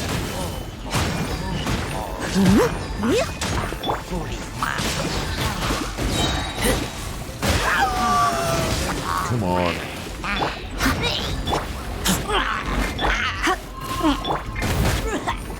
Is it that I need to spark more electro reactions? Is that what's not happening? After my 1:43, 1 minute 43, we got this. She got hit in the face then. Like, she's so feeble, she can't, like... I don't think it's helping having Lisa on the team, but... I want people who can smash like this. God, I get smashed myself now, come on. Surrender and will be gentle. Get into that waffle flower, you.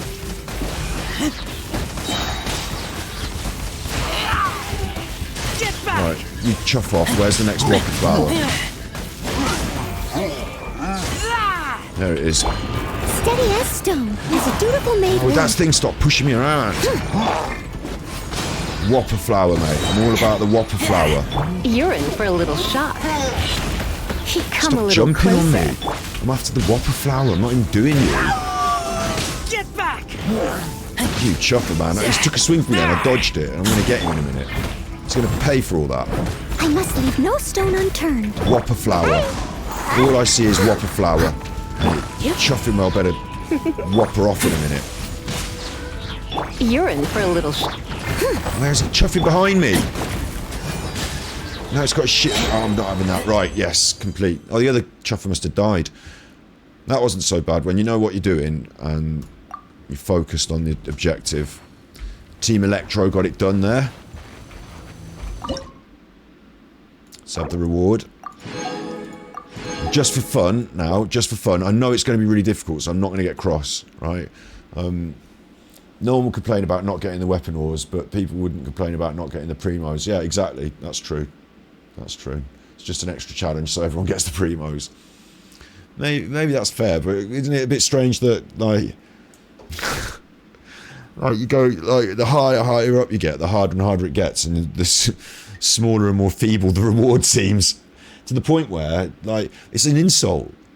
Like, to the seasoned player at level 95, that level of crystals is an insult. Like, at least give them enough to get, like, anywhere near a level on their weapons, which are probably all maxed out anyway. Like, it is an insult, isn't it? Or something that you have to craft. Like, you know when you get those little potions? You know, these things, which I've picked up along the way instead of crafting. But, like, a bunch of those or something that you can actually use, useful, and you would end up having to faff around crafting it, so it takes out some of the work for you. But giving you just, like... It's like... in Primo equivalency, it wouldn't be even a Primo, would it? It wouldn't even be the same value as one Primo. I just don't know why they do that. It feels a bit stingy. So we'll do it on super difficult. And I need to just quickly refill my drink. Just one sec.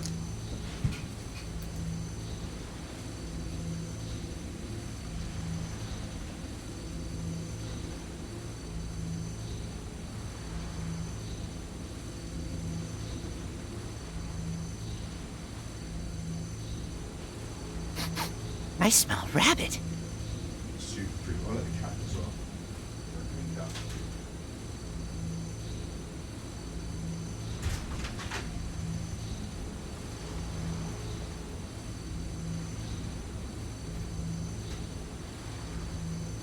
He's just let the cat in as well. We just let the cat on. Yeah, we'll do it on super difficult because it's not super difficult. There's still one up from this that we're never going to see. But I want to see what it looks like on the slightly harder mode as well. Just for the kicks. Same squad. We'll get nailed, but same squad. Select difficulty. Desperate. Desperate Dan difficulty.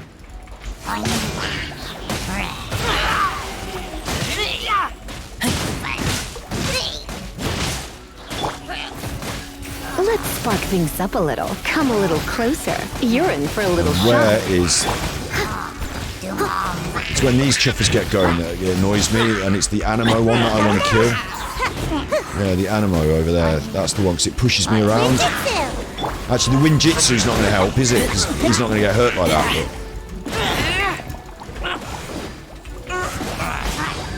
But this is the one that I want to take first. Leave it all to me. Time to clean up. Or is it that the rain heals them, so maybe I should be doing the rain? Rain ones first? Or am I tripping? Does the rain not heal them? I don't know, maybe the rain heals them when I'm doing this the wrong way around. So I seem to be having more success with the rain one first, didn't I? Come a little closer. Right, we've got into red mode now You're in for a anyway. little shock. A lot earlier. So it's not even about killing them, it's about going into red mode as soon as possible, getting as many reactions as you can get going, and then it's about killing them. Not them, right, these two. Come a little closer. Try not to enjoy this too much. Let's get me into those whopper flowers, mate. I could probably do this. Can't see anything now, though. Fucking stupid game. Right, that's doing it to me, because it's making it zoom in when I get to the edge. I don't need to zoom in when I get to the edge, or when I get close up to things, like now. I don't want it zoomed in. Stop zooming it in. Someone needs assistance. Look, now I'm not even attacking the whopper flowers. Steady as stone. But I couldn't see, because we're zooming me in. You're in for a little shock. As a dutiful maid would. Get out of the way, you. It's those whopper flowers I want.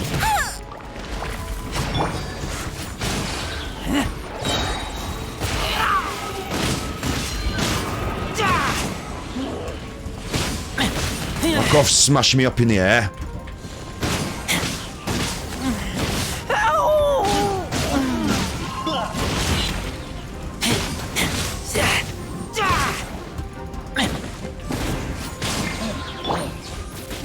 Let's spark things up. Just don't have the time for it, do I? I just won't get it in time.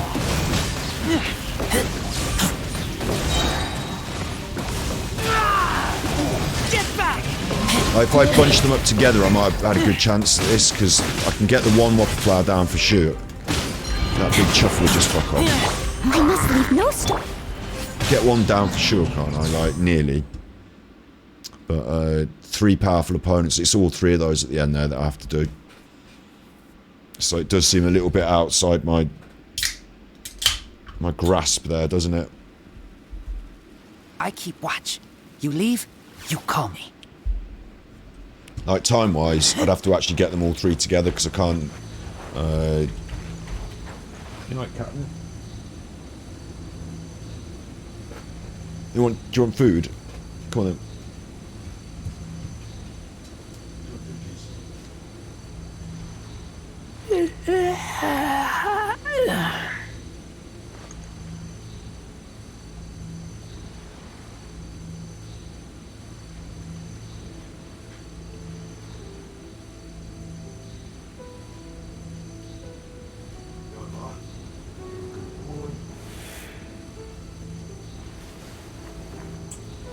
Oosh! Just fed the cat. So now, that's all we've got from here, isn't it? That's Hidden Strife, level 2. We get these other ones, we get our primos. No need to beat our head against the brick wall if we don't need to, for a little bit of Mora, but it's there if we need Mora in the next 15 days. It's there if I need to come back to it. And what I really am doing, after literally a 4-hour stream, is it advertised? Have I written on it? I've written Dawn Winery calling, and then just... I didn't write Inazuma, because I assumed that the fucking thing would take so long we wouldn't get Inazuma done. But I did talk for a couple of hours about fighting as well. Teleport, and we reacted to the new release trailer, and I reacted to Asmongold. So it's not too bad.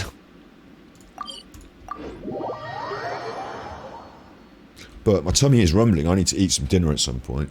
But I would rather get through some Inazuma storyline. You know, I want to push on with this.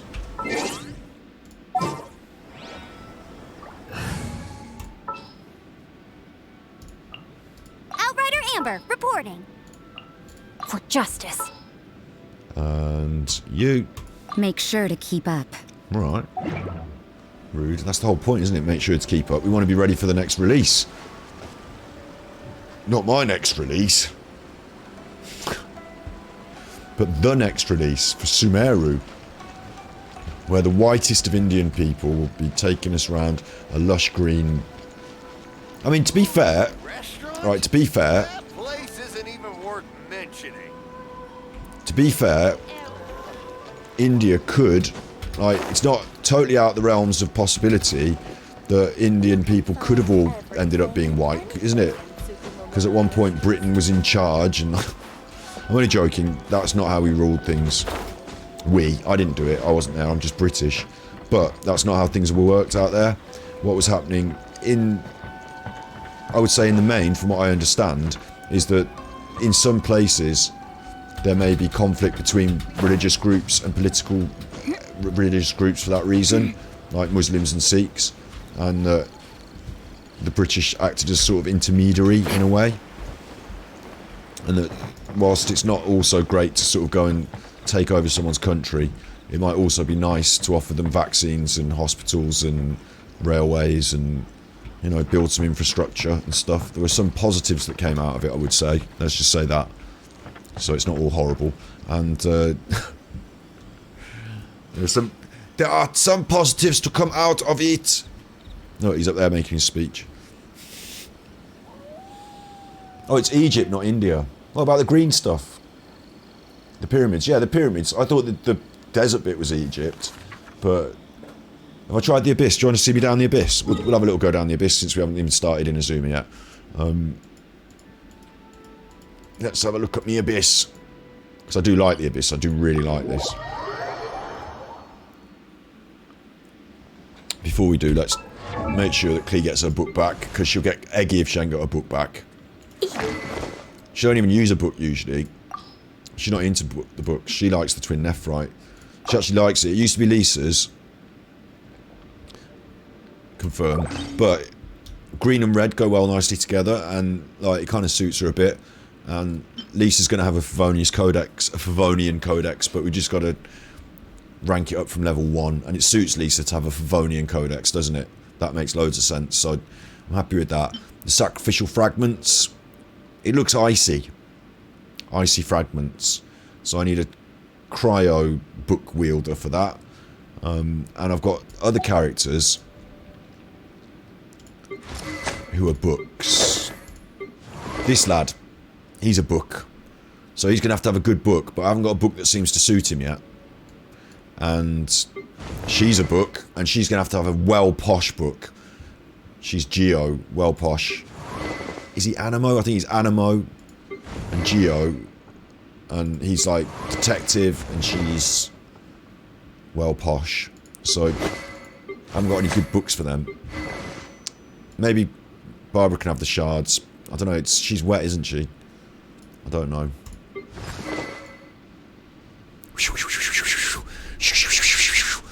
Magic!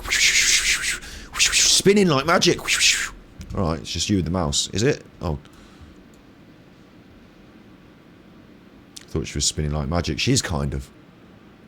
It is kind of a magic, isn't it? Anyway. Now that Clee's got her book back. I actually really like the Abyss. And it could be India and Egypt all a bit factored in, couldn't it? I was led to feel like it was Indian in some way because of the jungle, maybe. That's what I got a feeling of. Because I don't associate all that greenery with North Africa.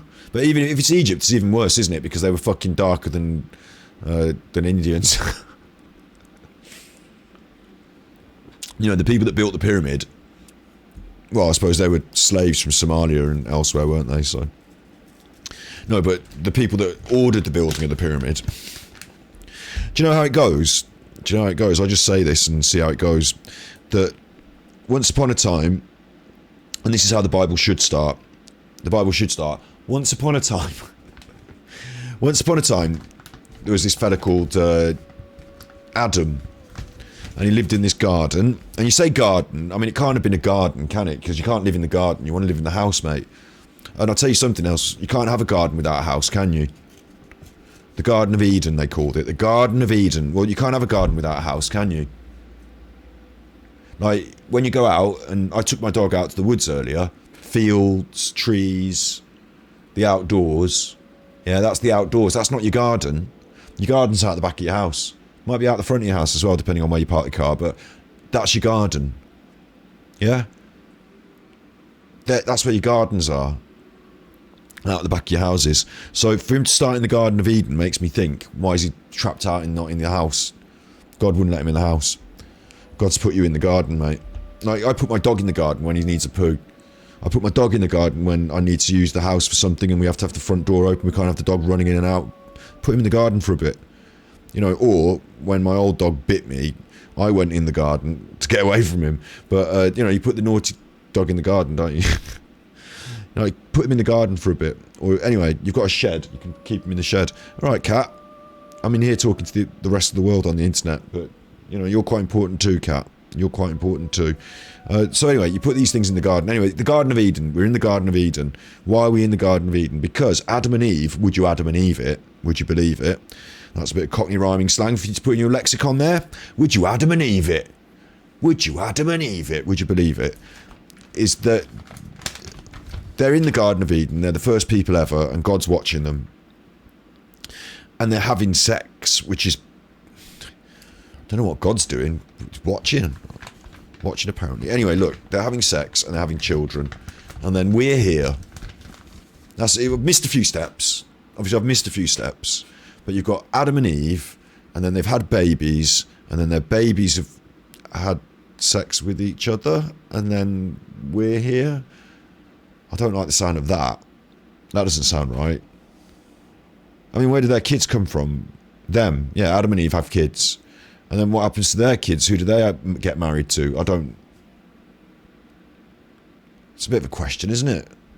Anyway, that's a question for the Bible people, not me. What I'm here to tell you about is the fact that their kids had wives. And they had more than that. They had stories. You got Cain and Abel. They had these twins, Cain and Abel. And one of them marked the other one.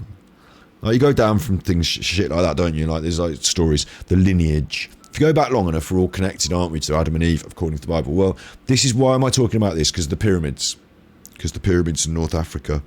Because it was thought that there were two branches of the same, or maybe three branches of the same Abrahamic traditions and peoples, and that they divided, and that the original Egyptians were the sons... I see how I've got to get my names right now. There's like Isaac, and there's... are these sons of Moses, I think? Isaac and... Hang on. I use the internet. I've got the internet, so... Haven't I? Got the internet, so I can just do that. Sons of Moses. Is it Moses? Sons of Moses. Gershon? No, it's not Sons of Moses. Well, who's Isaac then? Isaac, brother... Ishmael. Abraham. That's who I'm thinking of. Abraham. What am I saying? I said Abrahamic religions, and then I thought they were the sons of Moses. What's wrong with me? Let's just quickly show you what I'm looking at on the internet, which is Ishmael and Abraham. Right, so Abraham was a bit of a big cheese, was the common Hebrew patriarch of all the Abrahamic religions. When I say Abrahamic, I mean we're talking about the old Bible. So we're talking about Judaism, Christianity, and Islam. What, Islam? They don't believe in the Bible. Yes, they do. The Judaism and the Christians are the same. Well, when you go back, before Jesus was born, they're all on the same book. Before Muhammad, peace be upon him, presented the Quran, they're all on the same... Before that, they had the old books, and that's the old Bible. So in the old Bible, you've got Abraham, yeah? Abraham's family tree.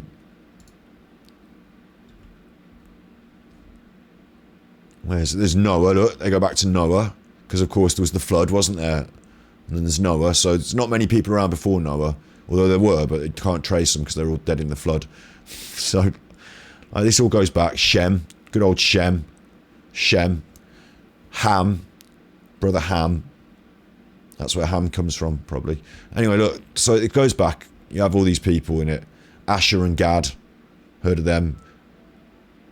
Heard of them? Sons of Joseph, aren't they? Brothers of him. Brothers of Joseph and his amazing Technicolor Dreamcoat. Jacob. There's all these names anyway. The point I'm trying to make is that Abraham...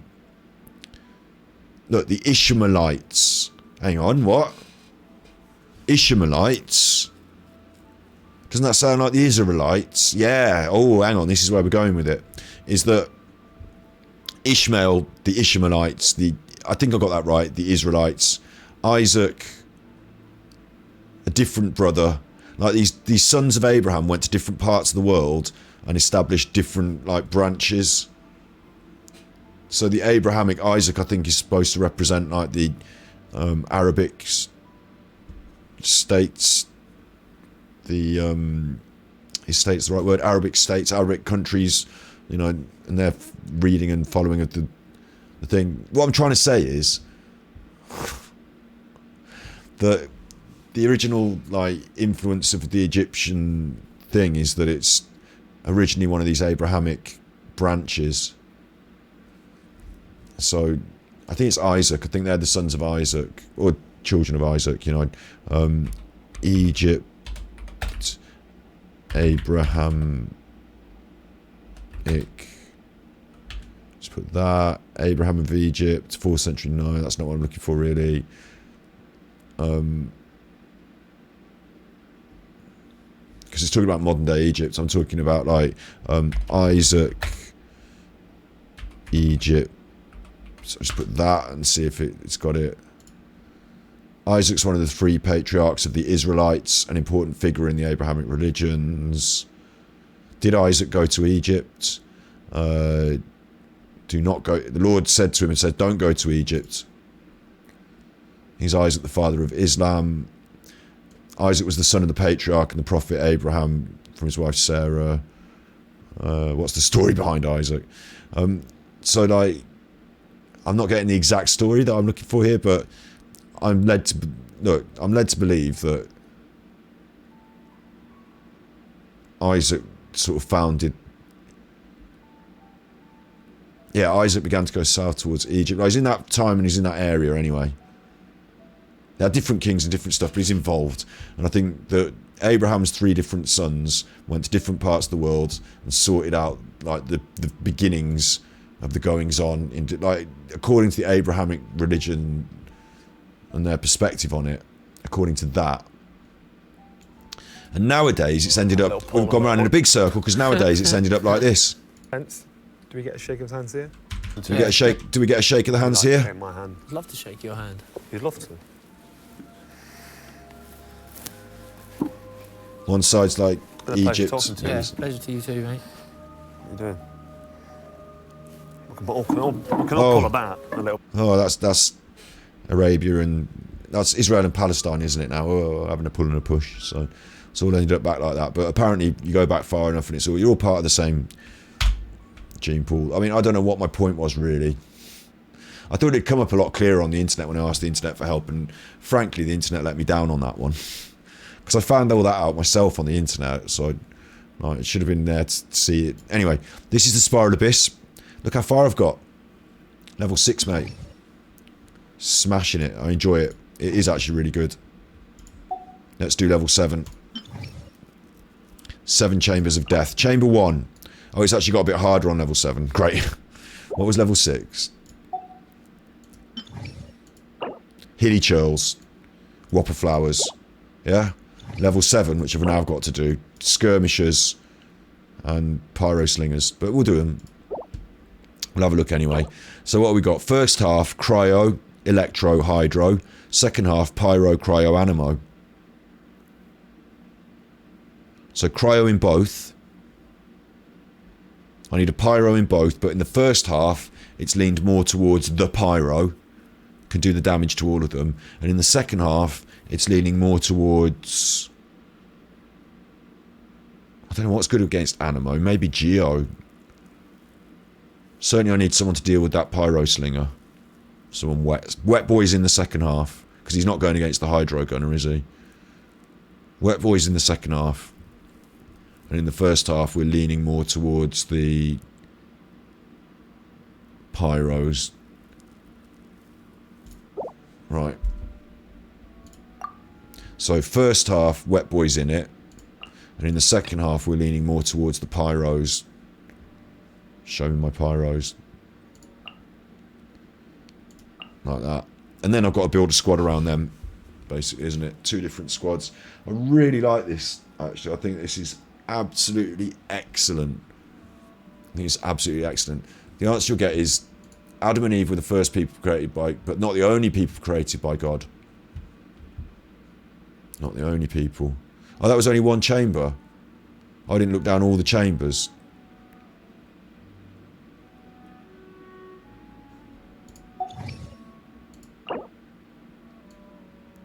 Can I set up for chamber 2 afterwards, or do I have to keep going through it? Hang on. Oh, you mean like that? Look, hang on. No, you have to do all 3 chambers, don't you? Yeah, oh god. So that still stands what I just said, but chamber 2, you've got Geo in both, and a Pyro on the second. Again, Wet Boy on the second. Chamber 3, we've got a similar thing as chamber 1. It'll still work. I can't go any further than that with my brain. I can't, like, you know, it's too much for me to keep all this information in my brain otherwise. This is still my my general principle. Throw me in a second half of... There she is. Build around them. You probably want 1 cryo in the first team for the electro guys. Oh yeah, if I've got nothing for the electro guys, that would be really annoying, wouldn't it? Yeah.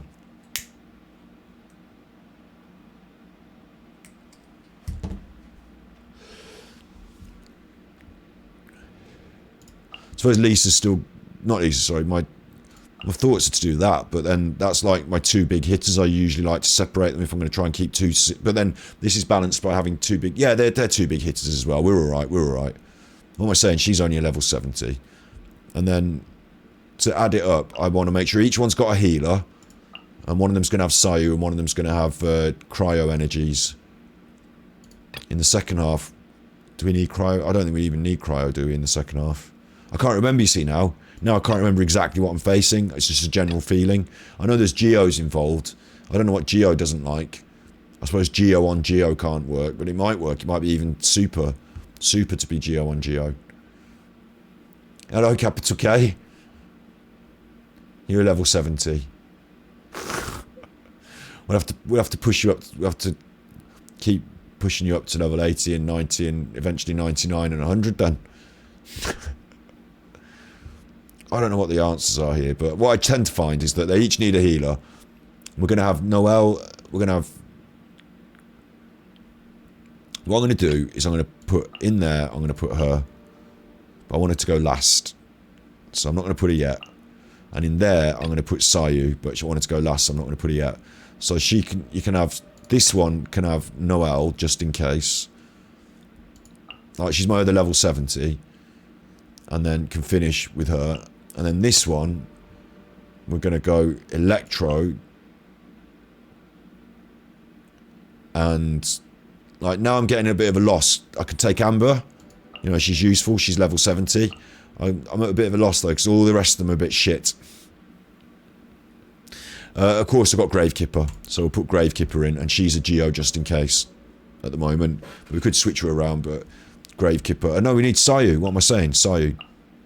I'm an idiot. But I've actually got options there then, haven't I? I've got Gravekipper, I've got Lisa, and I've got Amber, who are 3 actual functioning characters, if I need to swap any of those out. Oh, you love me 100. Oh, you can't love me 100. That's too much. That's too much. It take ages to eat all those books. Just a 98's fine. Oh, just a 98's fine.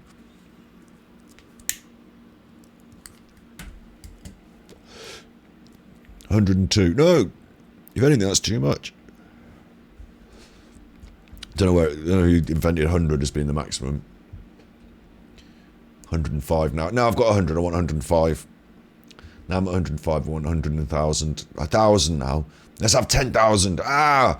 I want to be Elon Musk. I need to fly my rocket ship to Mars. Where does it end? On Mars. It doesn't end on Mars though, does it? Because once you're on Mars, you're going to want the fucking solar system, aren't you, mate? We need to conquer the whole fucking universe now. I need more bitcoins. Anyway, I pressed the wrong button there. So now I've got to do it all again. Brilliant. First half was... For Wet Boy, you. I remember what this looked like now. And I had someone there. And it was a Claymore and it was Noelle. It was Noelle. And then it was ghosties, and then in this one it was we're high damage, and over here we're damage, and over here we've got a bit of healing but also damage. I actually really like this format as well, though. I think it's a clever idea to separate them out, to have them running separately but together. Yup. Big fan.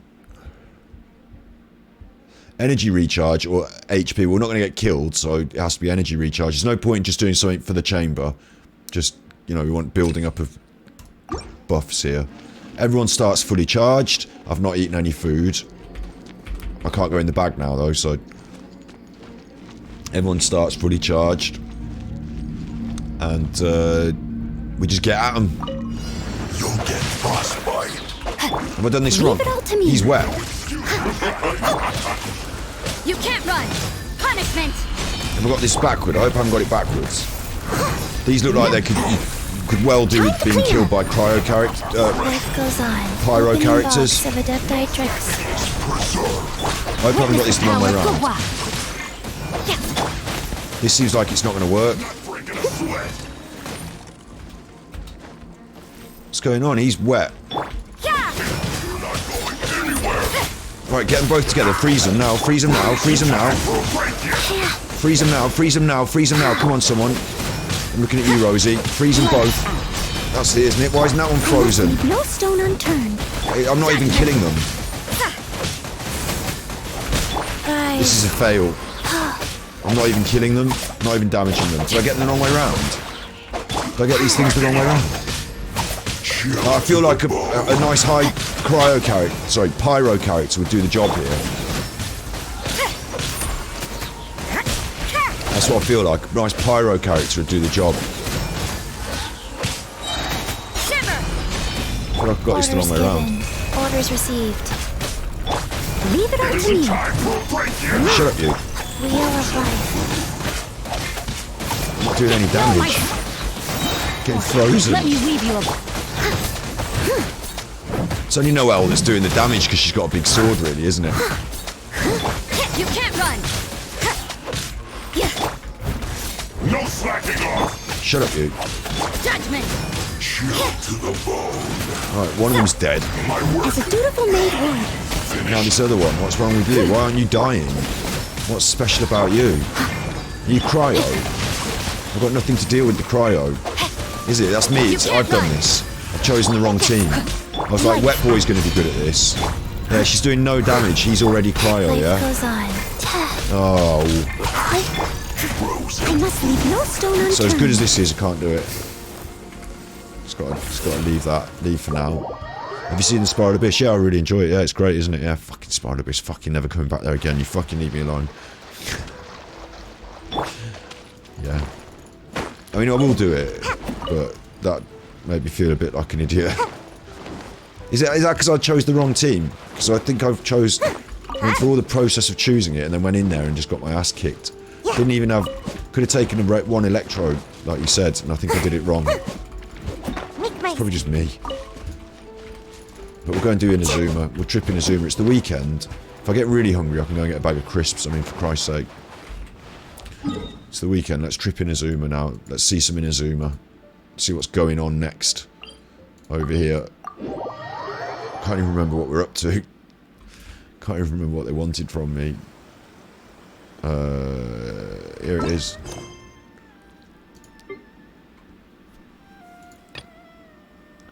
Your tea house. But I've got to complete Grus Nivis. You fuckers. Grus Nivis.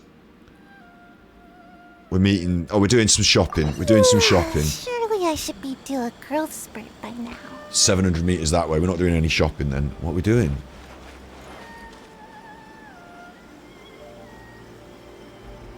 It's all the way over that way.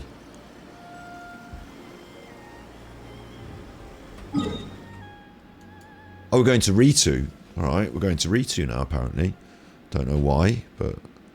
Ritu is on the map. Oh, I'll tell you what I should do. I should cook my food in prep... Oh no, I've melted that on there. Oh no. No. It's not particularly good. Okay, don't Don't worry, just melted my thing onto the... That's why you should have a proper ashtray, you tool. Anyway, look, we... I thought you'd be able to do it since I did level 75 event mobs, and these are 65, they're more powerful. I think it was my choice of... because one of them wasn't taking any damage from anything. And I think it's my choice of... element there, maybe.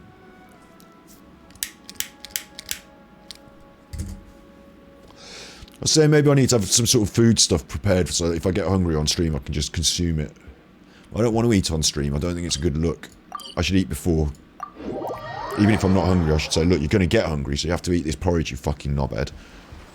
You don't have to call me a knobhead, you're making the porridge. If you don't want to make the porridge, don't make it. The International Trade Association. Right. Okay then, we need to talk to Kurisu, right? Huh, doesn't look like he's here. Let's look around. There's a cat with a name, so that's quite new. Because they don't always have names. Kaiser. Cat named after Hitler. So... Wilhelm Kaiser. Oh, what the... It's a cat. I'm here. What do you mean look around? I'm looking around. What do you want? Quest area. Oh, climbing on the wall did it. So... Should I... Look! There he is! There he is. I'm just going to have to grab a bag of crisps or something.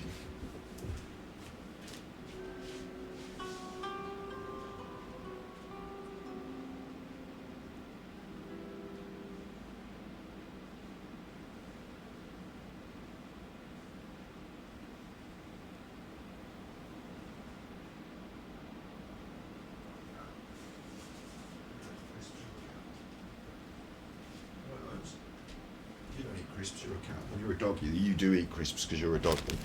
So, if we're watching this story mode, I can eat my crisps. Maybe I should just smash them up in the bag and then pour them down my throat to get them done quicker. Right, Paimon, what is it? Ah, looks like we found him.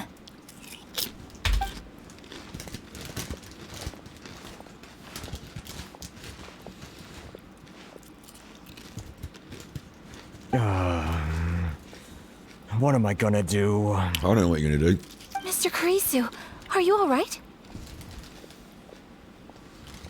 Oh, you're Miss Ayaka from the Kamisato clan. How do you do? Better than you, it appears. And if it isn't the Traveler, I haven't We're seen doing a you lot of in a this. while. I take it you've been out of Rito? Thanks again for your help last time. The association is back in business, and it's all thanks to you. That's great, but, why were you staring into space just now? Did something bad happen? Well, you see... Here we go. It's embarrassing to admit, but some of the association's goods have been stolen by vagrants. Oh yeah? Which goods were stolen? The good goods. It was a batch of high-grade silk. High grade? We imported a big batch of silk from Liyue several years ago.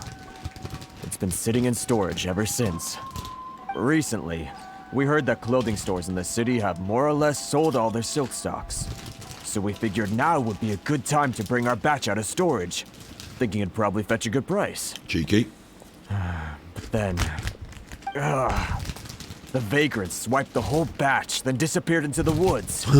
I'd reported to the authorities, but...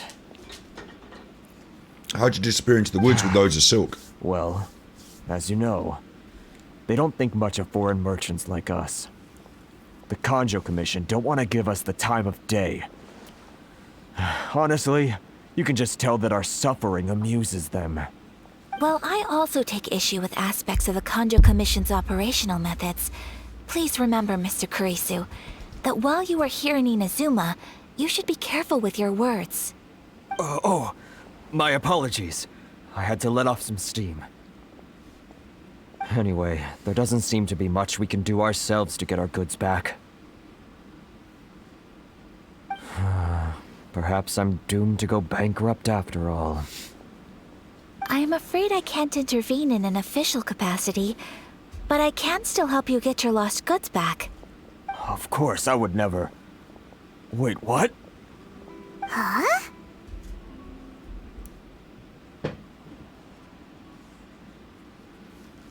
What?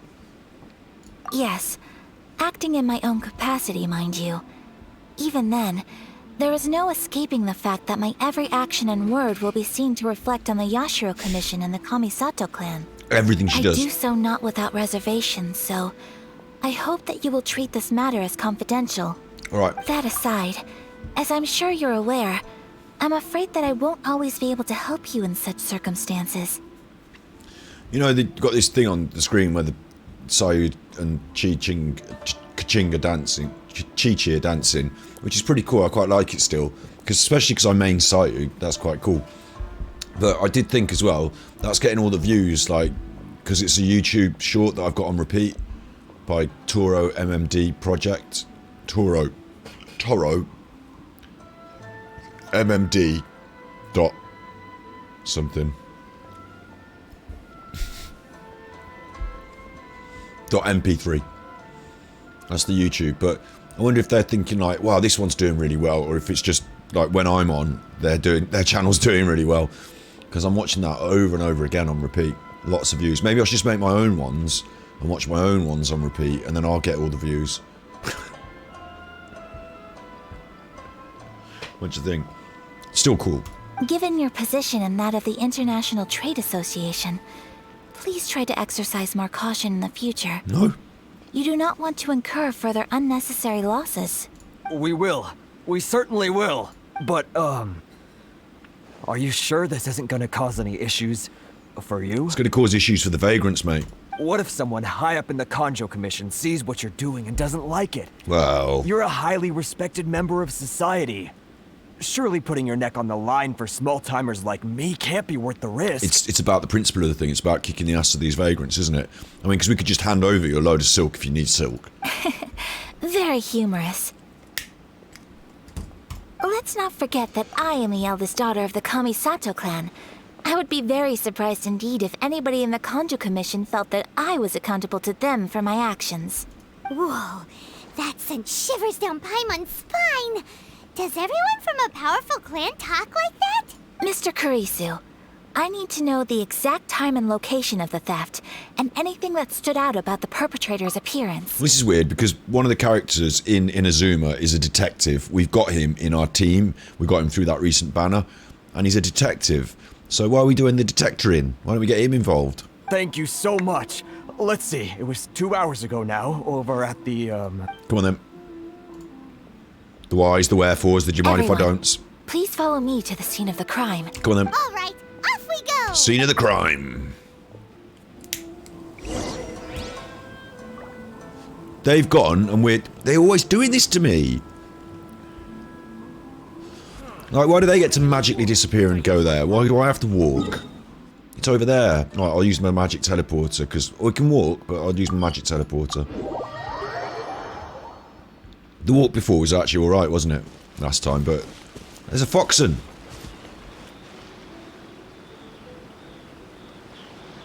I'll go really still because I don't want it to notice. Go still because it won't run off then. Hello? It was not even running off. You're right there, Marlo.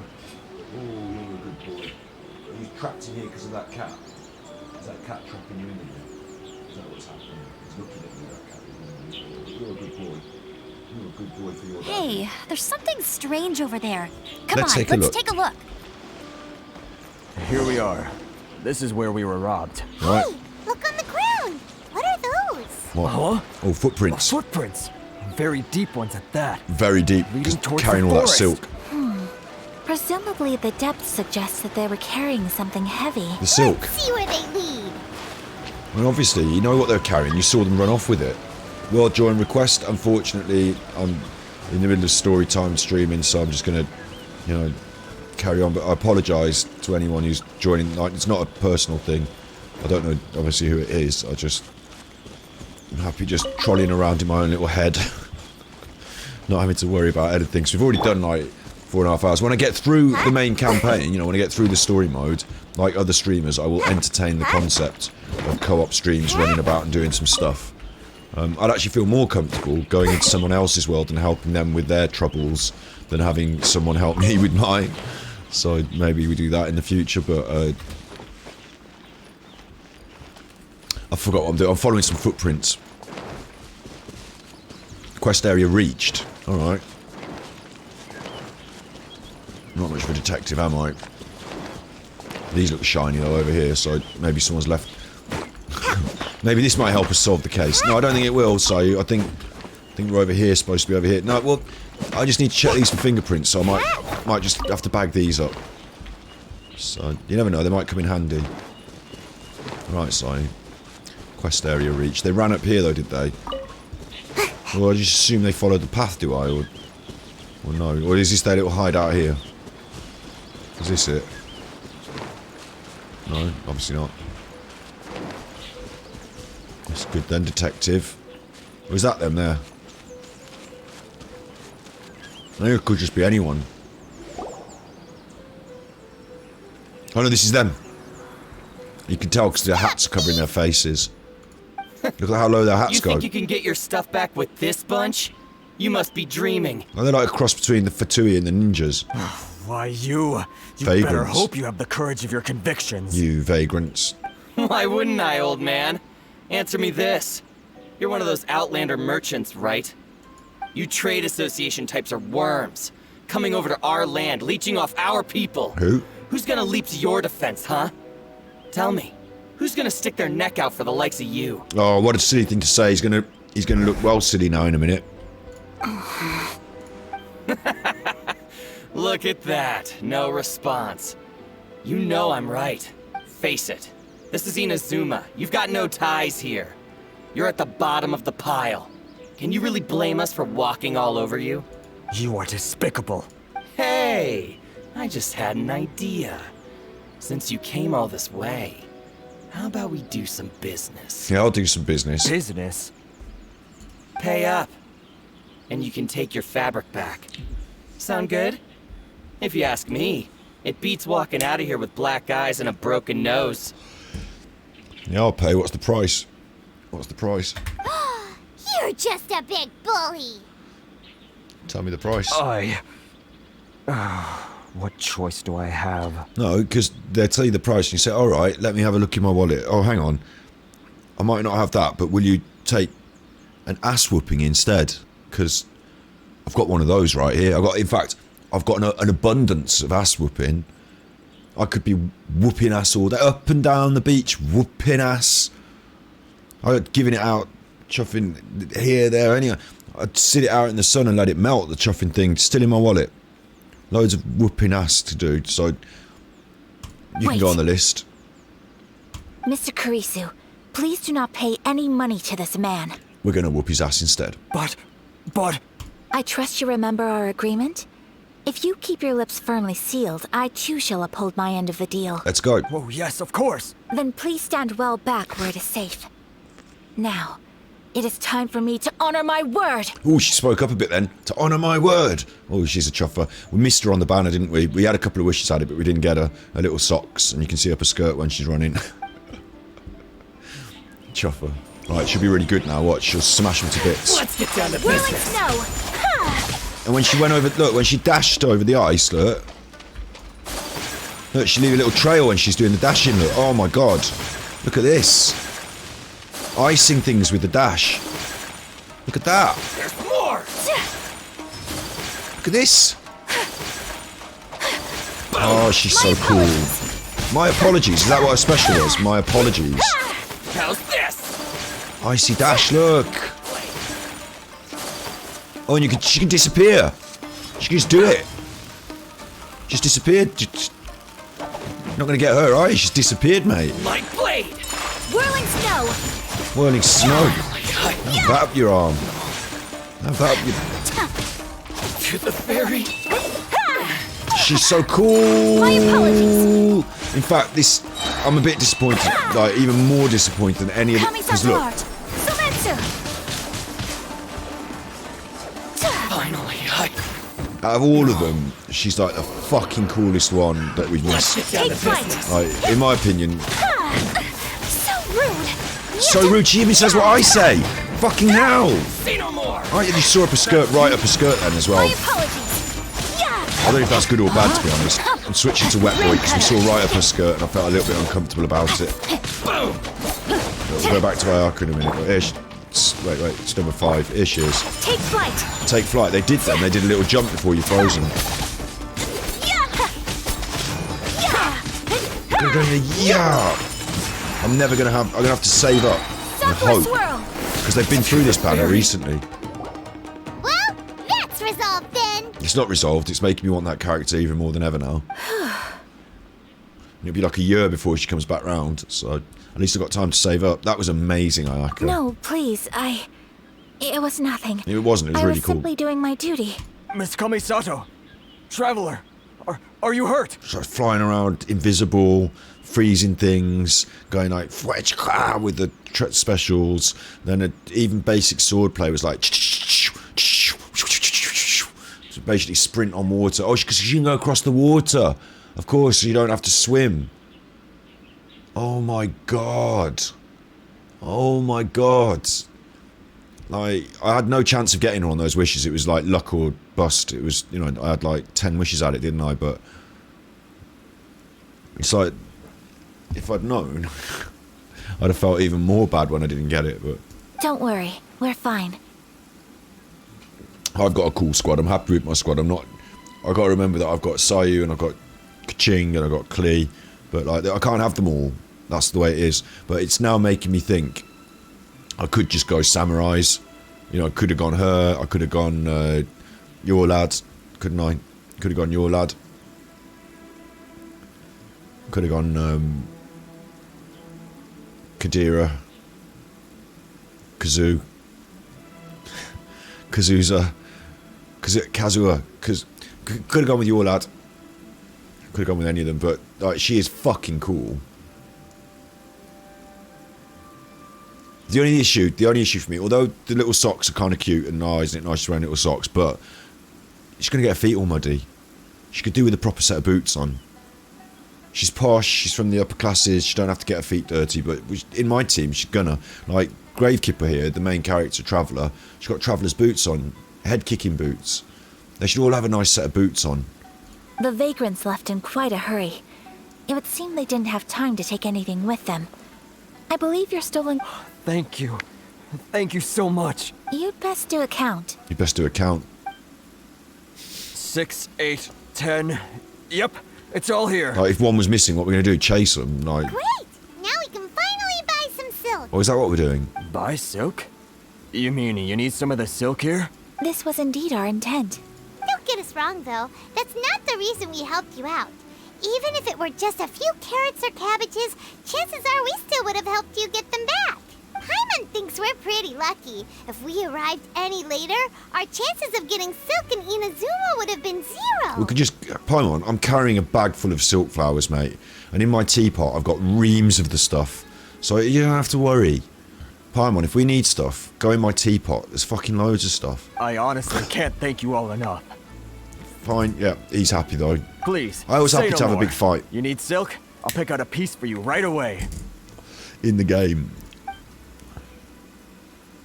This is going a bit far Thank now. you, good sir. Watching him pick How out the much silk. do I owe you? I don't care how much it costs. Oh, it's free of charge. Of course it's free. I could never ask you to But pay she's not going to after accept every- that. No, that will I never have to do. pay. And Merchants already have merchants, enough right, talent. come on. There is nothing to feel distressed about, because... Thank you, Yeah. I have to have a Very big chat well. about it. And see you then. Bye. Safe journey home. Don't go getting robbed again. That's good advice, Paimon. Good tip for him. Don't get robbed again.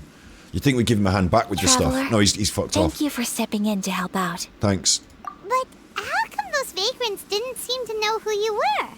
They must move in completely different circles.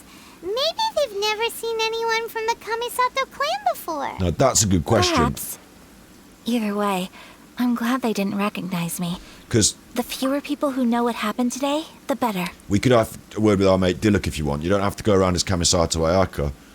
Although it's a very cool name and you look very cool. We could have a word with our mate Diluk. He can knock you up a costume and you can be like the Cold Knight hero if you want. And you could just go around all dressed up different and then no one would recognise you. Put a hat on maybe. For Diluk, you don't have to have a hat or anything. It's just his coat. really, isn't it? We'll get you a coat. It's not every day an important person like you helps out someone like Kurisu. It really shows what a great person you are. Hang on, where's my coat? Oh, Where's my Diluc your coat? praise is quite unwarranted. Didn't I do that? I admit that it did feel strange for me to come to his aid. But this should have nothing to do with identity or social class. As far as I'm concerned, it was one individual helping another in need. See, I like her character as well. So this is even more annoying now that if she turned out to be a douchebag like fucking Atioto on that. You know, when we did the island and the drumming and that guy was just like a douche. Like, I don't mind that I don't have him in my squad, but this one, like, can't I swap? I should be able to swap my, my Toma, shouldn't I, and trade him in for at least one of her socks. I guess that deep down, I don't see how a society can be considered just when people encounter such obstacles in their livelihoods. No, that's it. That's exactly right. Yeah, that's exactly how I feel.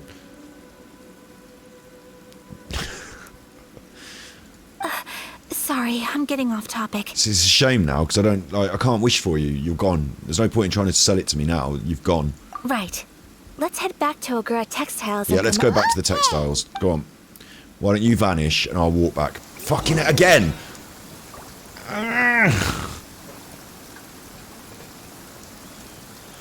Navigate. I'm going to walk it this time, just to prove it. Like, this is what they want me to do, isn't it? She's gone. She's there. She's gone. The fella with the silk's gone. I'm out in the rain. Good old me. Out in the rain again. Left the berry there. Well, you need to leave a few for the birds, so... there's a mint. Just going to walk it, mate. I'm actually running it, so... just going to walk it. I'm not going to walk it. That would be insane, wouldn't it? That would be insane. Now, there's a challenge that I could actually do. Although you'd have to listen to me for the whole time. Walking the whole of Teviat. And when I say walking, I mean walking. But you'd have to listen to me the whole time. I'll be here talking, and she's just walking. Hang on. Oh! Going somewhere. Oh, whoa! I'll race you there. Chuffing hell! Oh, swinging your swords about. I don't know if you noticed, but I'm standing. I'm standing over here. I was just walking by. I was just walking.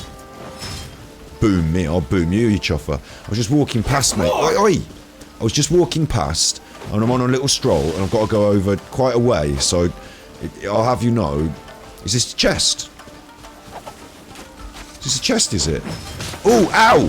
That's incredibly rude. All I did was ask about this chest, and two of you now. Right, in that case, you can have it. And I tell you what, you've asked for this.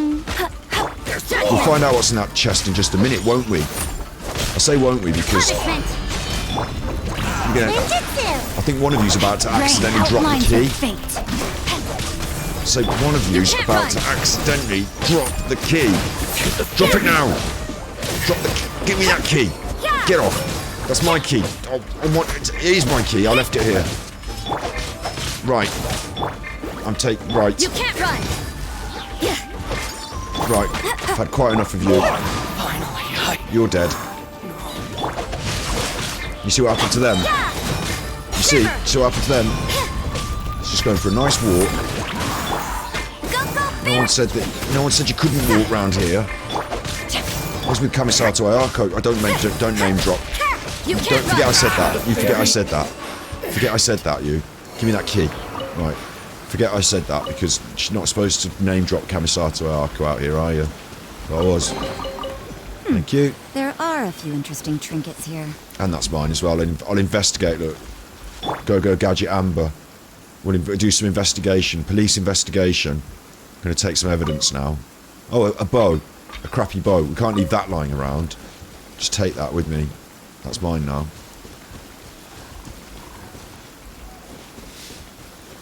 Oh, that doesn't look... looks dangerous. It's gone zigzagging around. Fucking hell.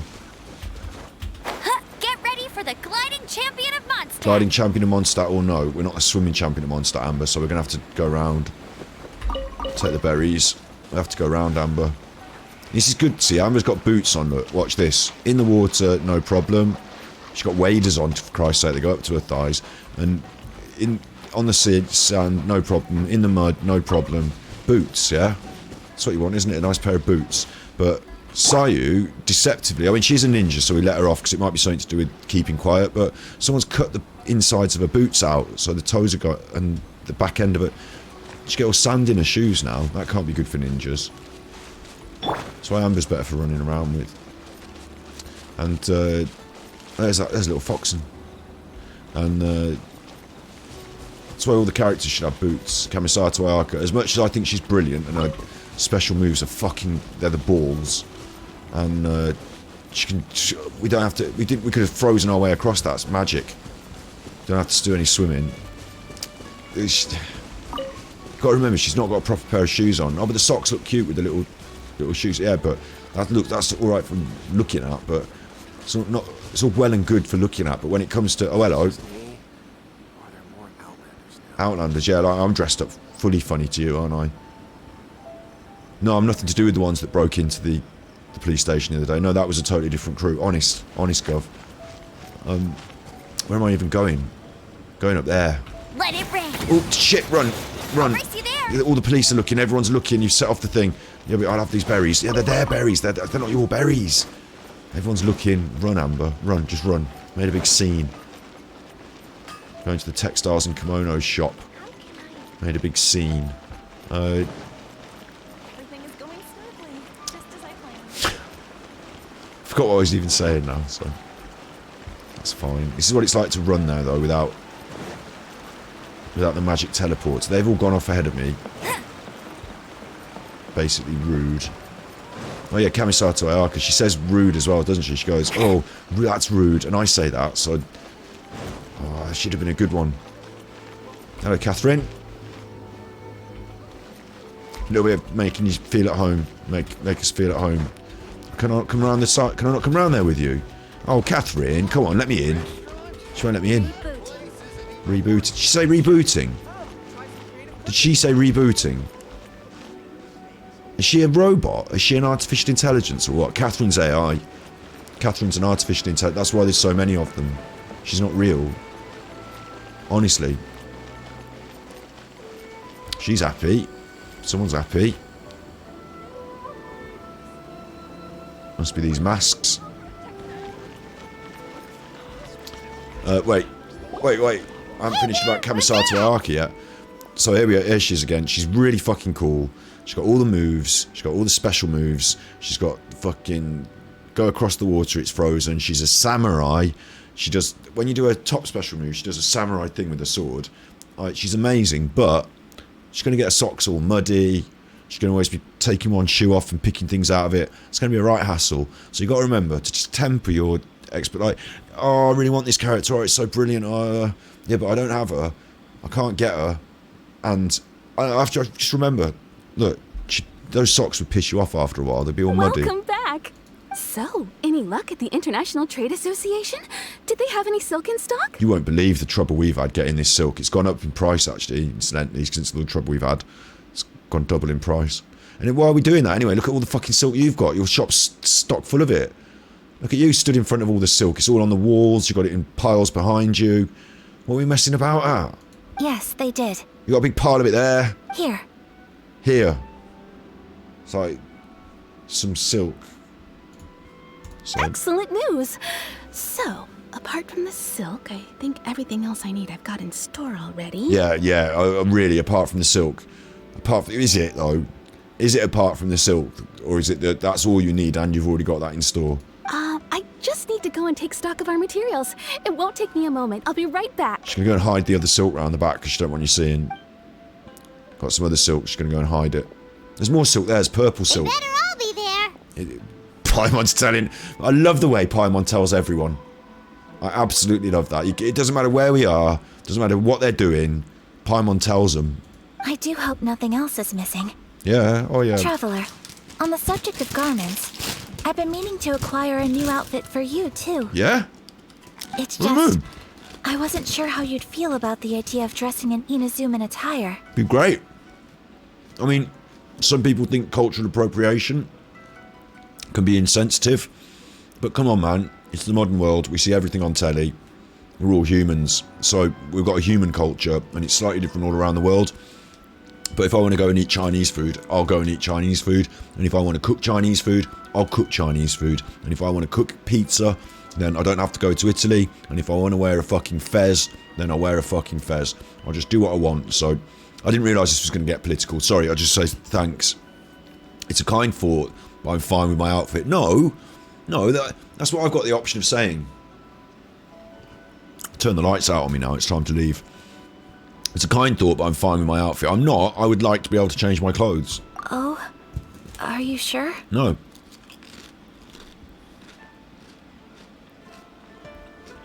My clothes are special. There's a doggy as well, just go in here, look. Having a chat with this soldier here, look, a doggy going there. Is that so? No, my clothes are not special to me, I just happen to be wearing them. Well, that's quite special, though. Impressive. So travelers of your stature hold themselves to a dress code, as well as a code of conduct. What kind of dress code am I wearing? More like when you're away from home, you've got to live by certain rules to survive, whether you like it or not. Actually, Paimon. But Paimon would still love to check out some Inazuman outfits. I'd like the outfit, but you're right, Paimon. When I'm away from home, when I'm on travels, I've always, like, I was talking about footwear earlier. I've always got enough, I always feel like if I need to be able to survive in this for the next 5 days on the run, I need to be able to do that. So, is my footwear appropriate? Have I got enough pockets? Am I taking enough things with me? What if shit goes wrong and I'm out in the middle of nowhere? Like, obviously, I don't need a full hiking gear with me or anything, but if I'm travelling in a new city, I like to make sure that I'm just a little bit prepared for what if I don't know where the train station is? What if I end up doing X, Y, Z? Just like, I'm not going to be out in my flip-flops and my shorts just wandering around like, oh shit, things are going wrong. I wish I had my wallet with me. Like, I've got all my shit together and I'm ready to go anywhere at any moment. And like, if I just got my little suitcase and my stuff, I'm away. Let's go. Do they do Paimon sizes? Just what is that supposed to mean? They make them in whatever size the customer asks for. Your interactions are so adorable to watch. I can certainly find someone to tailor a Paimon-size outfit if Paimon so wishes. Yes, that would be brilliant.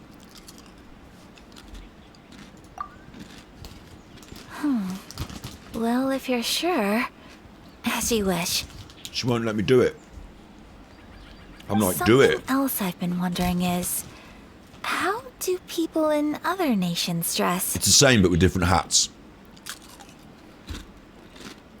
They sure do.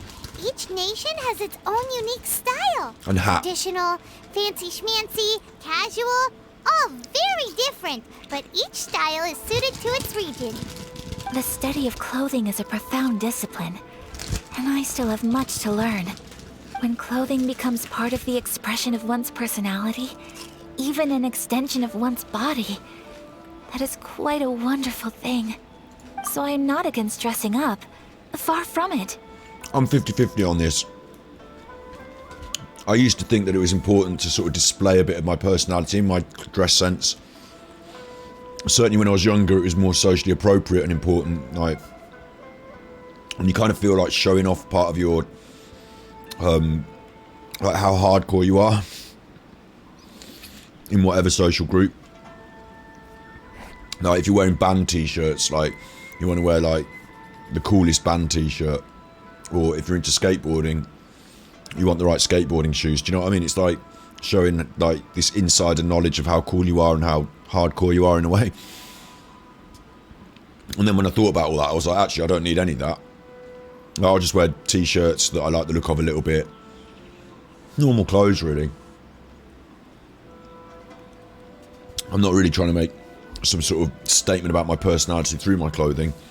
I'd rather that was my personality that did that. So I used to have a Mohican, like a green Mohican, but I don't need a green Mohican. I used to have piercings in my face and my eyebrow, but I took them out because people were getting like, an impression of me, and it wasn't my personality, it was my piercings. And whatever they thought about piercings in your face was what they instantly then thought about me. But like those two things are different. Like their judgments, that I was like, fuck you, I don't care what you judge me like, I'll do whatever I want. And then I was like, but actually what I want is to just slide under the radar. No one to give me loads of shit about it. In a way, I'm kind of sad, in a way, because I think... I'm talking about going to a gig now, right? If I went to a gig when I was 16, you would have known who I was at the gig with my Mohican and my cool band t-shirt and my, you know, cool trainers or whatever it was. You know, do you know what I mean? Like, you'd have known who I was, and I'd have like been at the gig. And now, I feel like if I'm going to the gig and I see kids like that, I'm like, actually, you know, you look really cool with your full get-up, and you don't know who I am. I'm like an old man at the bar now, but you don't know who I am, but really I'm that with the big green Mohican. I got the full... Oh, yeah. Don't really know what I'm saying here. It's just like I'm pro and anti this concept at the same time. And I think it's a bit of a shame when people feel that by wearing certain clothes, they, in some way, like it's all about your personality, isn't it? So if you wear those cool clothes, but you think that's enough, then it's not enough, is it? And if you're not really in the gang, but you wear the clothes, does that put you in the gang? Because the gang might not... I don't know, it's just like...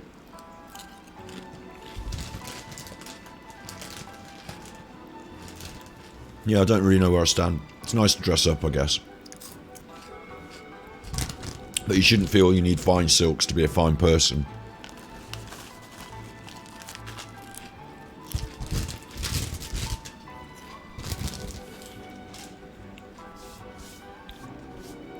And also, I worry that, because there's a lot of marketing involved in today's day and age, Genshin Impact likes to push onto this. It does like to promote these ideas to you that, you know, it's great to be consuming clothing or be interested in fashion here. Like, be who you are, be good. Like, it does. These are positive messages, but consuming clothing, like, it's great to, like, is it great that I need to have a new pair of shoes every month or a different set of t-shirts every season, or can I not wear the same t-shirts for the next 20 years? Like, do I have to throw away old things and have new things just because we've changed our ideas about what's cool this week? If I want to be in your social group and you like me as a friend, but like skating's another great example, because I think there are a lot of skaters who chose their clothing based on what they would tell you was most comfortable for skating in, but actually was most cool and socially good. Like, we all had chains. In the 90s, we had cargo pants and chains hanging off them. Like, nobody needed a chain. I'm like tying up my dog. They were cool. Oh yeah, but when I'm skating, my keys fall out, and it's nice if they're attached to this chain, so if I'm skating and my keys fall out, I've always got my keys. Oh, that's a good idea, but why is it right down to your knee? Oh, the longer it is, the cooler. Alright, I see, right. I'm going to go get myself a chain then. Get myself a chain. What's your chain attached to? It's not attached to anything, it's just on my trousers to look cool. Alright. You're not cool then? No? No, only skater people are cool that have the authentic reason for having the chain. People are just doing it because they're trying to be fashionable. That's not cool. That's try hard being cool, trying to be cool. That's not cool. Alright. So when your trousers just slightly slip down just on your buttocks like that, that's cool because you're skating. But it's not cool if someone just does that with their trousers just pushed down because they want to look cool like they're a skater. Yeah, if you can't do a kickflip, you're not allowed to dress like this. Hang on, wait. Pretty sure I can dress how the fuck I want, and if I think those baggy clothes look cool, then I don't even have to have a skateboard, do I? No, you're right, you don't have to have a skateboard at all. In fact, it's called skater punk fashion or whatever, but it's fashion, isn't it? So you can do what you want, mate, and the coolest thing is to just do what you want. So who am I saying whether you should or shouldn't dress like you? Alright. Hang on, a minute ago you were telling me you should or shouldn't dress like... Yeah, but it's your internal reasons, isn't it? It's who you're trying to be cool to. It's what you're trying to project, and for why. And actually, secretly, the coolest thing is to know who you are deep inside. This is now we're getting into the realm of my opinion again, but to know who you are deep inside and to not feel some sort of compulsion to broadcast that to the world in such a way that like to not even feel, no, not in such a way that just to not feel the need to broadcast it because you're comfortable with it. Like, to not have to reaffirm it socially by having people reflect it back. Oh, look at your Mohican. Yeah, that's right, I've got a Mohican. Tell me what you think about them again. That's right, that's me. Like, I don't need that at all. Like, I know who I am now. Don't have to wear that haircut. I don't know how, like, it is kind of cool. Like I said, when I'm in the gigs and I see these people, I'm like, there's you living it full still. Like, well done. Quite like the way you're fully living it still, but like, at some point, isn't it just who you are? Like, I'm sure on a Sunday, everyone's let their Mohican down, haven't they? And, you know, we're doing the gardening in our flip-flops or whatever. Like, I don't always have to be fashionable, do I? No, in fact, I don't ever have to be fashionable, really. Oh, don't I? No, not really. No, not really. I can just be me. What about the being cool bit? Isn't that... Oh, hang on. There's still... I'll tell you what. There is still a bit of a... Like, because I just try and wear normalish, smartish. I wear a pair of jeans. If it's an important event, I'll wear a suit. And I used to, as a hairdresser, when I was working busy as a hairdresser, wear smart black slacks. Smart black clothing that is easily cleanable, because you're doing a lot of hairdressing all day. And I wore an apron, and everyone used to comment on my apron. I used to wear a shirt, different kinds of shirt, but generally dark or black, because when you're standing behind someone, you want to be able to see them in the mirror, and me backing it with a nice clear, so I can see them. It's not about my being jazzy or whatever. Anyway, nice smart work shirts. And sometimes I'd be relaxed enough to wear jeans at work, or, you know, whatever. But the point being, I also wore an apron over the top, and it was all covered in hairdressing colour. And you know, that's my working stuff, isn't it? But yeah, being smart and looking cool. Like, you still got choices, you know, which black slacks, which black shirts, the cut of my jib. You know, you can still make choices, and they can still look smart on you. But, like, I don't know. I actually still feel much more comfortable being nondescript in my, like, being who I am as a personality, not as a hoodie that I wear. I actually enjoy wearing different kinds of clothes sometimes, but then people will get funny about it. But honestly, people get funny about it. Like, I used to wear,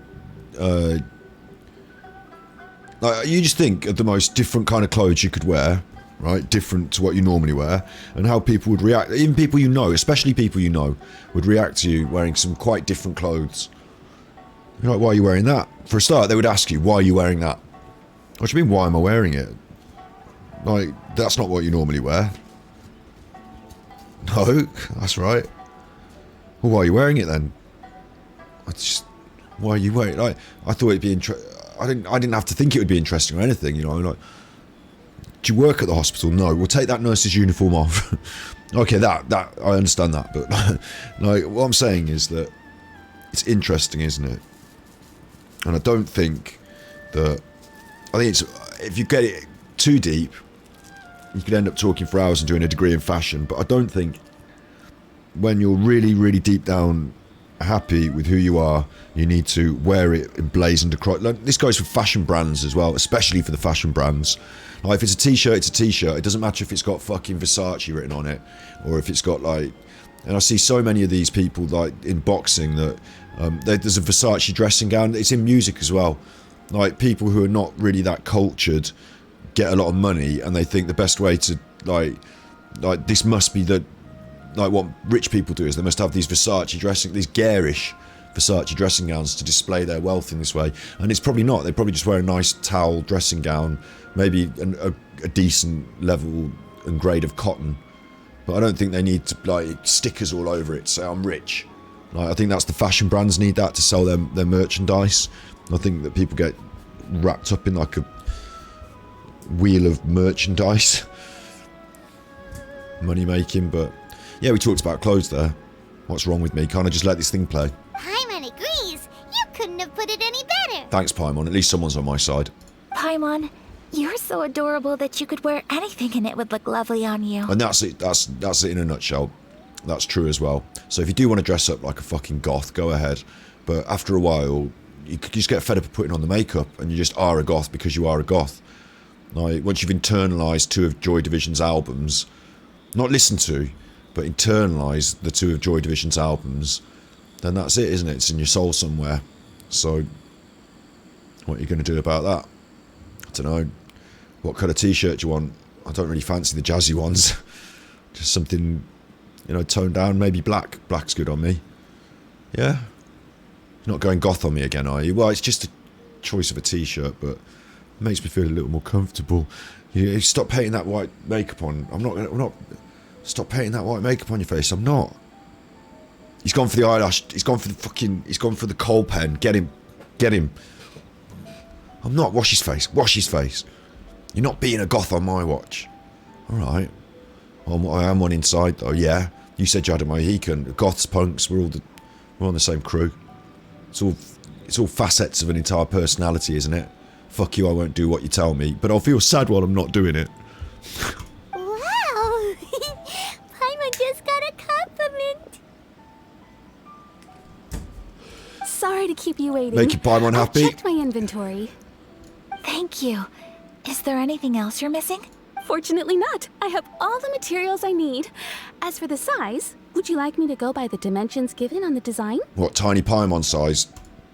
Yes, please. Yes. Alright, yes. Understood. I'll get to work shortly. Do it now. In total, that'll be this much. That's how I'd like it to go down. In real life. In total, that'll be this much. And all you do is wave back and then you're off. Here you go. Is it possible to treat this as an urgent order? Is it possible to treat this as an urgent order? Well, get it done luckily, now. We don't have any other urgents at the moment, so I can begin work right away. It will still take me some time, though, so please come and collect it later. Yeah, alright. Until then, I'm sure you'll find somewhere nearby to pass the time. Good idea. Let's check out the whole area. We don't want to leave any loose ends. There will be no loose ends while you're in my company. I already decided where to go while we wait. Alright. For our next stop, I'd like to take you both for a meal. Fucking hell. Food? I thought it was over then. Oh, Paimon likes this plan. Mm-hmm. I picked the venue especially for you. A humble local eatery called Kiminami Restaurant. I've just had a bag of crisps, mate. I So thought that the relaxed atmosphere there would suit our day much better than the prohibitively formal one of a high-end restaurant. Could you stop talking? Shall we head now? off? Yeah, go on then. We'll talk over dinner, mate. Like, Jesus. Oh, she's disappeared. So, what? I've got to find my own way there. It's down the other end of the fucking... We've just been down there. I'm teleporting. I'm not walking it. I'm teleporting. Paimon wants to dig out every chest in the area, but... Part of me wants to do what Paimon wants to do as well, of course. But really, look. Here we are at this famous eatery. They haven't even got a... She's having us on. She's having us on. They haven't even got tables. I'm on the roof. Oh, there we are. We're walking down. Are we here? Ooh, it's one of those street side places. Looks cute and cozy. I got kilobytes. No kilobytes. Kilobytes back up. Kilobytes back up. All we did is we come to this street. You haven't missed anything. We're just here at this street side place, nice and cozy. And what I would say though is that if she's taking us to dinner, can't we go in one with the tables? Not going in the one with the tables. Welcome! Oh, Miss Kiminami. How do you do? Ah, Miss Kamisato. Perfect timing. Your booking was for... well, right now. There's no booking, you just got a little window. There's no... This is street for like... It's alright for lunch and that, but if I'm going for the evening meal and we're going out and we're all dressed up and that, with our silks, you know, fucking sit at a fucking... I believe so. We'll be sticking to the order I placed in advance. As for the other matter we discussed, thank you for your help. She's got business here, that's why we're here. Like, if I take you out and I say we're going for dinner, you can expect that we'll be indoors. You can expect there'll be tables. Someone will probably come and ask you what you want. You won't have to order it yourself. Like, you know, you won't have to go up to the thing at the window and order it. You sit where you are. They'll come over with a... If they don't, if it's one of those places, oh, sorry, you have to order it yourself. I'm only bringing the drinks. I'll be like, all right, don't worry about the drinks. We'll just go somewhere else where someone will actually wait on us, because the whole point of going out for that dinner restaurant experience... Oh, it's all you can eat, or you can go up to the buffet. Well, all you can fucking fetch? Should be called all you can fetch, mate, not all you can eat, because I don't want to eat anything that you haven't fetched. That's the whole point. I want to sit down in this chair, look at this little menu, tell you what I want, and then it come to me magic on the table. That's dinner at a restaurant. That's what it is. That's part of the experience. You have me getting up and fetching my own knife and fork. Everyone else has been touching the knives and forks, getting me fetching my own knife and fork. They've been coughing the COVID on it. I'm not doing it. Not having that. That's all gone out the window after COVID now. But yeah, I'm not doing it. I'm not having that. And if we're going out for an evening and just sit down and have some noodles at the outdoor restaurant. Outdoor restaurant, it's just some stools in the street. I'm in the street. I've been in the street all day. I want to go and sit down in the restaurant. I want to sit down and talk, have the nice food. I'm not going to moan like I do now. So I'm going to have nice talking.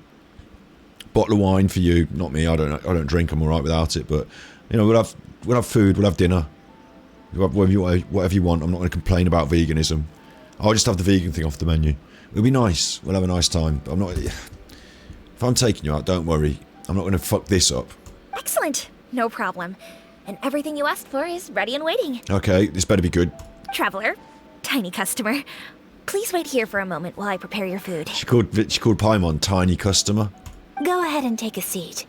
There is something I need to take care of, but I'll be back momentarily. She's got her own business going on, you see. It's nothing of that sort. She's got a little surprise, look, you can see it in her face. She's got a little surprise planned. I just have a few minor things I need to attend to. I won't be long. I expect they'll be coming out with a big cake, thank you, Traveller. Big thank you, Traveller cake. With all like, oh, she's running. Maybe she needs the toilet, because they haven't got a toilet at this restaurant. Sure, it's on the left in a street. hurry. Whatever it is, it must be pretty urgent. She probably just need the toilet, because look, they haven't got a restaurant on this street. Like, the restaurant's not got their own toilet. So you two are Miss Kamisato's friends? Well, you could say that, yeah. Well, we serve all the classics. Sure, there are fancier looking places out there, but the food here speaks for itself. Hope you enjoy it. I really do. I'm sure the food is great, but it's also part of the ambience and the atmosphere that I'm coming here for. And I'm sat on a fucking wooden stool in the street, so... Over the years we've been in business, we've gotten to know the Kamisato clan quite well. Yeah? They're always walking past, I imagine, because we're out on the street. They're always sending staff down here to order something and take it back to them. There you go, you see? They're always ordering things to take back. What are we doing here at the takeaway, eating in? You know what? There aren't many takeaways in the UK where you eat in. Indian restaurants quite often have a restaurant as well as a takeaway order thing. Indian restaurants, you go in the Indian restaurant and eat. There are Chinese restaurants. In my local town, there are some places that are Chinese takeaways and you cannot eat in. There's no eating in involved. They just do the takeaway. And there are some places that were restaurants and they had a restaurant, right? And then quite often they'll have a takeaway section and it'll be a different door. It'll be a different part. All those people coming in and out, that's not going on in the restaurant. They keep the restaurant separate. We're at the takeaway window. We're at the bit... Where's the fucking tables? Her table booking surprised me. Not a table booking. At least because it was a group reservation. This is the first time I've ever heard of Miss Kamisato going out for dinner with friends. She's certainly out. We're out. First time ever? Oh, guess that makes us pretty important people, huh? That is right, Paimon. We are a big cheese. But on the other hand, you've got to realise that you're not allowed to do whatever you want around here. They've got it well locked down. And there's nobody here to do anything with. And there's nobody allowed in or out. So if she ain't got friends like last Tuesday, she ain't got friends today, has she? It's pretty much the same all the time. Plus she's got one of those visions. So they're going to be after her. Sure does. And I'm probably crossing the line here, but I'm just telling you what others have told me. Apparently, Miss Kamisato doesn't have a lot of friends. Whatever. How is that possible? She's so kind and polite to everyone. Paimon would have thought that would make her really popular. That's what I used to think too. But it turns out the rules of social interaction are a bit more complicated than that. Oh, it's all these rules. Nobody in the neighborhood has a bad word to say about her. They all say she's beautiful, elegant, graceful. Not to mention that she belongs to one of the most illustrious clans in the land. In short, they see her as a model young lady. Is it that, people don't like people who are doing too well? A bit too, she's a bit too smart, she's a bit too perfect, and they tend to like, oh, I don't know about that. Don't know about that sometimes. Or is it that she's a bit cold? Because she can be, because she's a cryo, isn't she? Maybe she's a bit cold, and she ticks all the boxes, but she just doesn't have anything, no warmth behind it. But that's just it. People look at her and they see a model of perfection. And they don't feel like that's something they can relate to. Oh, it's the first one thing, yeah. So the majority of kids from our ordinary families don't even try to talk to her. It's a bit of an issue, isn't it? It's kind of true. It is like Norm Macdonald said, and I'm guilty myself of doing this sometimes. Norm Macdonald said that, and he's dead, poor Norm, but he said, like, no one likes the smartest guy in the room. Like, no one likes to be told that they're wrong or have things explained to them. Like, it's not a natural human thing to like enjoy that, is it? And so Norm's a very intelligent person. Like he read, this is an example that I've given before talking about him. He read Dostoevsky's books and other Russian literature, and when he talked about it, he was like, I read this book by this Dostoevsky, and like, you know, he played down the fact that he'd done some quite highbrow things when he's talking about them, but he doesn't want to be like all, you know, I don't know, like there's something about what he's saying there anyway, and I'm guilty of, like, sometimes I'll get on a thing, having a rant about a thing, not like what I'm doing today, having fun, but, you know, I don't know, we do it because we do conspiracy theory stuff over on YouTube sometimes, and I'm like, I don't want to rant down at people like, you're being stupid, but like, you know, some of them think termite mounds was melted buildings or whatever, so like, I'm guilty sometimes of going on this, like, smarter than thou rant, when actually no one wants to hear that, do they? Even if it's the truth and these things are matter of facts. Entertainment value, very minimal. So you see, on paper, she sounds like a girl everyone would want to get to know. But in practice, she finds it difficult to make friends. But here we're saying that because she's so prim and proper and socially perfect, that everyone thinks, oh, like, she's like unapproachable. It's hard to make yourself more approachable in social situations because obviously, like, no one wants to be taken advantage of, so in human nature I think we're less inclined to make ourselves approachable and open to be taken advantage of. Seem to sound interchangeable in a way.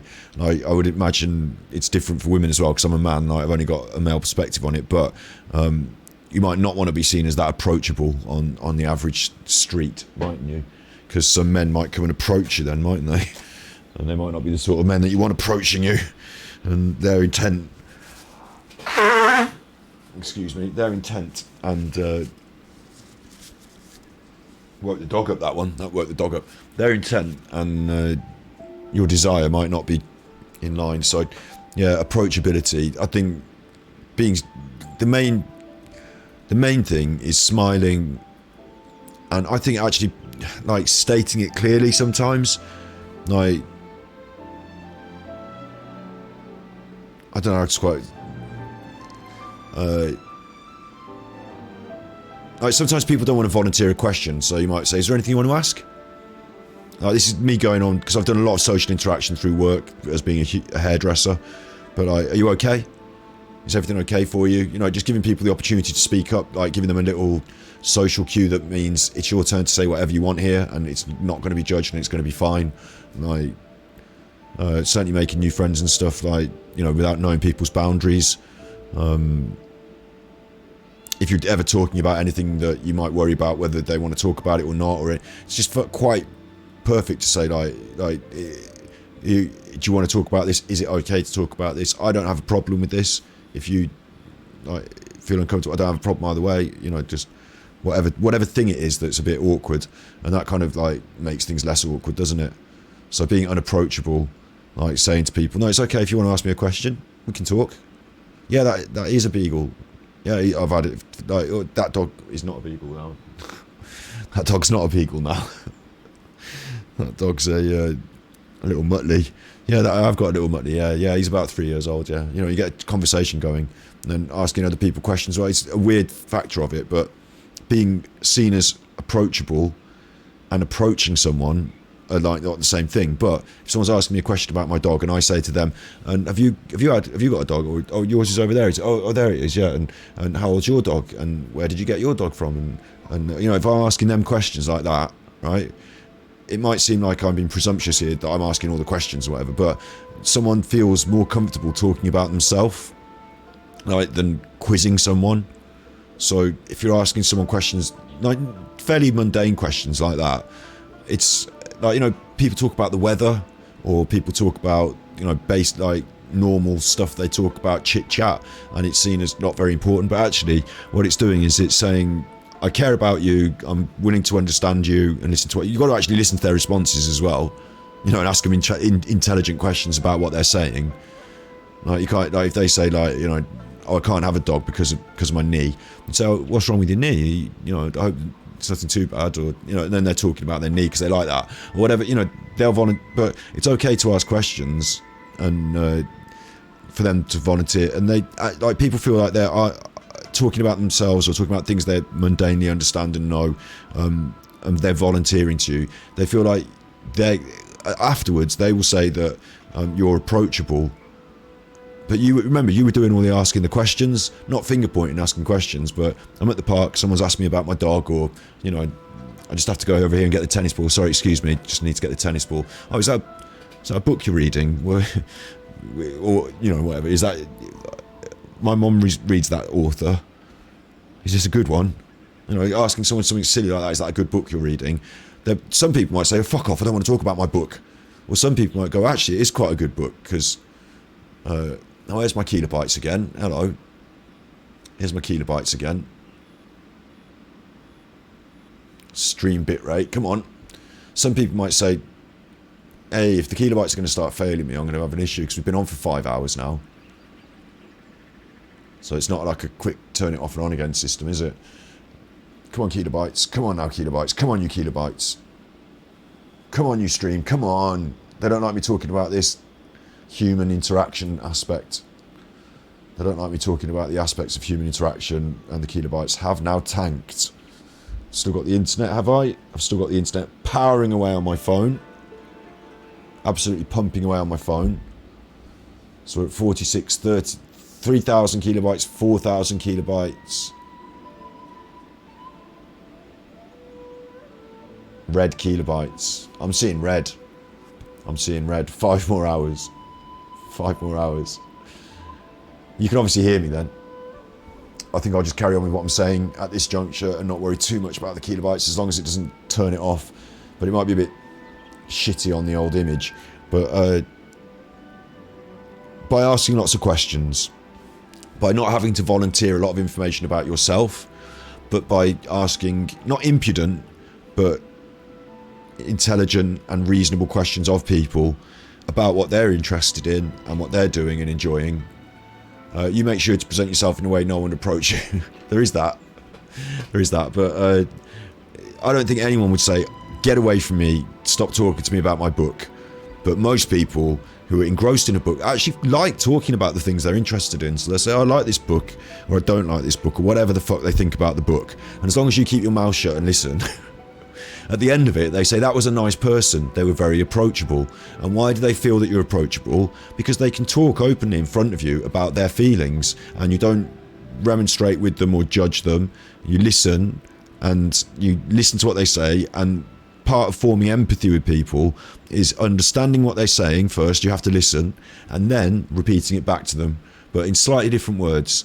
Like, I'm reading this book, and this book is really good because it's about this game is like an allegorical for some features in our world, and I'm really enjoying running around in the chests. I like opening the chests, and like, you know, I say, oh, you know, the elements of the role-playing game that you enjoy, that ranking up thing and this and that, you know, that's pretty cool. And they go, yeah, exactly, that's how I feel about it. I like this, you know, like you repeat back. I didn't do it very well then, but like, I like this book because it's blue.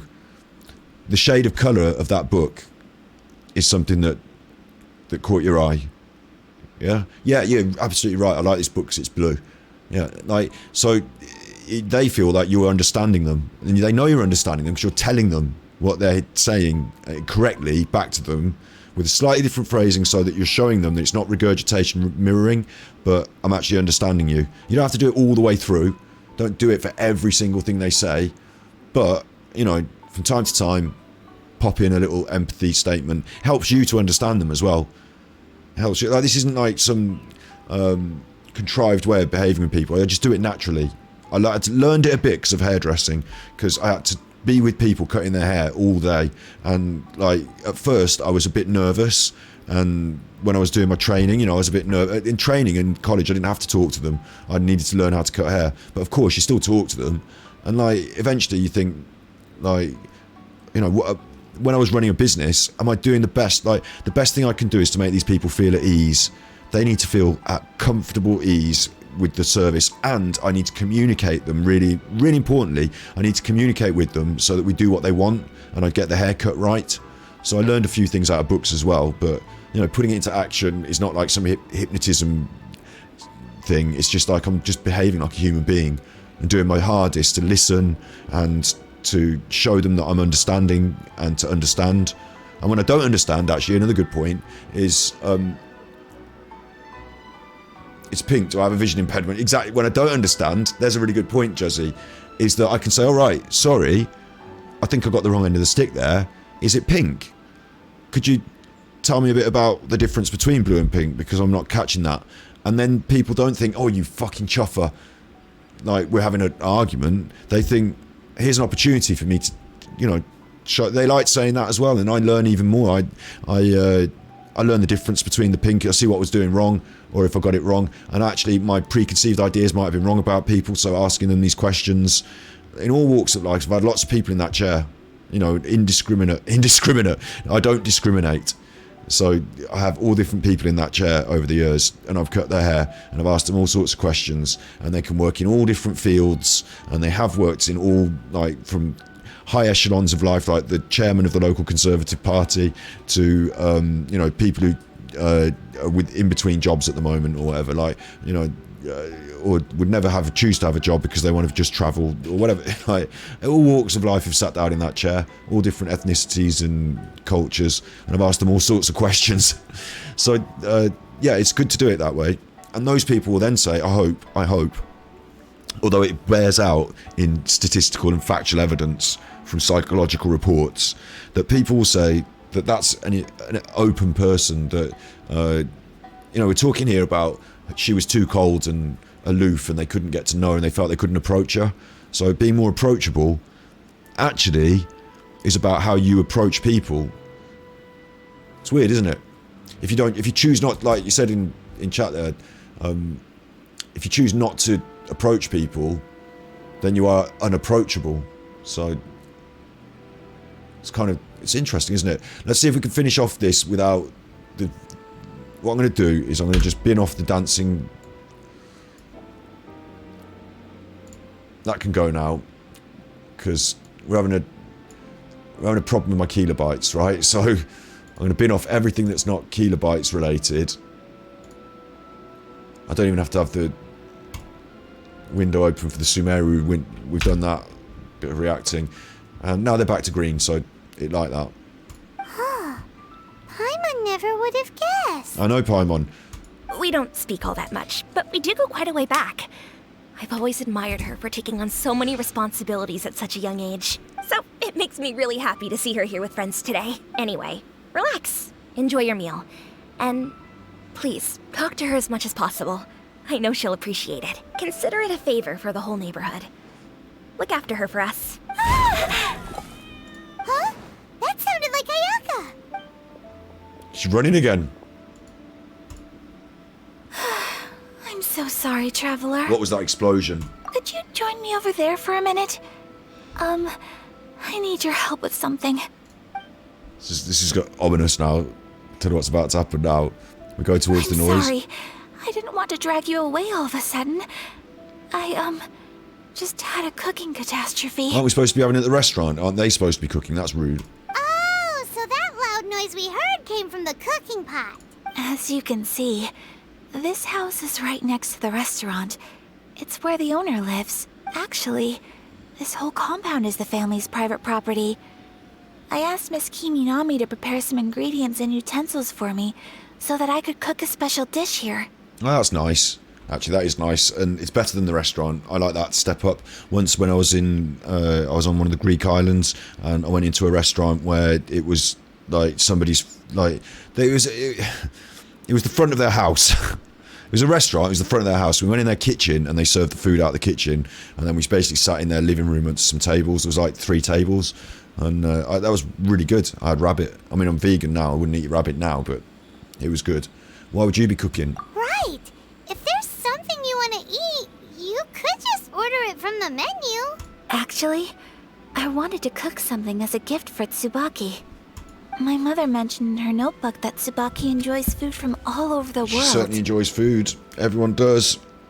all over the world. So I thought, if I'm going to meet Tsubaki, perhaps a dish from overseas would make a fitting gift. Some people don't actually enjoy food, Dish from but overseas? So anything from outside Inazuma counts, right? some people don't enjoy food, but that's a different story, isn't it? Like, humans generally. Anything from outside Inazuma counts. Right, we'll get a cheeseburger. If so, then we've got lots of options, don't we? Yeah, and actually, we do, because I cook loads of shit in this game, don't I? So, yes. That's what I was thinking. You must have picked up a lot of knowledge Hang about on. different cultures on your travels. You want me to do the Hopefully cooking? include This is the worst. to finish this task then? Just as a personal favor. Great. But what kind of overseas dish would make a suitable gift? You just said anything. Oh, Paimon knows! There's one dish out there that was practically created for this purpose! Pizza!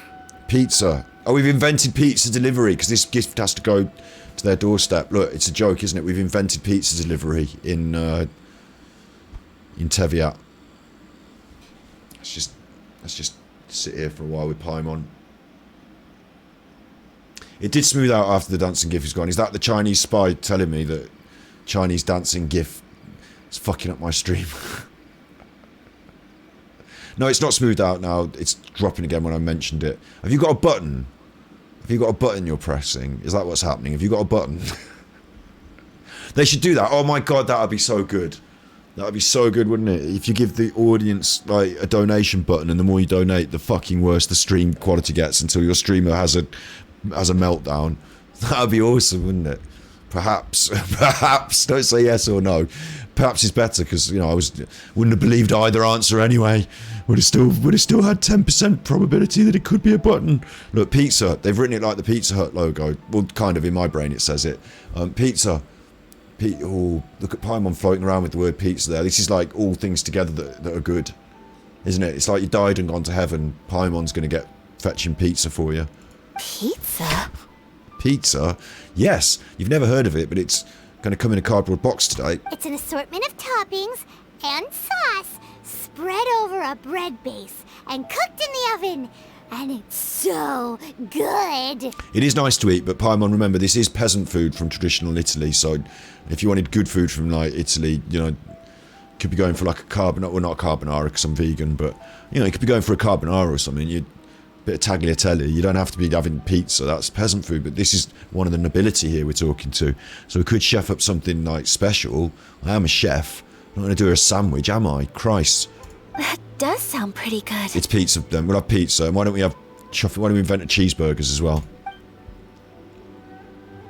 This dinner out has turned to the worst dinner out ever. I'm now working in a pizza delivery kitchen instead of having my dinner out with Kamisato Ayaka, which I thought was sounding really good. Yeah, I thought it sounded really good. Amber's cleaned her boots for you. She's come in a dress uniform. And we're making our own pizzas in the kitchen to deliver to someone else. So I better do that then. That's part of my job now, and I can't do it because I don't have the ingredients. Look, so fuck pizza. What have I got to do now? What have I even got to do? Where is it? There it is. I can do it. Right. Cook that. Cheese. Oh, it gave me the ingredients, must have done, because I don't have cheese. I've got 4 now though. I've got 4 cheeses. Mushrooms. Can we just do it without the cheese? Then I'm happy. Just have pizza rosa. Pizza rossa. Look, cook it anyway. We'll do that. Cook manually, because I'm not very proficient at it. Perfect. Absolutely perfect. Perfect! Bob on, straight away. The first one. No messing about. I did used to work in Pizza Express, so I will have no problem with this.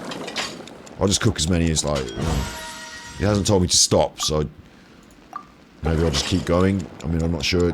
That's 4. That's all the cheese I've got. So that's that. I'll just leave it at that now. Is the pizza ready? Yeah, well, we sort of cooked it in that boiling water, so it's not going to come out as exactly like you'd expect it. But honestly, this is what they eat out there. Honestly, it is. Honestly, this is what they eat out there. I mean, it's a bit gooey, but alright, it'll do. It'll do. This is what they eat out there, honestly. There you are. Oh, you only want 1. Oh, I've got 3 extra. It's always the way, isn't it? You always over-order on the old pizzas. When I used to work at Pizza Express, we had the garlic bread at the end of the day that no one wanted, and I used to put some peas on it and take it home. Not they didn't serve it and I'd come back in the restaurant. Ready. It was that you cook these things in advance because you know there's going to be a certain number of people in the restaurant, and if not enough people come in to order garlic bread, there's usually like 2 or 3 that you prepared. They're in the tray, they're ready to put in the oven, but no one's ordered them, and you can either throw them in the bin or you can cook them and take them home. You're not turning them into a pizza and putting all toppings on them. Like just the dough bases. Have them as garlic bread. Go on then, have it away with that, you. Here it is. It smells delicious. You're an excellent cook, Traveler. Thanks. I would love to be able to master dishes from all over the world. But as it happens, you can just go to dinner and eat them anywhere, so why don't we do that instead next time, instead of me doing the cooking outdoors? Well, all you need to learn is a recipe. We can bring you some more recipes in the future if you like. We'll do that, we'll do that. Great. I look forward to learning from your culinary expertise. You can shut up. How are you all doing? She's coming, we're busted. Look, the way we stopped then. We've been busted messing around in this kitchen. How are we all doing? Whoa. Who's this? Is this... Miss Kamisato, this must be the dish you were talking about. That can't be pizza in there. Don't let us see it. Yes, an overseas dish cooked by the Traveler. That's right, actually, yeah. It's a overseas pizza. This is what they call it. Could I trouble you to package it for me? Package it. We're inventing the pizza delivery service. Is this quest sponsored by Domino's or something? Sure, no problem. What have you got in the way of packaging? Oh, I've been working on this cardboard box idea for a while, but there was nothing. None of my food seemed to fit in it quite right. But hang on. And then someone walks past with one of those wheels that they use to measure. You know those wheels that they use to measure how, distance. It's like a wheel on a stick. And someone walks past with like a wheel on a stick measure. Oh, it's all coming together. This is how we're going to cut the pizza. Hang on. Oh, it smells good. I bet it tastes amazing. Oh, now I really want to put something like this on our menu. I wouldn't put this one on your menu, mate.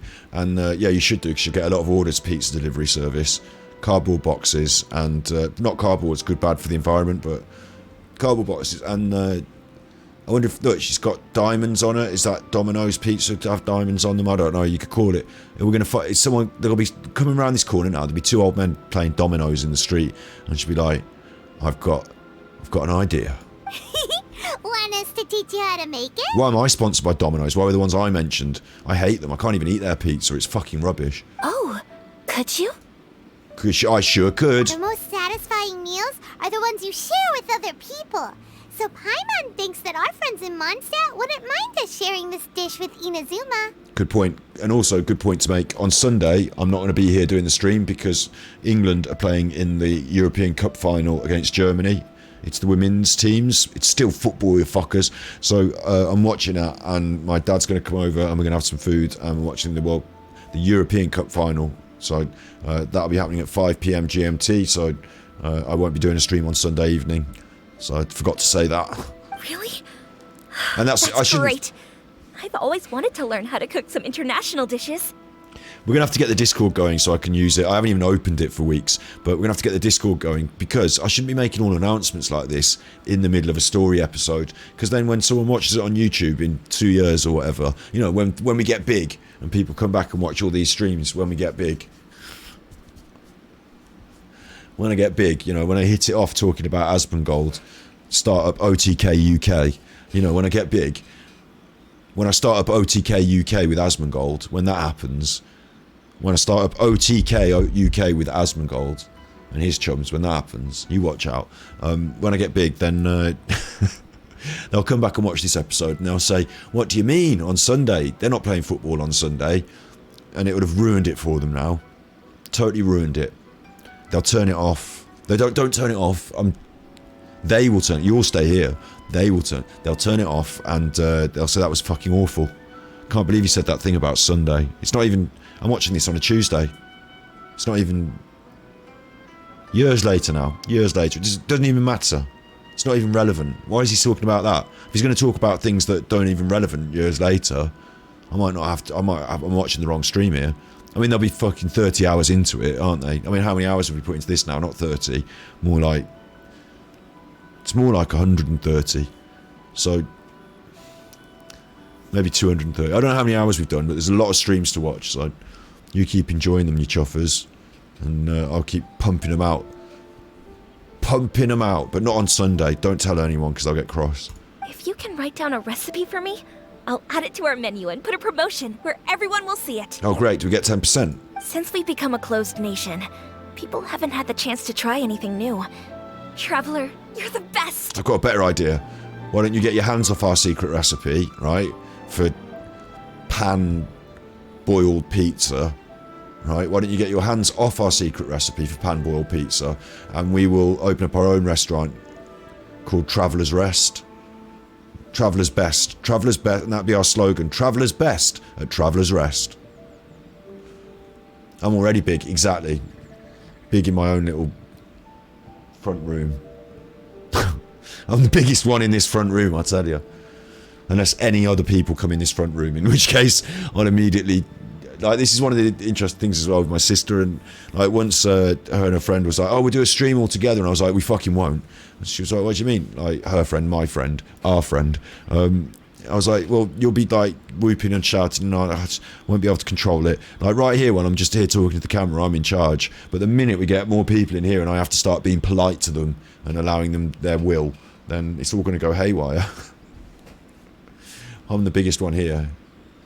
I'll go pack up this dish for Miss Kamisato. Please, make your way back to the restaurant whenever you're ready. The food will be waiting for you. And, yeah, we're gonna... She's gone. You could have sold that recipe for a high price. Oh, I told you! But you selflessly gave it away for free. Oh, no, that's what she likes. She's into that shit. So we should be doing it. Like, in the real world, yeah. You're a wonderful person. Thanks for that recipe sharing. I'm a wonderful person. Thanks. I mean it. I admire you a lot. Oh, she likes me. And I'm so proud to be friends with someone of such fine character. We can be big friends forever, except you're not going to be part of my squad, so I need to get it out of my head. Well, you should probably write down the recipe now, no? Oh, that was what it was. She was buttering me up for the recipe. Isn't it? You know, I think you're so lovely. Oh, I think you're so great. And if you just sign there, can you just sign the insurance form? Oh, you are good, though. Oh, no, I do want to get married. It'll be wonderful. No, we won't need a prenup, no. But if you could just sign this life insurance form. It's quite... And there, an initial here. And here. And I need a copy from me. Oh, no, honestly, you are nice. I love you, but I need a copy from me. And a copy for the lawyer. And oh, you are nice. Yeah, I get it. Here, take the recipe, love.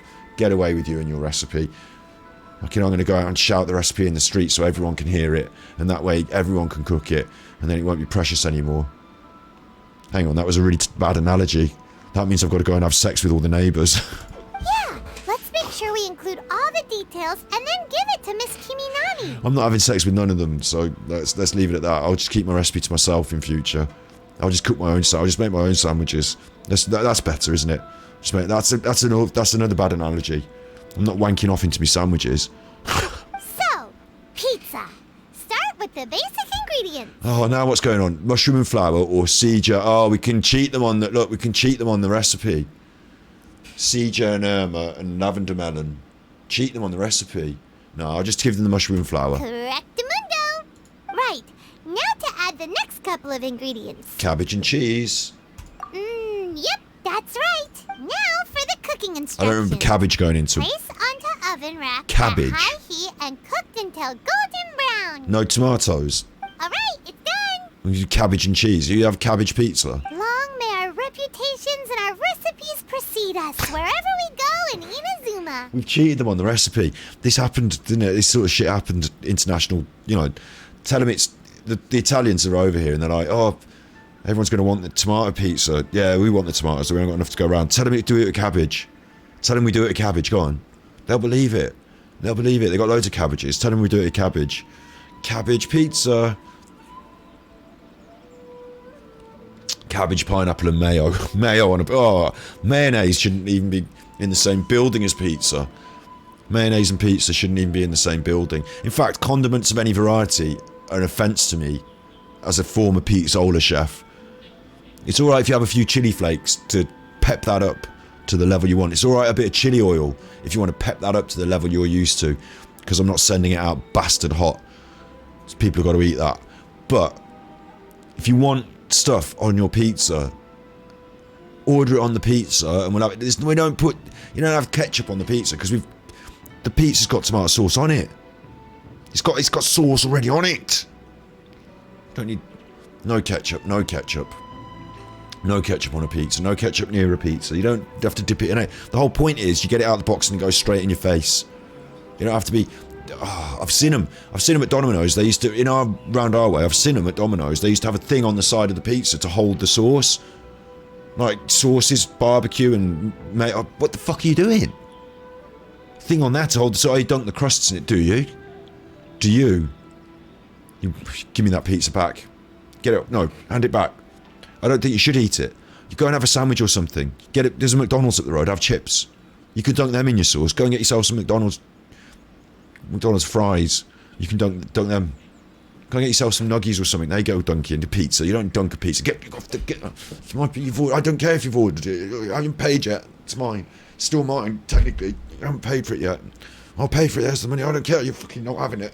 My pizza. And then then the pizza goes out and it goes everywhere. And you see what you've done? No one can have it. Fine, you keep it now. No, I don't want it now. It's on the road. Yeah, well, you did want it so much now. It's fucking $14.95 at Domino's or whatever it is. Some stupid... It's £20. You're still paying... You're paying for that now. You threw it on the road. I'm not paying for it. You fucking threw it on the road yourself. You're paying for it. I'm not making pizzas going out free, handing out pizzas, am I? I've got a business like that. You're paying for it. I've got you on camera. $14.95. Do you want fries with that? And if you could give me a good, if you could, I have to say this, but I don't really. But if you could give me a good review on TripAdvisor, then, and could you please come again? Thanks. But don't even think about going near TripAdvisor and reporting that. I'll tell them you're hacking. I have no doubt that they will. This dish is exquisite. I'll tell them you're faking it. I'll tell them it's a fake review. I'll get it written off. Get you banned from every restaurant in town. So. And can I get you any dessert? And can I get you a dessert at all? Or is that, would you like coffee? Or just the bill? Okay, just the bill. Cool! Then let's get this recipe to Miss Kimi Nami Prato! Some fuckers running off with the slices of pizza off the floor because they know what's good for them. Someone's dog's going and having a slice of pizza. At least someone's dog got a slice of pizza. What am I doing? Going to Kimi Nami Nami Nami Nami? Oh god, now the cat's knocking stuff off. Hang on. We're in trouble now, cat. Jean will be upset if she catches us lazing around like this.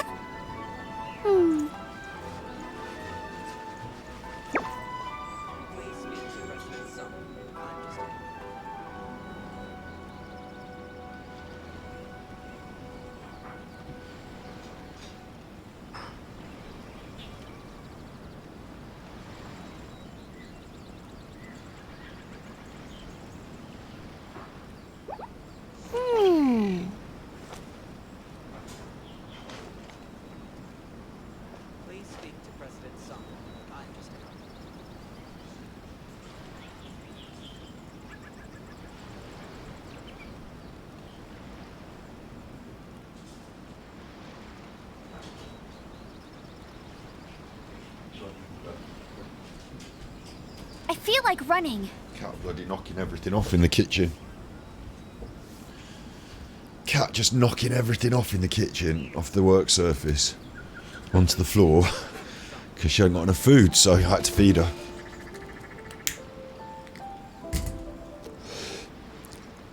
We'll finish this off. At least we've done something. Bet you can't keep up with me. I'm assuming it's going to finish soon. Hey! Have you written out the recipe? Oh god. Here it is. Thank you! You never know with this game. You don't know. You could just be delivering a pizza 1 minute. This is so Traveler, Paimon, please accept my sincerest apologies for delaying your meal. Not good for me with all the meat stuff on it. I'll have the soup there, I think. No problem. Food always tastes better when you worked up an appetite. But I can see it looks nice. Alright, let's dig in before it gets cold. I think some of it's already cold, isn't it? You're not serving warm sushi. Well, what do you think? Is Inazuman cuisine to your liking? It's amazing! Paimon loved this one! Oh, and especially that one over there! Paimon's happy, so that's happy. We're good. Good. I'm relieved. Told you there was no toilet here. I don't know how you managed that. When I was attempting to cook earlier on, did you chat with the owner at all? And did she, say anything about me? Oh, yeah. She said that you were cold and people didn't really like you. No, she said you weren't... well, it's difficult, Kamisato. It's difficult, Ayaka. It's...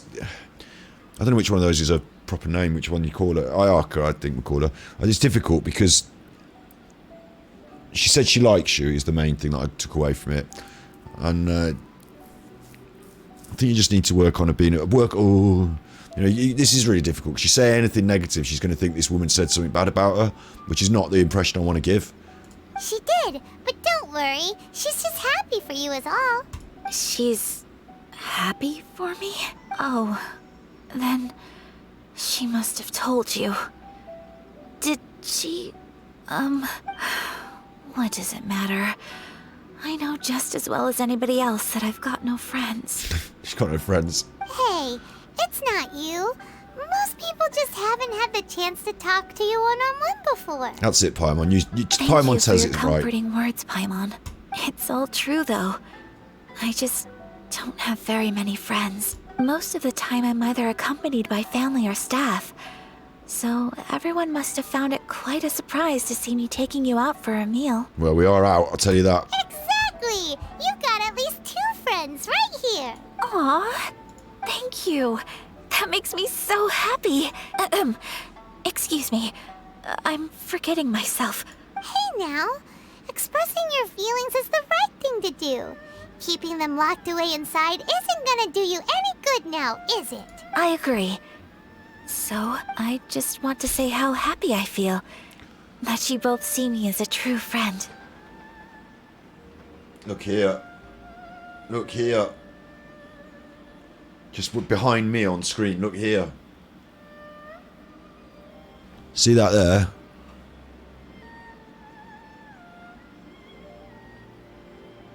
That's the detective agency. And no wonder that they get a lot of detectoring doing, because she's just stood there peeping.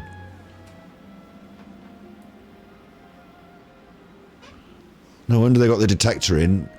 Peeping while we're eating. Of course we do.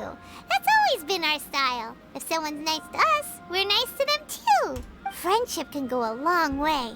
Take your mom, for example. She wrote about Tsubaki in her notebook, and now it's made you want to find them too. She's peeping at us while we're eating. So... Yes. I think friendship is an extremely precious thing. While we're on the topic though, who is this Tsubaki person anyway? Well, I think I have an idea. But it's just, I think that Tsubaki might be a fox envoy. What? A fox envoy? Yes, that's what I think. Even I, my mother's own daughter, had never even heard of this friend before. It just seems so mysterious. So I think it must be someone with transcendent abilities who doesn't show themselves very often. Hello, yeah, I have seen the third Sumeru teaser. I watched it at the start of this episode, so I did watch it. It was quite good, wasn't it? We saw some characters, and we saw a little character with little leggings, and she had little leggies, and she didn't have proper shoes on. So it was like positive. I'm gonna have to get that character. That one's having to go rocketing to the top of the list ahead of Hu Tao, but she's got no boots on. We need a way of getting some proper shoes onto these characters. But yeah, I did watch it. It was good. Getting excited. This is why we've got to get through all this Inazuma story, and we're not allowed to do the Inazuma story until we finish with Ayaka. And fox envoys are nothing new. Stories have been told about them in Inazuma since ancient times. Right. You must have met Kuji Yae before. Kuji Yae, yeah. Well, she's a fox envoy. No, I can't remember who that... Was that Miss Yae? Miss Yae. Miss Yae, it's the way you're pronouncing it. That's what's confusing me. That got me thinking. Maybe there are fox envoys out there in Inazuma that people just don't know about. And maybe Tsubaki is one of them. You think it's a bit like the Adepti, is it? Or the fucking Fox Envoy now. Whoa! So Inazuma also has supernatural beings? When you say also... It's like a... Oh god, how do I explain? It's a word that means the same, like other places have a similar thing. Like it also is like as well as and as well as. It's, you don't need to explain the words, Kamisato. We're not getting into this now. Well, before Inazuma, we spent some time in Liyue. They have lots of supernatural, all kinds of them too. Yeah. Really? I've come across such things being asserted in books. Right. So Liyue lives up to its reputation. Okay. You should come visit Liyue with us sometime. The best part is, they have loads and loads of delicious delicacies. I could see we're going to be big friends. Really? I would love that. Speaking of delicacies, Traveler, Paimon, have you eaten your fill? Oh, Paimon has. But I'm really confused as well, because I thought she was the Shogun. I thought she was the one, because Shogun to me, like samurai swords, I actually thought she was like the god of this area and the Shogun. She's not, is she though? She's just like a chuffer like the rest of us. And I haven't met the Shogun yet. Excellent. Then let's collect the kimono. Then we can pay a visit to my mother's mysterious and transcendent friend. Oh, really?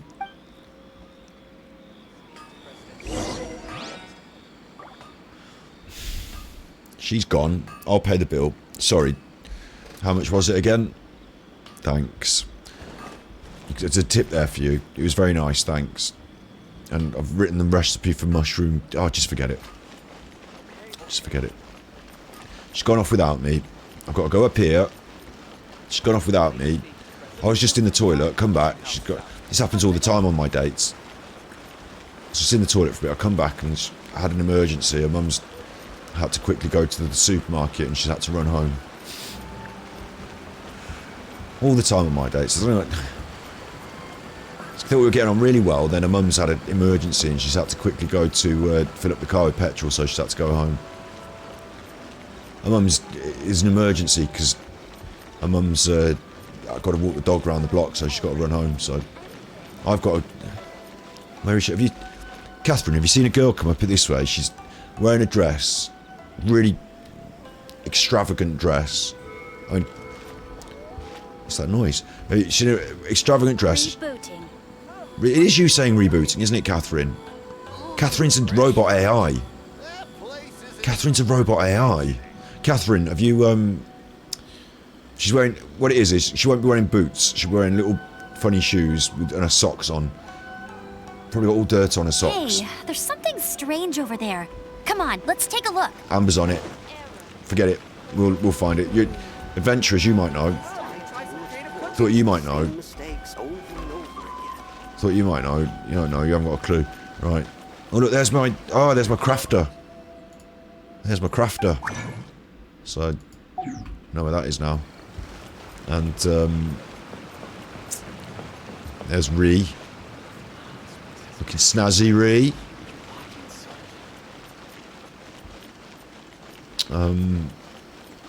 Here we are. Have you seen? They're not here.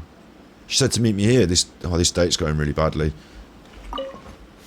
Your garment is ready, Miss she is here. Kamisato. I've folded and packaged it for you. Well, I want to put it on now. Oh, and the other item we discussed? That's ready too. No, not more secret surprises. Thank you very much. I'm not going to have to make them a chuffing. You know, I'm not going to have to start a trend in new clothing and start making them new hats, am I? No, thank you. It is a beautiful piece of clothing, and it would... Get on with it. Get me out of here. Come on. Cutscene. Traveler, We can have a cutscene. I have a gift for you. Not for me. Whoa, looks super fancy. Is that for wearing in your hair? It's a hairpin in the style of a white heron. As well as a hair accessory, you can also use it as an ornament. Ornament's not a use, is it? Though, so you can use it as an ornament. Ornaments, the whole point of ornamental is that it is without use. Non-utilitarian. Ornamental. It's like the other end of the scale. You can't use it as an ornament. What do you mean, put it on the shelf? Oh, you mean you can just put it on the shelf? Right, that'll go on there with all my other shit then. I can always store it in the bin as well, can't I? That's ornamentally in the bin there now. That is gone. Is it expensive? Because I could sell it on eBay. Other than that, fucking hairpin. Hairpin? Just invented pizza for Inazuma. Invented pizza for it. They don't know they got it made, right? Could you imagine?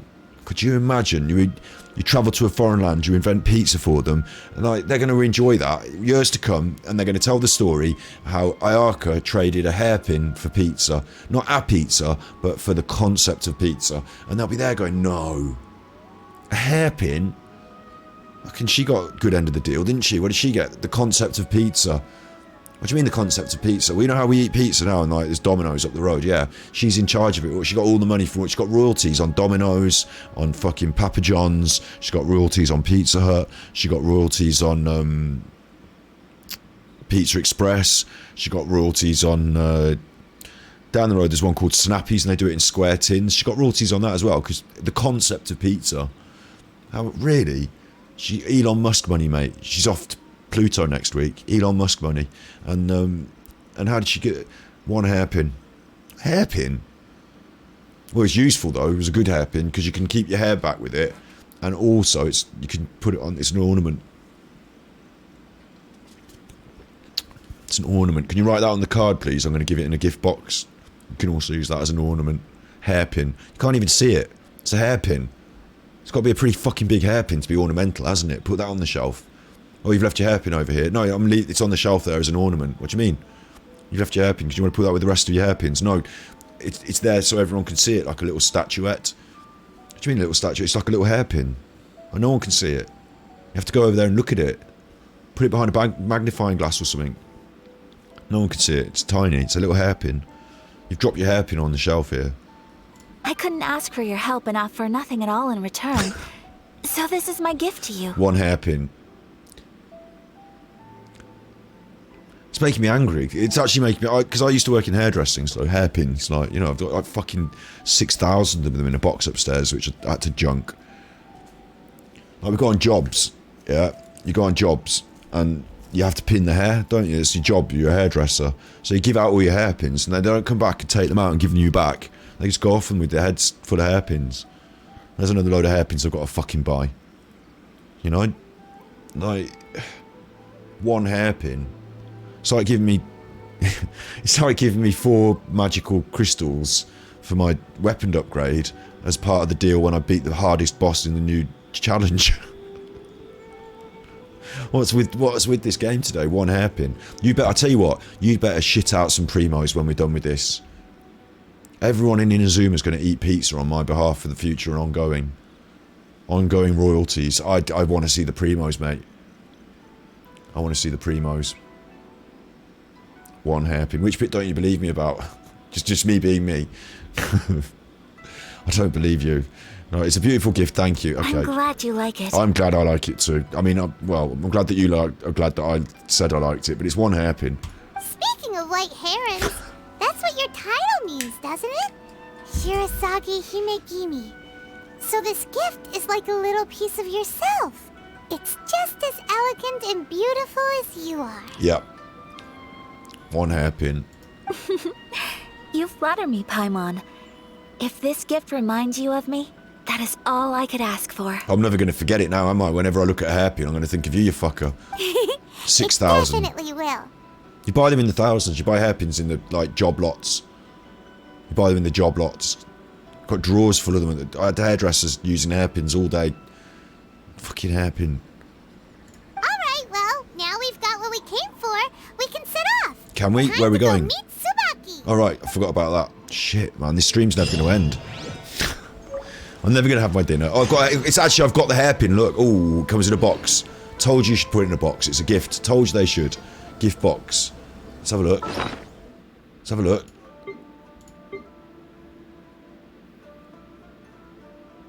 No? I'd have thought it would here in my precious items. Cake. All the condensed resin I can hold. Which I've got to go and spend some resin today. Geoculus. Electrolus.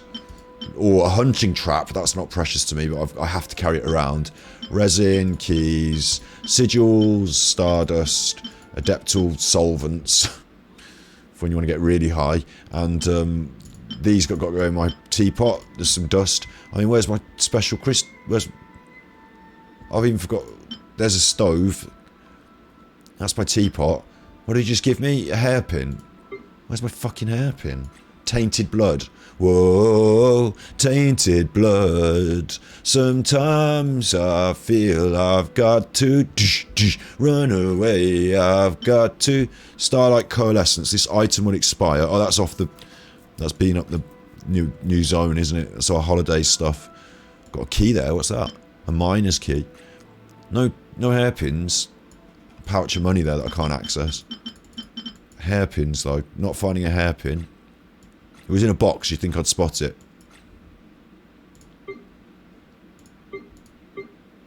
It could be a quest items, could it? There's my weapons. There's my things. This is my this. These are my foods. Materials. Character development. Artifacts. Weapons. Materials. Gadget. Quest. You write born to kill on your helmet and you wear a peace button. Was that supposed to be some kind of sick joke? I think I was trying to suggest something about the duality of man, sir. Thank you for the tippies. I'll tell you where it'll be. You're right. It'll be in teapot things, won't it? I'll look at the tippies in just a second when my brain has calmed down from shaking it, my head like that. White hair and hairpin, there it is. It's something you can make in your teapot and keep on your desk in the game. You have to build it yourself. So you don't actually have it. She hasn't actually give it me. I don't actually have it. Or a gift, or maybe I do have it. Maybe I just have it. I think maybe I just have it. So that's actually nice. I'll put it in my house. Yeah, I do have it, because look, there's the doggons I've got as well. And I've got a piggin. So these are the things I have. Hairpin. Glad I've got that. That's made it all worth it.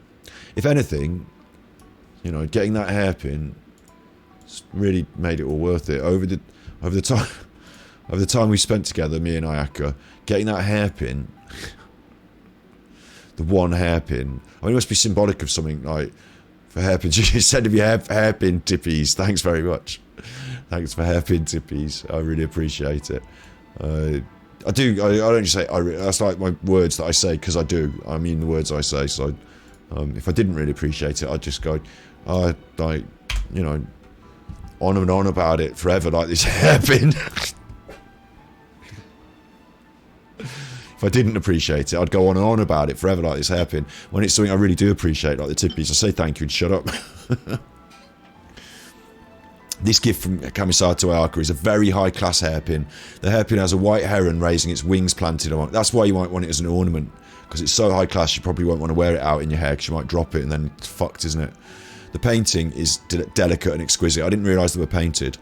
It excellently depicts the snow-like elegance of a white heron departing the water's surface. Ooh, it sounds like, actually, now looking at it in this little box like that, it sounds like the sort of thing you might keep on the shelf for years and then take to the Antiques Roadshow. You know, that sort of thing. So I'm glad we got that. I feel like running. We've got to go to the designated area in the notebook now. She's over there. Amber wants to run, but we will take the teleporter. Because Christ, Amber, it's been a bit of a long one. 6-hour stream. And I'm looking to wrap it up when we can finish this. I'm not just going to knock it on the head until this is finished. I'm going to commit. You know, I'm here. I'm doing this. We're talking of here and doing it. I thought I was here, but I'm not actually here. I'm too high up. I've walked in here. They're training. What are you walking into? I've been here robbing the police station the other day. I mean, they're going to be cross. I'm in here, and I don't want to be in here. There's a chest. Hang on. Wow, these will come in handy. There's a chest hidden in this bush. I'm glad I came here. This was brilliant. Best holiday ever. Found chest in bush. 5 out of 5 on TripAdvisor. Am I not here still? No. Lower 74 meters. How to get lower than ground level, you fucking chuffers?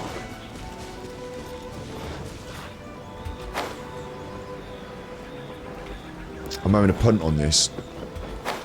I'm right. Beautiful. Very clever. Look at that.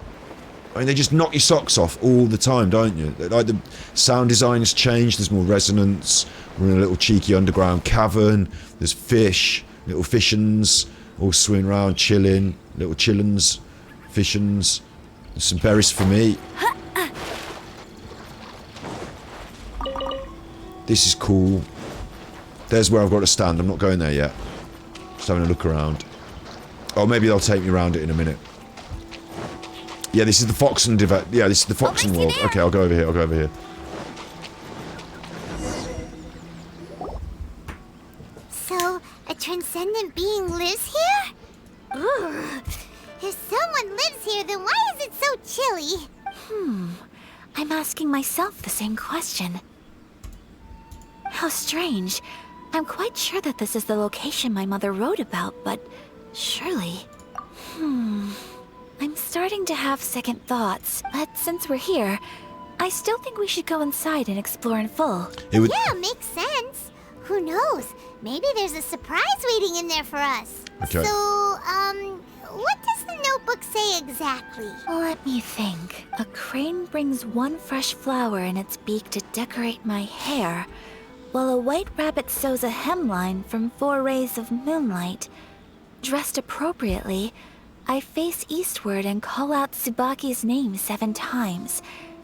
In the blink of an eye, I'm standing on the path that leads to her house. If it's going to do some mad puzzle and some big extra long thing, 6 hours is enough for a stream, so I might have to break it in half again, but I assumed this would come to an end soon. Like a fairy tale. So your mom would do a little ritual, and just like that, Tsubaki would come to meet her?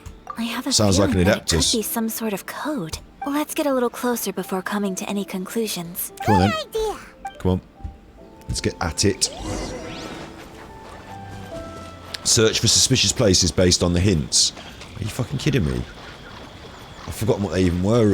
It was like she did 1 thing of this and 7 of that.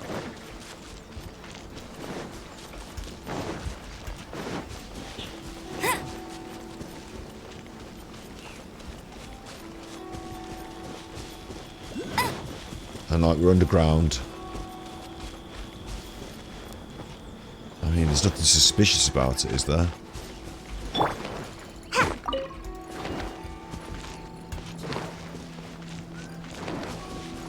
Some bits of wood, some bits of stuff. It's like...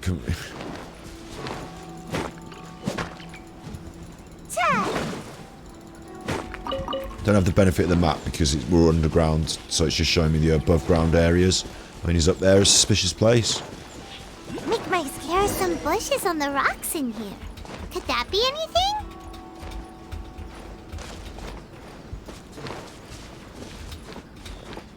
This is going to get smashed in. Huh? No. This wall looks a bit odd. Yeah, I just said that. Oh, not once or twice. Hang on, so she knocked once. It was 1, 4, 7, wasn't it? 4, 7. Huh. There's nobody here. Okay. Just this box. Just this, I'll have that. Let's see what's inside. That's mine. Swap it for a hairpin. Did it open? Did it open? Did our Inazuma Adeptus leave any treasure here? It's another hairpin. What's this? Huh. Looks like a book. It seems to be another notebook. Could it be Tsubaki's notebook? Let's step back outside now. The atmosphere here is different than I'd imagined. Somehow, it makes me a little reluctant to open the notebook. Oh, God. Paimon knows what you mean. Reading in low light is really bad for your eyes. Go outside the cave to check the notebook.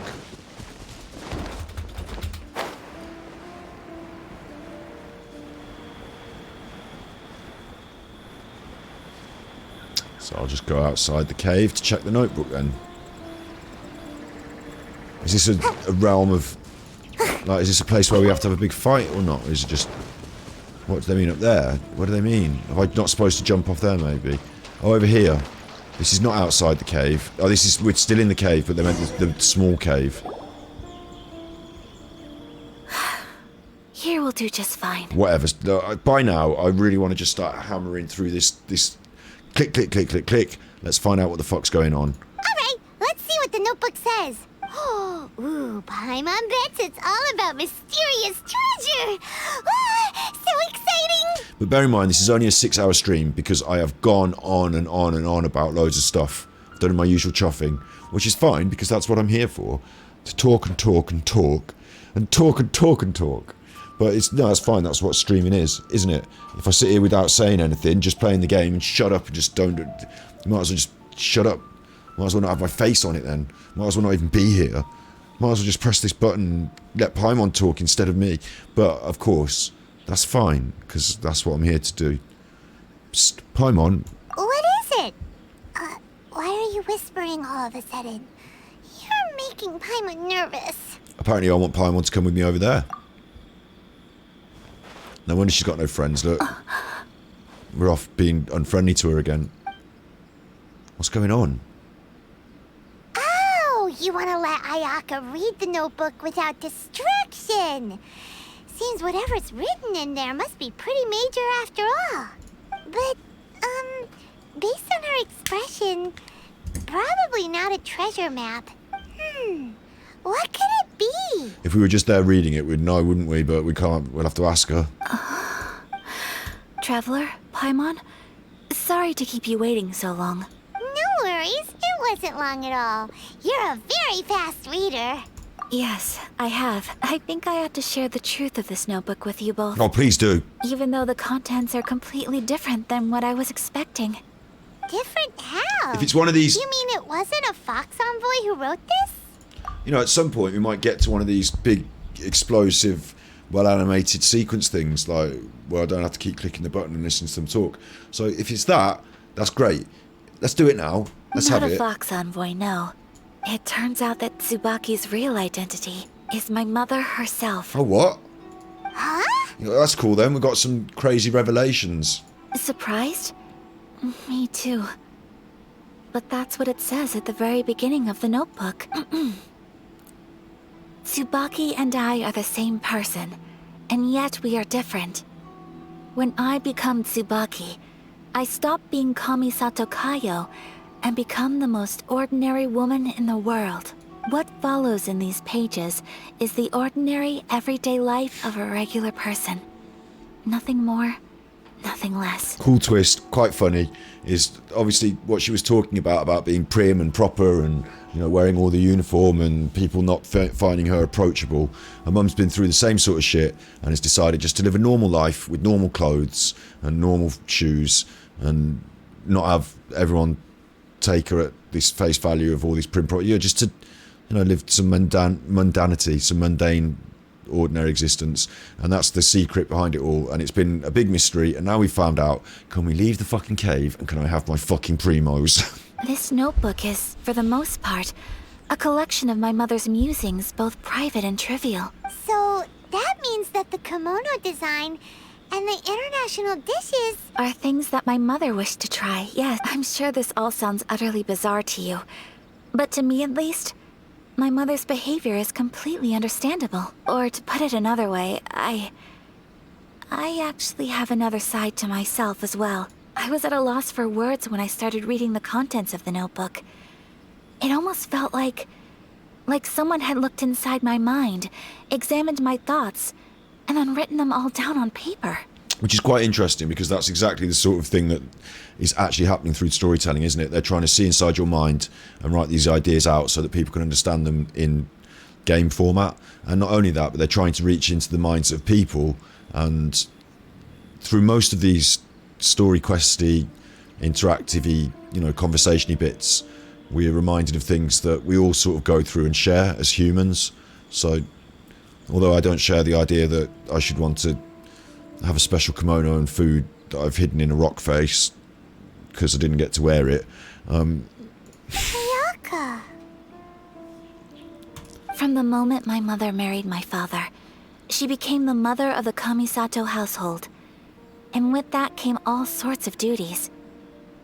At the same time, the prestige of the Yashiro Commission brought its own share of responsibility. On top of that, every action she ever took was seen as representing the Kamisato clan. People were always watching her. Under such circumstances, she never had much time to do the things she really wanted to do. After my parents passed away, Ayato and I took over responsibility for the affairs of the clan. We ran into all sorts of difficulties during that time. I'm not sure if people outside the clan could ever imagine what it was like. Every time I found myself up against a difficult issue, I'd ask myself, did my mother go through this too? Maybe it's because it had been so long since I last saw her, but somehow, all that was left of her in my mind was the sight of her that inspired awe and commanded respect. Oh, it's a bit sad, isn't it? But my image of her was incorrect. When I read this notebook, I realized she was just like me. Underneath whatever position she may have held, she was just an ordinary person. Even the king shits. Right, let's get on with it. She liked pretty kimonos. She wanted to try food from different places. She yearned to see sights she'd never seen before. Maybe this all sounds immature to you, but I feel just the same way.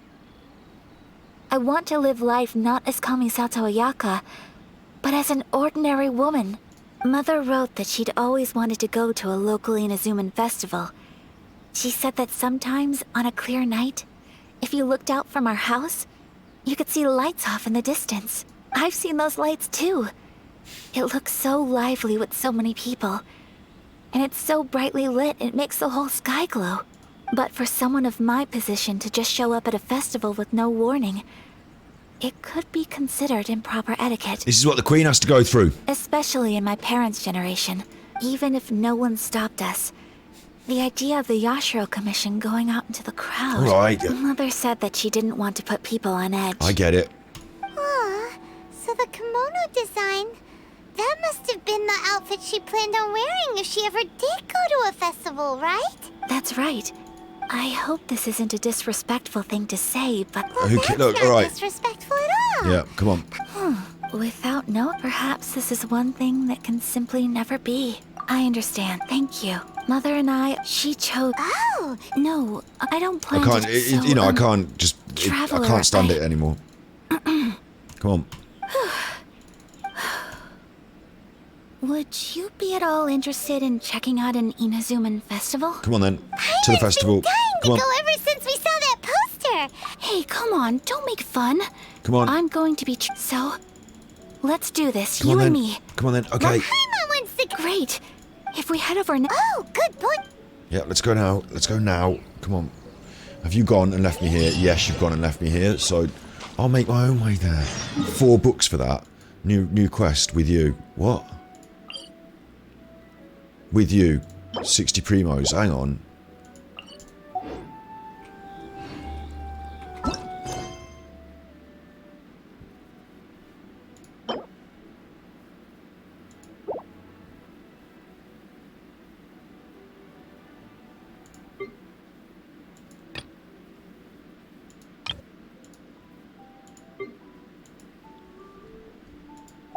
Chiefing me, mate. They're cheeking me now. Now we've actually got to go to this...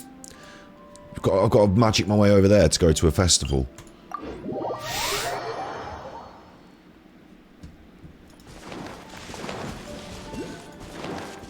I never unlocked the Wave Rider waypoint before, so we've got to run. So Amananki Island.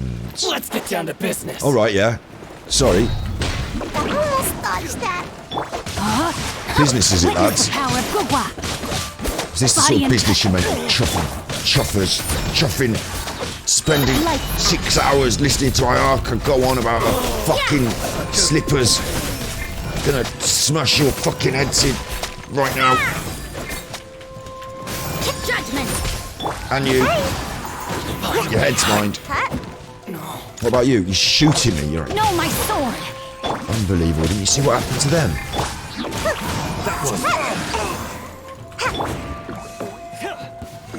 Away in a puff of smoke. Time to act. Time to act. Body and mind. You can't run. You're gonna spoil the festival, you lads. Rain outlines your You're gonna have rain outlining your fate in no time. Right, let's get over to Amanaki Island. Amakane. Amakane. Look, it's just this island over here, right? We're here, but it doesn't seem as lively as Paimon imagined. What's going on? Since it's the final day, many of the visitors must have already returned home. I've heard that the peddlers often close up shop earlier on the last day because there are fewer people around. I'll go and ask. Whatever happens, I at least need to go inside just this once. That's the way to go. We'll be right there with you. Oh, we will we? Oh, we fucking will as well, look. Oh my god. Oh my god, they really don't want you to have these primos all of a sudden, do they? Well, they really want you to get... Like, now we get to walk next to her slowly and imagine what it would be like to have her on our squad. Look, we've been running around with her, she's been killing things. Oh, she's got that good sword. Now we walk slowly with her. It hasn't closed yet. It's just that there aren't many people left. Let's hurry and see as much as we can. Let's do that. Hey, look at that stall. They have so many masks. Paimon's heard that everyone's supposed to wear a mask at these kinds of festivals. Is that rule still around nowadays, or...? That used to be the custom, yes. And today, it's still a popular way to dress up during festivals. But it's not a hard and fast rule. We're discussing the fucking rules of the festival now. Hey! Is that who I think it is? Miss Kamisato, right? No, it's not, and she's unapproachable, so you better not talk to her. Look, let's just look now, it's time to go. Come on, it's Primo's time now, isn't it? It's Primo's time. What the fuck is this? Greetings. No, you don't have to do all that shit. You say, alright, remember, you're at the festival. People seem to recognize Ayaka wherever we go. Guess that's just what it's like when you're a famous Inazuman. And you're dressed up in your fucking costume. But of course! The Kamisato clan leads the Yashiro Commission. It's one of the most well-known clans in Inazuma. But they wouldn't know you were if you had your hair down, dressed down a bit. Maybe, you could wear one of those hats. Not least because back when Master and Miss Kamisato had just taken over the family's affairs, they used to make public appearances all the time. Public appearances? What do you mean, public appearances? We're just out at the festival, mate. Some of the younger generations have never even seen Miss Kamisato in person before. Oh, get over. You're too kind. My brother and I simply go where we must to fulfill our duties. But this is the first time I've seen anyone from your family at a festival. There must be some official business, I take it. No, smart. No, nose. There's no official business. Chuff off. Otherwise I'll get the officials to do some business with you. Oh, there isn't actually. Today, I'm taking my traveler friend here around to see the sights. Oh, a traveler? Huh. Now that you mention it, you do look like you've come a long way to get here. Alright, every time you see someone, you have to tell them about what you think they look like. Is that your thing, is it? Well, what you look like is a little moustache man now, fuck off. First time in Inazuma? Hope you enjoy yourself, young one. Alright, that's nice. Excuse me 1 second. Excuse me, quick, have Hey, a mask. everyone, listen Paimon, up. get a mask. Don't close Now, up while he's yet. shouting, get a Miss mask. Kamisato Paimon, has grab come to masks. join the Mask for all of them. festival. No, we came in these masks. They're just like the ones you... Yeah, they seem to be like the ones you've got. No, we came in them, though. We came with them. No, just took them off while we were talking to you. That. Let's get a mask. Look, get a mask, Ayaka. We'll put that on and no one will know you. Please, there's no need to make a fuss. We're just here to... Yeah, thanks a lot, mister. If you hadn't let them know, they'd start closing down about now, right? At least it sure looks like that time of day. Yep, you got it. But on account of this being the first time Miss Kamisato has ever come to the festival, it seems only fair to keep things open a little longer. Oh, they're happy about that. Oh, here's a couple of masks for you. On the house. That's awkward, because I've already got a couple on the house. Paimon just had them. No. You've been far too accommodating. Look, come on, get your mask on, let's go. But, okay, I think I understand. Fucking 4 lines of dialogue for her to accept the mask. Sir? Oh! Huh? Paimon, don't worry. Wearing a mask is optional. Paimon doesn't get a mask. But... Paimon doesn't want to feel left out. How about a tree leaf? That should be enough to cover up that little face of yours. What? No way! Oh, okay then. In that case, I'm afraid there's nothing I can do right now. But don't you worry, kiddo. I'll have a mini mask made specially for you when I get back. I cannot thank you enough. Aw, it's nothing. All right. Traveler, shall we? Go on then. Oh, wait. Just one thing. I need to explain myself. I got a little nervous back there. You don't have to explain yourself. I brought you here because I genuinely wanted to spend time with you. Okay, great.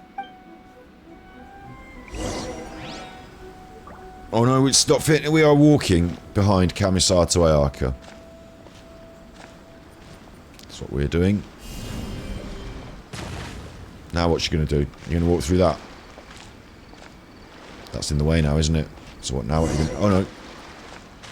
Talk to Cam... Whoops. Traveler, look! This stall's doing fortune slips. I'll have them then. Miss Kamisato, hello there. You're out with friends today? Oh, what a rare privilege. Welcome, welcome. Would you like to give it a go? It's never ending. I have to get more crisps. How much is it per draw? You ask about how much it is. I wouldn't expect you to know this, but the Yashiro Commission was very good to my uncle on my father's side at one point in time. Thinking about it, it was when your father was around. I think he dealt with it personally. So you see, how could I possibly take your money? What? Are you sure? Of course. If you like what you see, then please, be my guest. Same goes for your two friends here. Traveler? Paimon? What do you think? Seems like everyone wants to do something nice for Ayaka. Kind of crispy. So, if they insist, who are we to resist? Well, if that's how you feel, then okay. We'll take you up on your kind offer, sir. Let's each do a draw. Alrighty then. Whenever you're ready. Draw a slip and reveal your fortune. It's just written on a piece of paper, is it?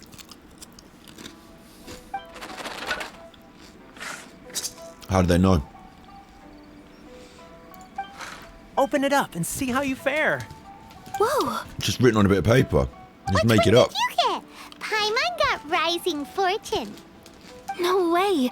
We got the same one! Traveler, what did you get? Mine says, big trouble ahead. When the new banners come out and you ain't got enough primos. So give me my damn primos and stop making me wander around this damn festival. Wow, you're so lucky. Ah, congratulations are in order. Here's what great fortune among people means. As the golden koi fish shines amidst the turquoise waves, your name shall be illustrious, and the wealthy and powerful will surge to your aid. In other words, your good luck isn't about to run out anytime soon. That's not what it says on the slip. Great sign! Good things lie ahead! Congratulations. You all have very fine fortunes lined up. With this kind of luck, you'll certainly be able to achieve anything that you wish. Well said! Here's hoping that our good luck will never run out! That's a good point, though. I've got everything I wanted so far. So maybe he's talking truth. Come on, Kamisato, get on with it, get on with it. Don't wait for me.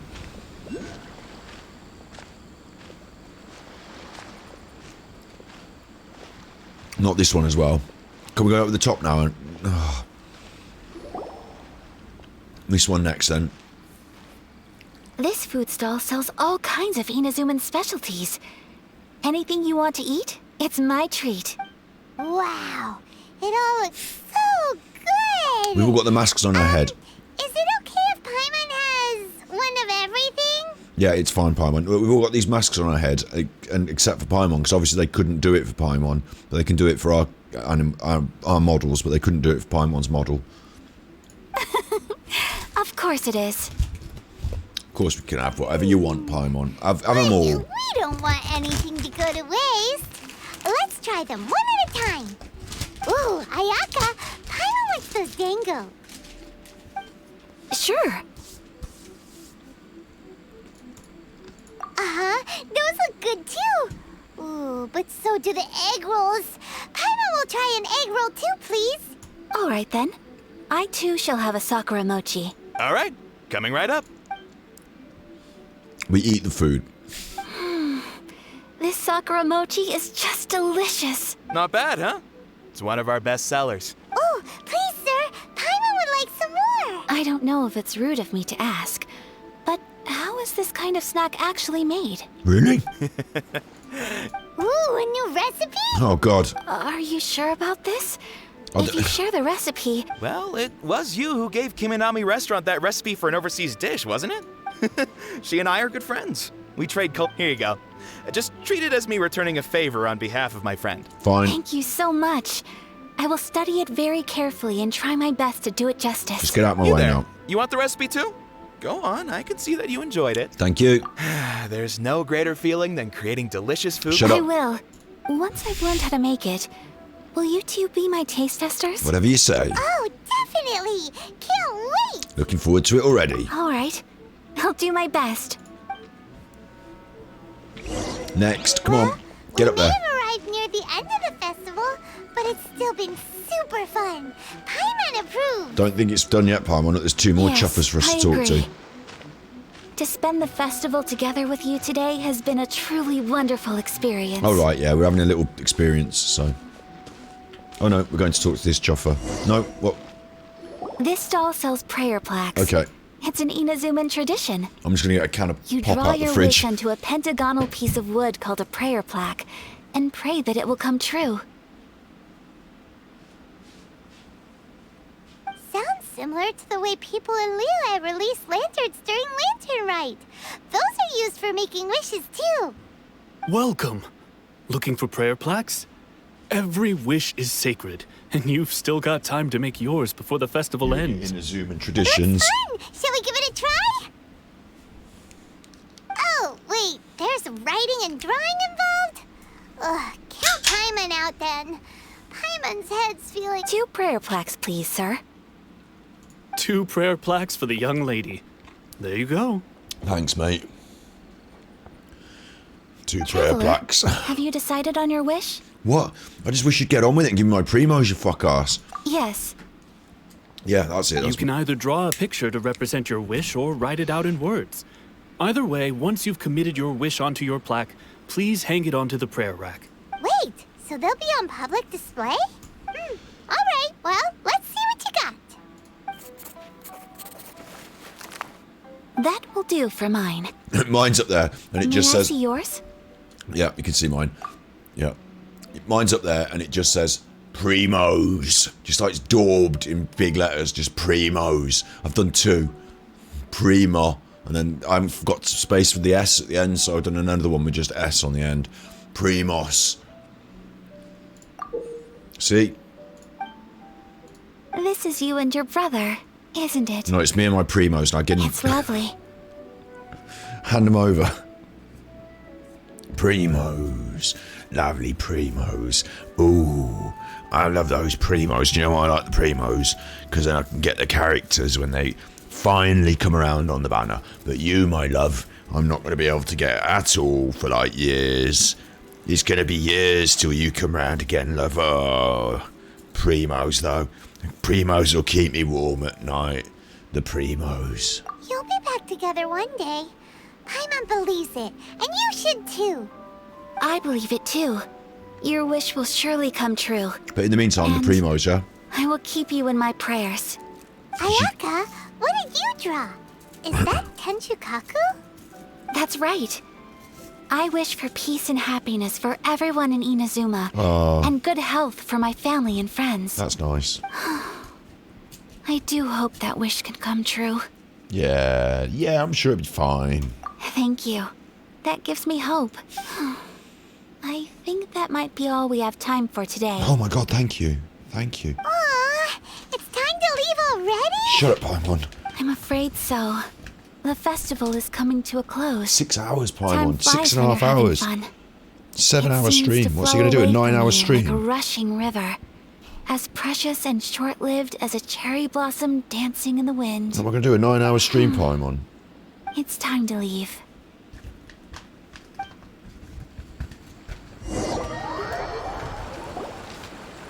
Asmonwatch does, you know, they Traveler. do. People do. I'm here streaming Today for was you. the first time in my life that I've ever been to a festival. You've known me for some time now, I think you understand my personality, don't you? Yes, I do actually, Ayaka. Knowing me, I just know that today could not have been such a happy day without you. Thanks. It's been really nice getting to know you as well. The only shame is you're not going to jump onto my team anytime soon, but you know what? You're a really cool character, so good luck anyone who's got you. I hope that everyone's enjoying their Ayakas out there. So thank you. Today really meant a lot to me. And the memories will always have a special place in my heart. Festivals are great. There aren't many rules. Everyone has that smile that comes from deep inside. And it's just so carefree and happy. That's right, and I've always got my hairpin, so... If I ever get the chance, I want to go again. Yeah, no worries. You too? Great! You know, we're kind of similar, with both of us having a brother. Right. Sometimes, I feel like I can relate to the determination you must have to get your brother back. Yeah, although I feel like there's going to be a big fight at the end. I understand. Family bonds are inseparable. No one can break them. You will find him. Come on then. I will always be here for you as your... as your friend. I will always support you. What was she going to say there? As long as you're happy, I'm happy. Fair enough. Can I have my fucking primos then? Hand them over. This is animated. This is cool. This is cool. There we go. We're going to get to watch something. I like it when we get to watch the bits. Oh, Traveler. Huh? There's something that I'd like to do. If you could spare me yet another moment.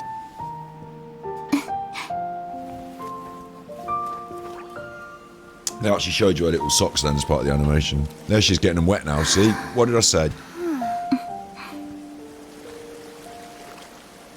She's got little socks on. Keep your eyes on me. Oh, there we go.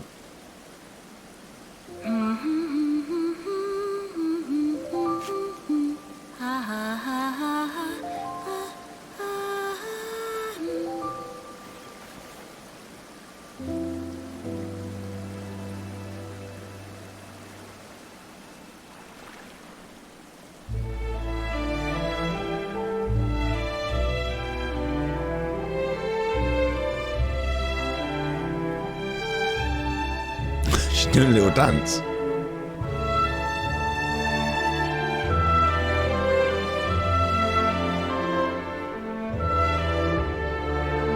This is the MMD dances. I should have my little dancers on at the side.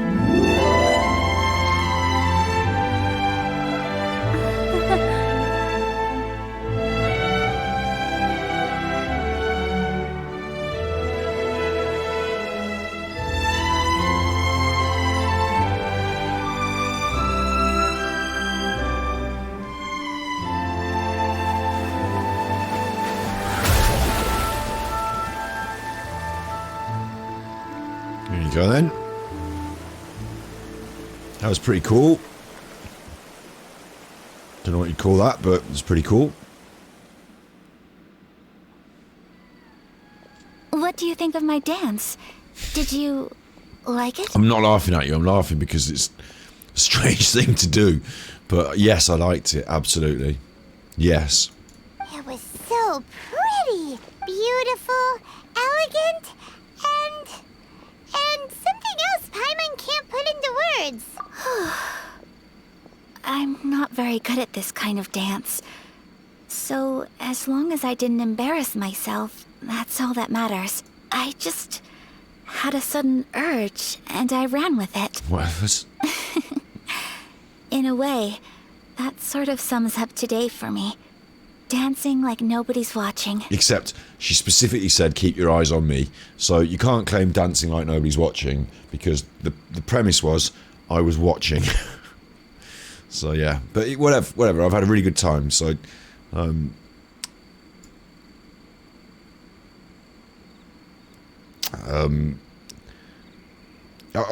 walk you to car. I'll walk you to car. Okay. Right then. Bye. Shall I give you a hug? Alright, bye.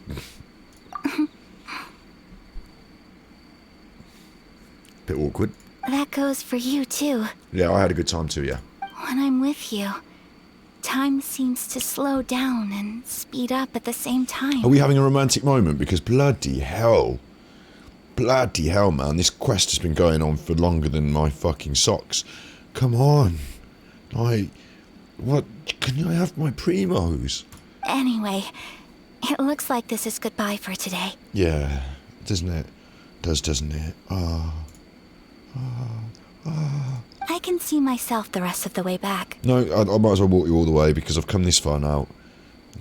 Mind you, you've been living your whole life without me before this, haven't you? So it's not like I'm there as your protector. No, maybe I should just let you do what you want. Good night, Ayaka. Good night, traveler. Call me traveller, you can call me Gravekeeper. Right, bye Ayaka! This is what I'd do now, I'd stand here, just make the moment special, I'd shout at her along the way as she's walking off. Ayaka, bye Ayaka! Bye! Bye! And I'd just keep shouting that until she'd wander off into the distance, just to really, you know, make that a nice, you know, memorable moment.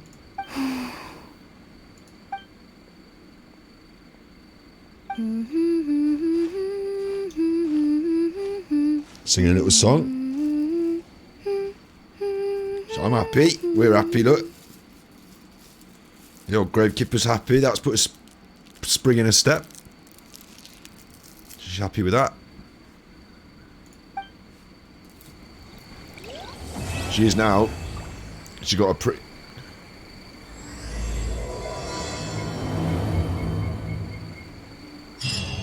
Inazuma is not such a bad place. She got a primos. We're having a pretty good time. But we should probably go and see about the next operation that Toma and Ayaka were talking about, right? As usual, it's the first stop, Komori Tea House. Are you ready to head over?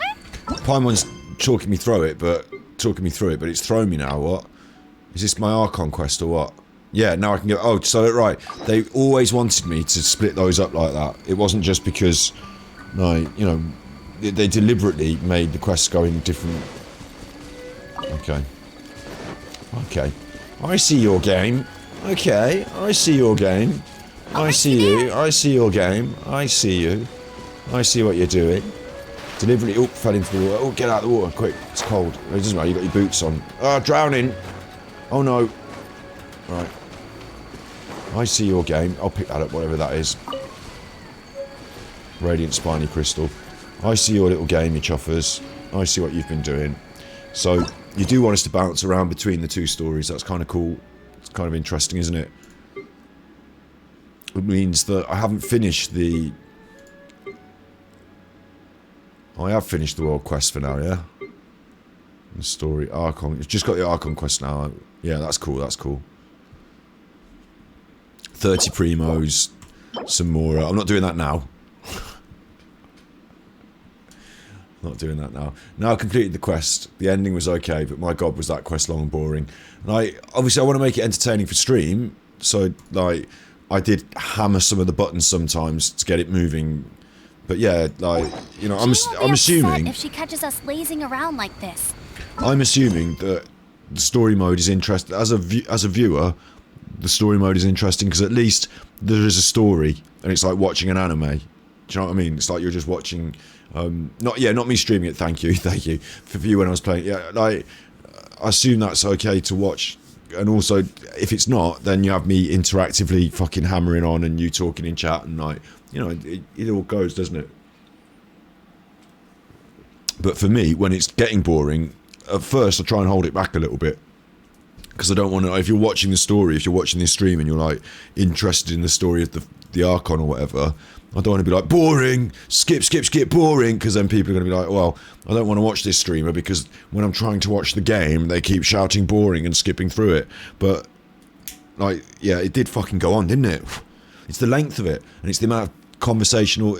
Some point, like Paimon was saying back, you know, the same thing, but remember, like, I can't even talk you through it. We made pizza... We had something to do with the silk. There was fighting. We had a festival. Her mum was a fox. We went up in the cave. Like, as a cohesive story, it's not so... Like, if you had to tell somebody, 2 weeks down the line. Oh, remember that Ayaka quest? Yeah. What did you do? And why? Well, it was... I'm pretty sure that she was... I mean, what was the first instance of meeting her on that quest? I know we broke it over 2 days, but still, like, what was I there talking to her for? I can't really remember. She wanted to go shopping for some reason. There was something about this character that we don't know and we were going to meet, or maybe something. Then it turned out to be her mom, and there was a secret code, and her mum had this backstory about wanting to go amongst the people, and we did go amongst the people, because like, it just... And at some point we invented pizza for the whole... Like, you halve it, you cut out some of that crap. Like, you just say, right, get rid of the whole pizza thing. Just the whole thing, get rid of that. Get rid of, like, the general premise, she wants to go to the festival, and, like, you know, I see that. That makes sense as part of the storyline. The mom and the, like, the fox thing. You either lean on that and you go underground, you have a fight underground on the way to learning that her mom is really... That's the main thing, so do that. So, therefore, the silk thing... bin that off as well, completely. You don't have to go and visit the kimono shop and this, that, like, because it lays the groundwork for the story and the reasons, and yeah, but just say, like, you know, we went to the kimono shop, we asked the people, don't have a big fight over the silk, and then explain the fight of the silk to the people afterwards, and explain that to the next people, and just calm the fuck down, cut it down. I mean, I love the fact there's so much content in Genshin Impact for free. I think it's really good, but listening to them repeat back to me what I've just done while they all talk about it, it's not so fun, but yeah. I mean, I'm glad we got through it, because this is all part of the push. And it's not... I don't want to race through Inazuma, I want to enjoy Inazuma, but I've got all these side quests to do as well, all these little side quests. And I just want to make sure that we've done all the story stuff, so that when the next thing comes out, we're ready. So we're on again tomorrow. You know, this is my job. And I don't get paid unless you fucking pay me, you fuckers. No, it's all good. It's all good. Being here is the main thing. I'm trying to build up. And I'm really enjoying playing Genshin Impact, so this is cool. Have I achieved anything today in this little run? Have we achieved something? What we've got is more primos. That's nearly at 5,000. 5,000 of 28,000 that we need to get, but that's nearly, you know, let's say 10,000 units, we're nearly at half of 10,000, and I only need 3 10,000s, so I'm actually like 1/6 of the way there, so, you know, we're on the way. We're on the march. Have I got any free wishes? Nope. Have I got any character ascension goodies out of all this? Probably got a few books and stuff, so let's have a look. Wet Boy's currently receiving the treatment. 31 books, oh, that's not bad. Doing all this is net 31 books, look. But Wet Boy's going to need a few. We'll give him 20. 78, creeping ever closer to 80. And second, we're going to do 2 at once, like, level up 11. 1, 2, breathe. 4, there you go. She's got another level on her. Creeping up towards 70. That's all good in the hood. So it's a little bit of a push towards it, isn't it? I'm sure we've probably got a bit more a few more bits and pieces. The Inazuman story continues. We've learned a bit about the backstory, and of course it sets all this context for this beautiful land. So even though I was going, oh, boring, and, like, you know, get through it a bit quicker, actually really, like, when it all sinks in and washes over you a bit, it sets the context for this whole place, doesn't it? There's a chest. I'm having that. You chuffers. Look, this one... He doesn't know what hit him. Judgment. Shiver. Like, feeling those undertones of motivations. Because, like, it's a story about her personality, ostensibly, isn't it? But it's her motivations and the way the culture is, isn't it? No one escapes by sight. So it sets this tone. It's quite cool, actually, when I think about it. Judgment. Punishment. Like, you can dress up the geography, and they certainly have. Like, the geography looks lovely, and all the stuff around looks cool, doesn't it? You can dress it all up nicely, but setting the tone for the area is now... It was political in some of the dealings we were having in Rutu, and then it was is that chuffer out there's not dead, and then it was social now, and I suppose it wasn't too much trouble. those things are interesting, but also personal now, isn't it? It's personal, like the way they're dealing with each other on these different social levels isn't just Rain outlines your it's face. not just something we talk about, it's something we've enacted our way through.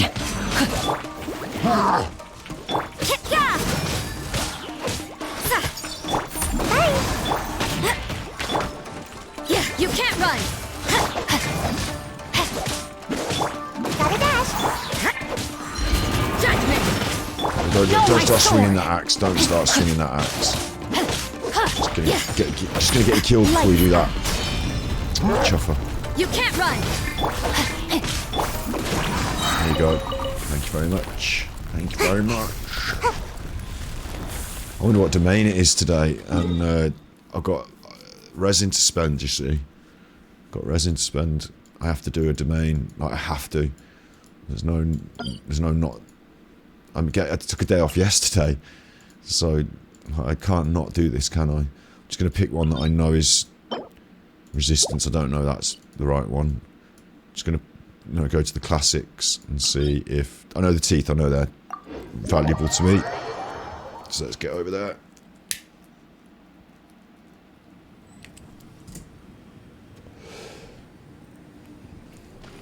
And like, let's remind everyone and myself that I'm not really moaning. I've read chat. Yeah, I'm not really moaning. Like, this is a joy to me that I get to play computer games and talk to you in chat. Like, and hopefully make it a bit of a career. You know, doing this is a joy to me. I'm trying to keep my life in balance, so I don't think necessarily doing 7 to 8 hour streams is necessarily the thing I'm going to do consistently, but this is a joy to me, so this is cool. I'm not going to do Livingston's transport request that it's just asked me to do, but I am going to finish off with some of this, because, you know, I'll look on the, I'm going to do the easier one just to make it easier on myself, because I don't fancy the challenge right now. And what does it want? It wants cryo, pyro, and electro. This is a hydro place, okay? I'll scout ahead. Where are you, Chuffer? There you are. I'll bring my seasonings. So, yeah, I've got to remind myself this is a joy. So I'm not, like, moaning about doing a long stream. I'm enjoying it. I'm lucky to be here.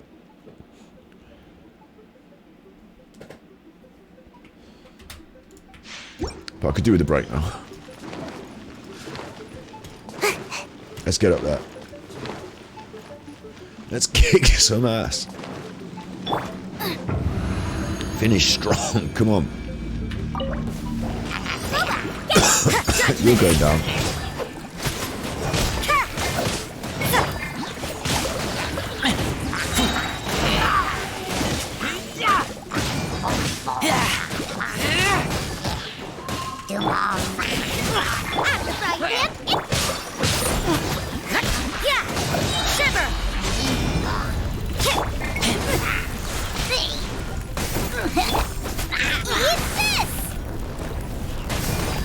Let's have them all. Yes, let's go, you Meiji.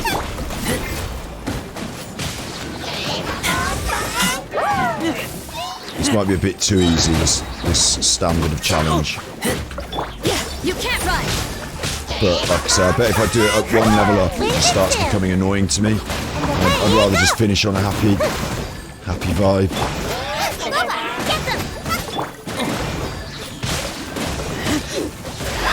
Are you doing these bubbles over here, you? Or are they just appearing? Because if it's you, I've got something to say about that, which is, you're dead. Lights out. That's everything, isn't it? It's just this one. Easy. But you go one level up and I bet it starts being a right chuffer. I'll try it, but I won't get cross. I'll just try it. Use the original resin. Thank you, Rodney.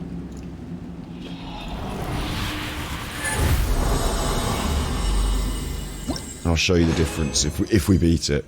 3 and 2. Leave the main. 3 and 2, that's not bad there. 3 blue, 2 green. Sometimes it's 2 and 1 or 2 and 2. 3 and 2. And then we'll do the stronger one.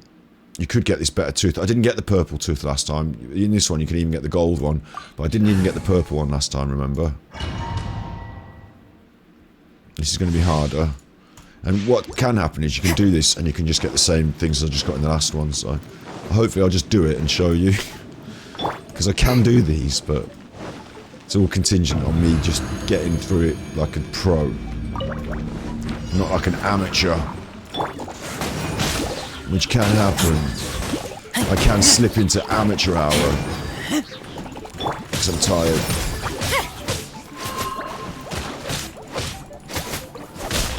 Nice and spicy.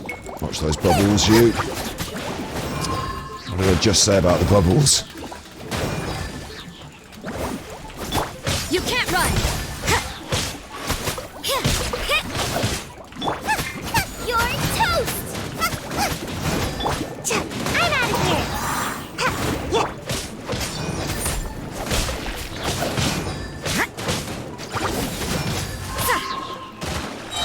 Shiver. That up, that's good. Got them all bunched up nicely.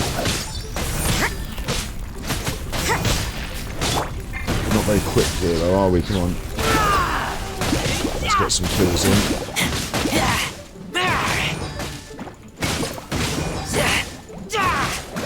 Oh, out the bubble. Come on, I'm not tapping spacebar, it's just get out of that bubble.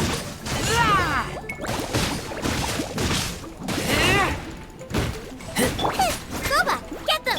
Hurry. Come on out. Judgment. Need to hurry up a little bit.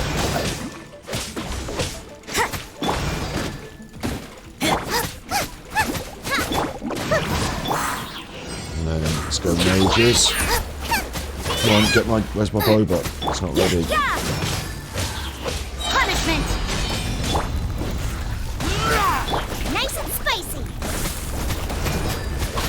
Come on, let's get it melted. Let's go. Come on, let's get it popped.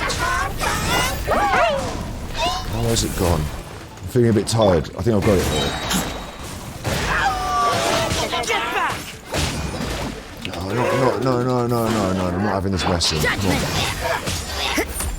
Obviously, you can see that I can do this. It's just a matter of doing it within the time. Being a bit sharp. Getting her special down would be nice. You can't run.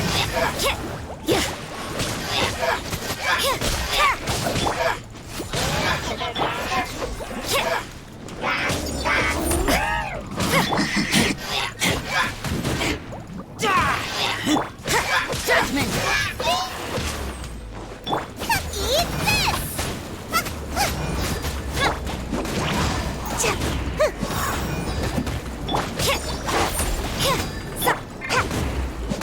Might need to eat some foods. Like my characters are getting hurt here, and I haven't really got anything to heal them with.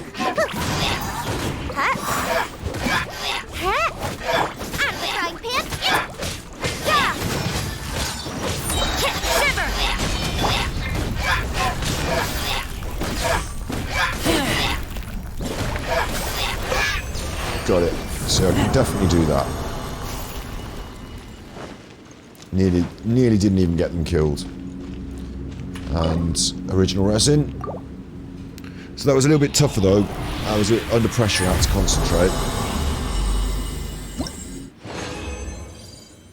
The chuffers, it gave me one of the purple ones. They never give me the purple ones. It's doing it because I'm on stream. I want the purple ones, they're good. I want to do that. Oh. Didn't give me a gold one though, did it? Chuffers. 79 of 160 resin. I've still got loads of chuffing resin, you know. Right, come on then. No messing.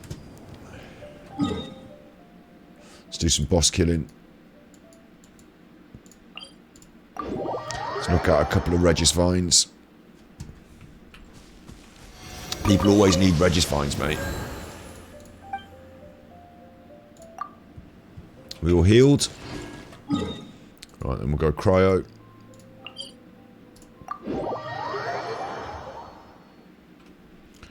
For Cryo,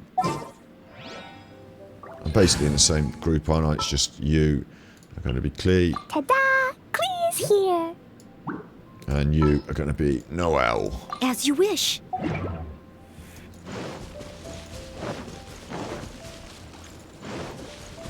Is Electro good against Cryo? Yeah, it'll be fine.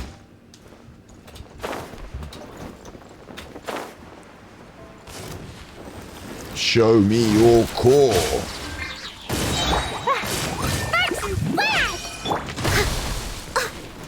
Leave it all to Had me. to change then. That means I missed Klee's special and it was a mistake. But Dumpy, dumpy, go! Nice and spicy. yeah, Cryo's good against this. It's fine, isn't it? It's fine.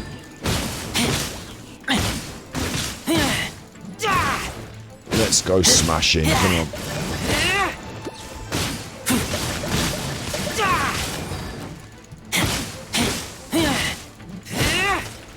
I must leave no stone unturned, as a good knight should. Alright, gotta smash its eye in again. I say again because, like, you know, it's not my first rodeo, this is it? Got it. Just do that last bit of damage with her, and then let's get in with Klee. Fine, fine, go! Burn them all up! Smashing this to bits. We can raise our world level again, I think. You know, we're at 50 now, so we're ready to raise the world level again. We might do a world level this weekend.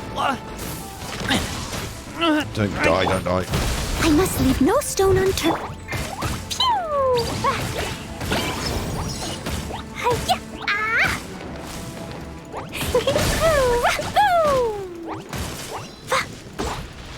There you go. Nice easy takedown. That's a resin spender. All going in the bin. That's going in the bin. That's going in the bin. That's going in the bin. Oh, that's not. We're going to use that.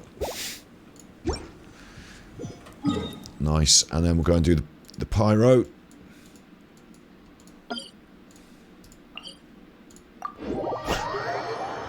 Do this quite a lot, you know. Do this quite a lot. It's still good. Still good to me. And I'm going to use my character screen and switch out my pyro characters. Simple as, Rodney, simple as. Sooner we're done, the better. Where are you, wet boy? May knowledge guide you. You too, wet boy. You two, you stay there. Rosie, I like to have over here. And this is the pyro. Yeah, that's all good. I'm not going to mess about with the stuff outside, which I normally would do on my daily, weekly grind. But this is still cool to me. This is still fun little boss fights that I know I need to do them a lot. Time to act. I know I need to do them a lot, but Body and mind. it looks funny walking past all that iron and the flowers not picking them up. But Time to act. I know I need to do this a lot, but it's still Body and mind. like they're interactive, fun fights that I don't mind doing a few times. It's not a terrible, terrible grind. Let me weave you a verb. You can't run! One thing we do have to start putting into the list is the boss fights, you know, the repeating boss fights like Child and stuff like that. That's going to come because it's the top level of your talents, I think. You need the stuff from them. So when we reach those high levels, we'll start factoring those in. Lights out. Steady as stone. Rain outlines your fate. Judgment! Come on, Corolla. You can't run!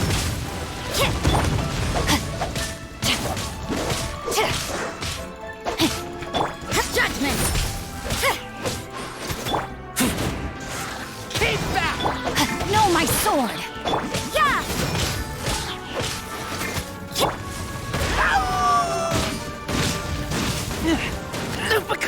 Got him killed.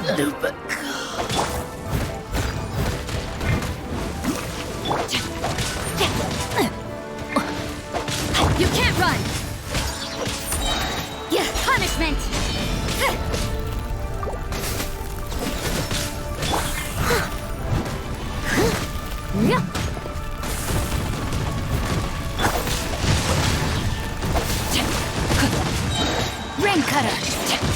Judgment! Leave it all to me. Where's my chance to hit this core thing? There it is.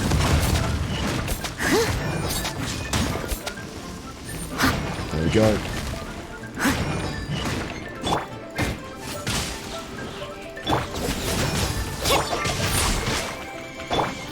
I must leave. Come on, let's just finish this.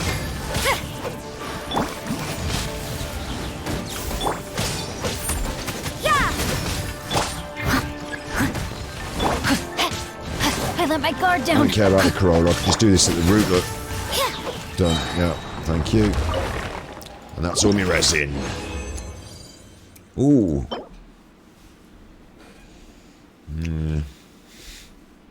Attack is good, isn't it? Defense isn't so good. HPs, they come in attack flavour. Where are they all HP? Little tiara, little cheeky tiara, it'll probably go in the bin. And there's some Everflame seeds, we always need them. How close am I to character? I'll tell you how close I am to level 50, look, we just passed it there, I think, didn't we? We're up to the top of that 50 now. We need to ascend the world level again. And,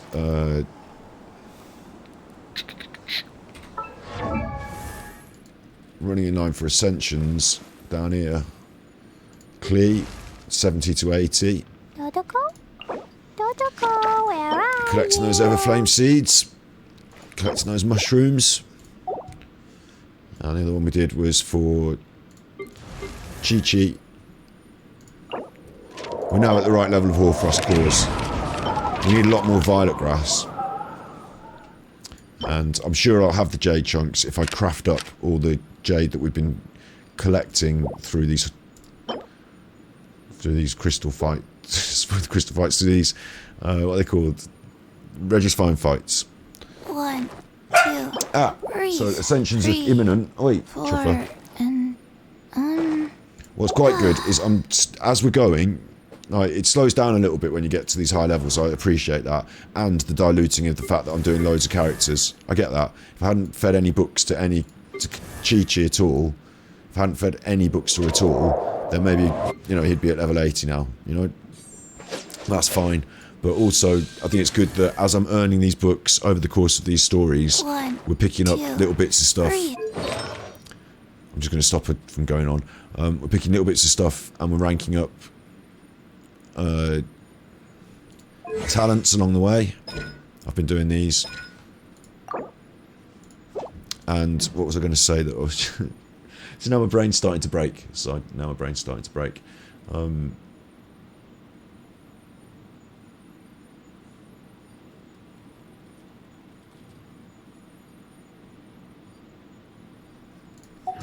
Don't we have a job to do? Just Peter Reggie's fine. The jade, yeah, that was it. As I'm getting the books, the stuff that I need to ascend the characters is required as well, isn't it? So going around and collecting all the Valbries, I'm doing it as we go, aren't I?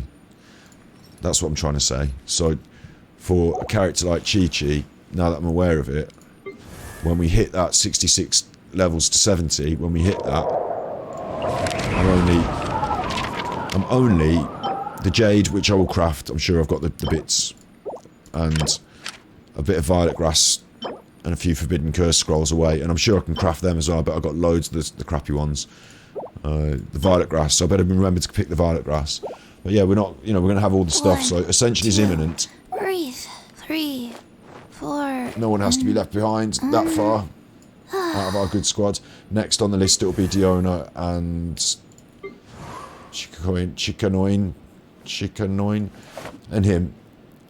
But yeah, I'm really happy with my squad. I'm not unhappy with my luck at all. When these new characters come out, it's going to make me want them, and I don't know how my primos are going to stretch, because we're now officially at 4,900 primos, so we need a few more. But let's see, we'll see. Genshin Impact is still a good game, still really enjoying it, still having fun, and I've got this collector's enthusiasm about this as well. I'll tell you, like I was saying earlier, having characters that have certain weapons. I don't have to have all the polearm weapon characters, but my favourites are the sword characters, whether it be a claymore or what they call a traditional. I suppose you call it a sword, as opposed to a claymore and sword. But I like the sword characters. So having an appropriate weapon for each of them is one thing. Like he's got a blue sword, he's a blue boy. That's kind of cool. I like that. Having appropriate weapons for them that I like matching them up with them. I like the Rancor on him. I think it looks good on him, colour scheme and all. But also on top of that, I'd quite like to say I've got a cold sword, an electro sword, which I've got, a fire sword. Oh, I don't have a fire sword.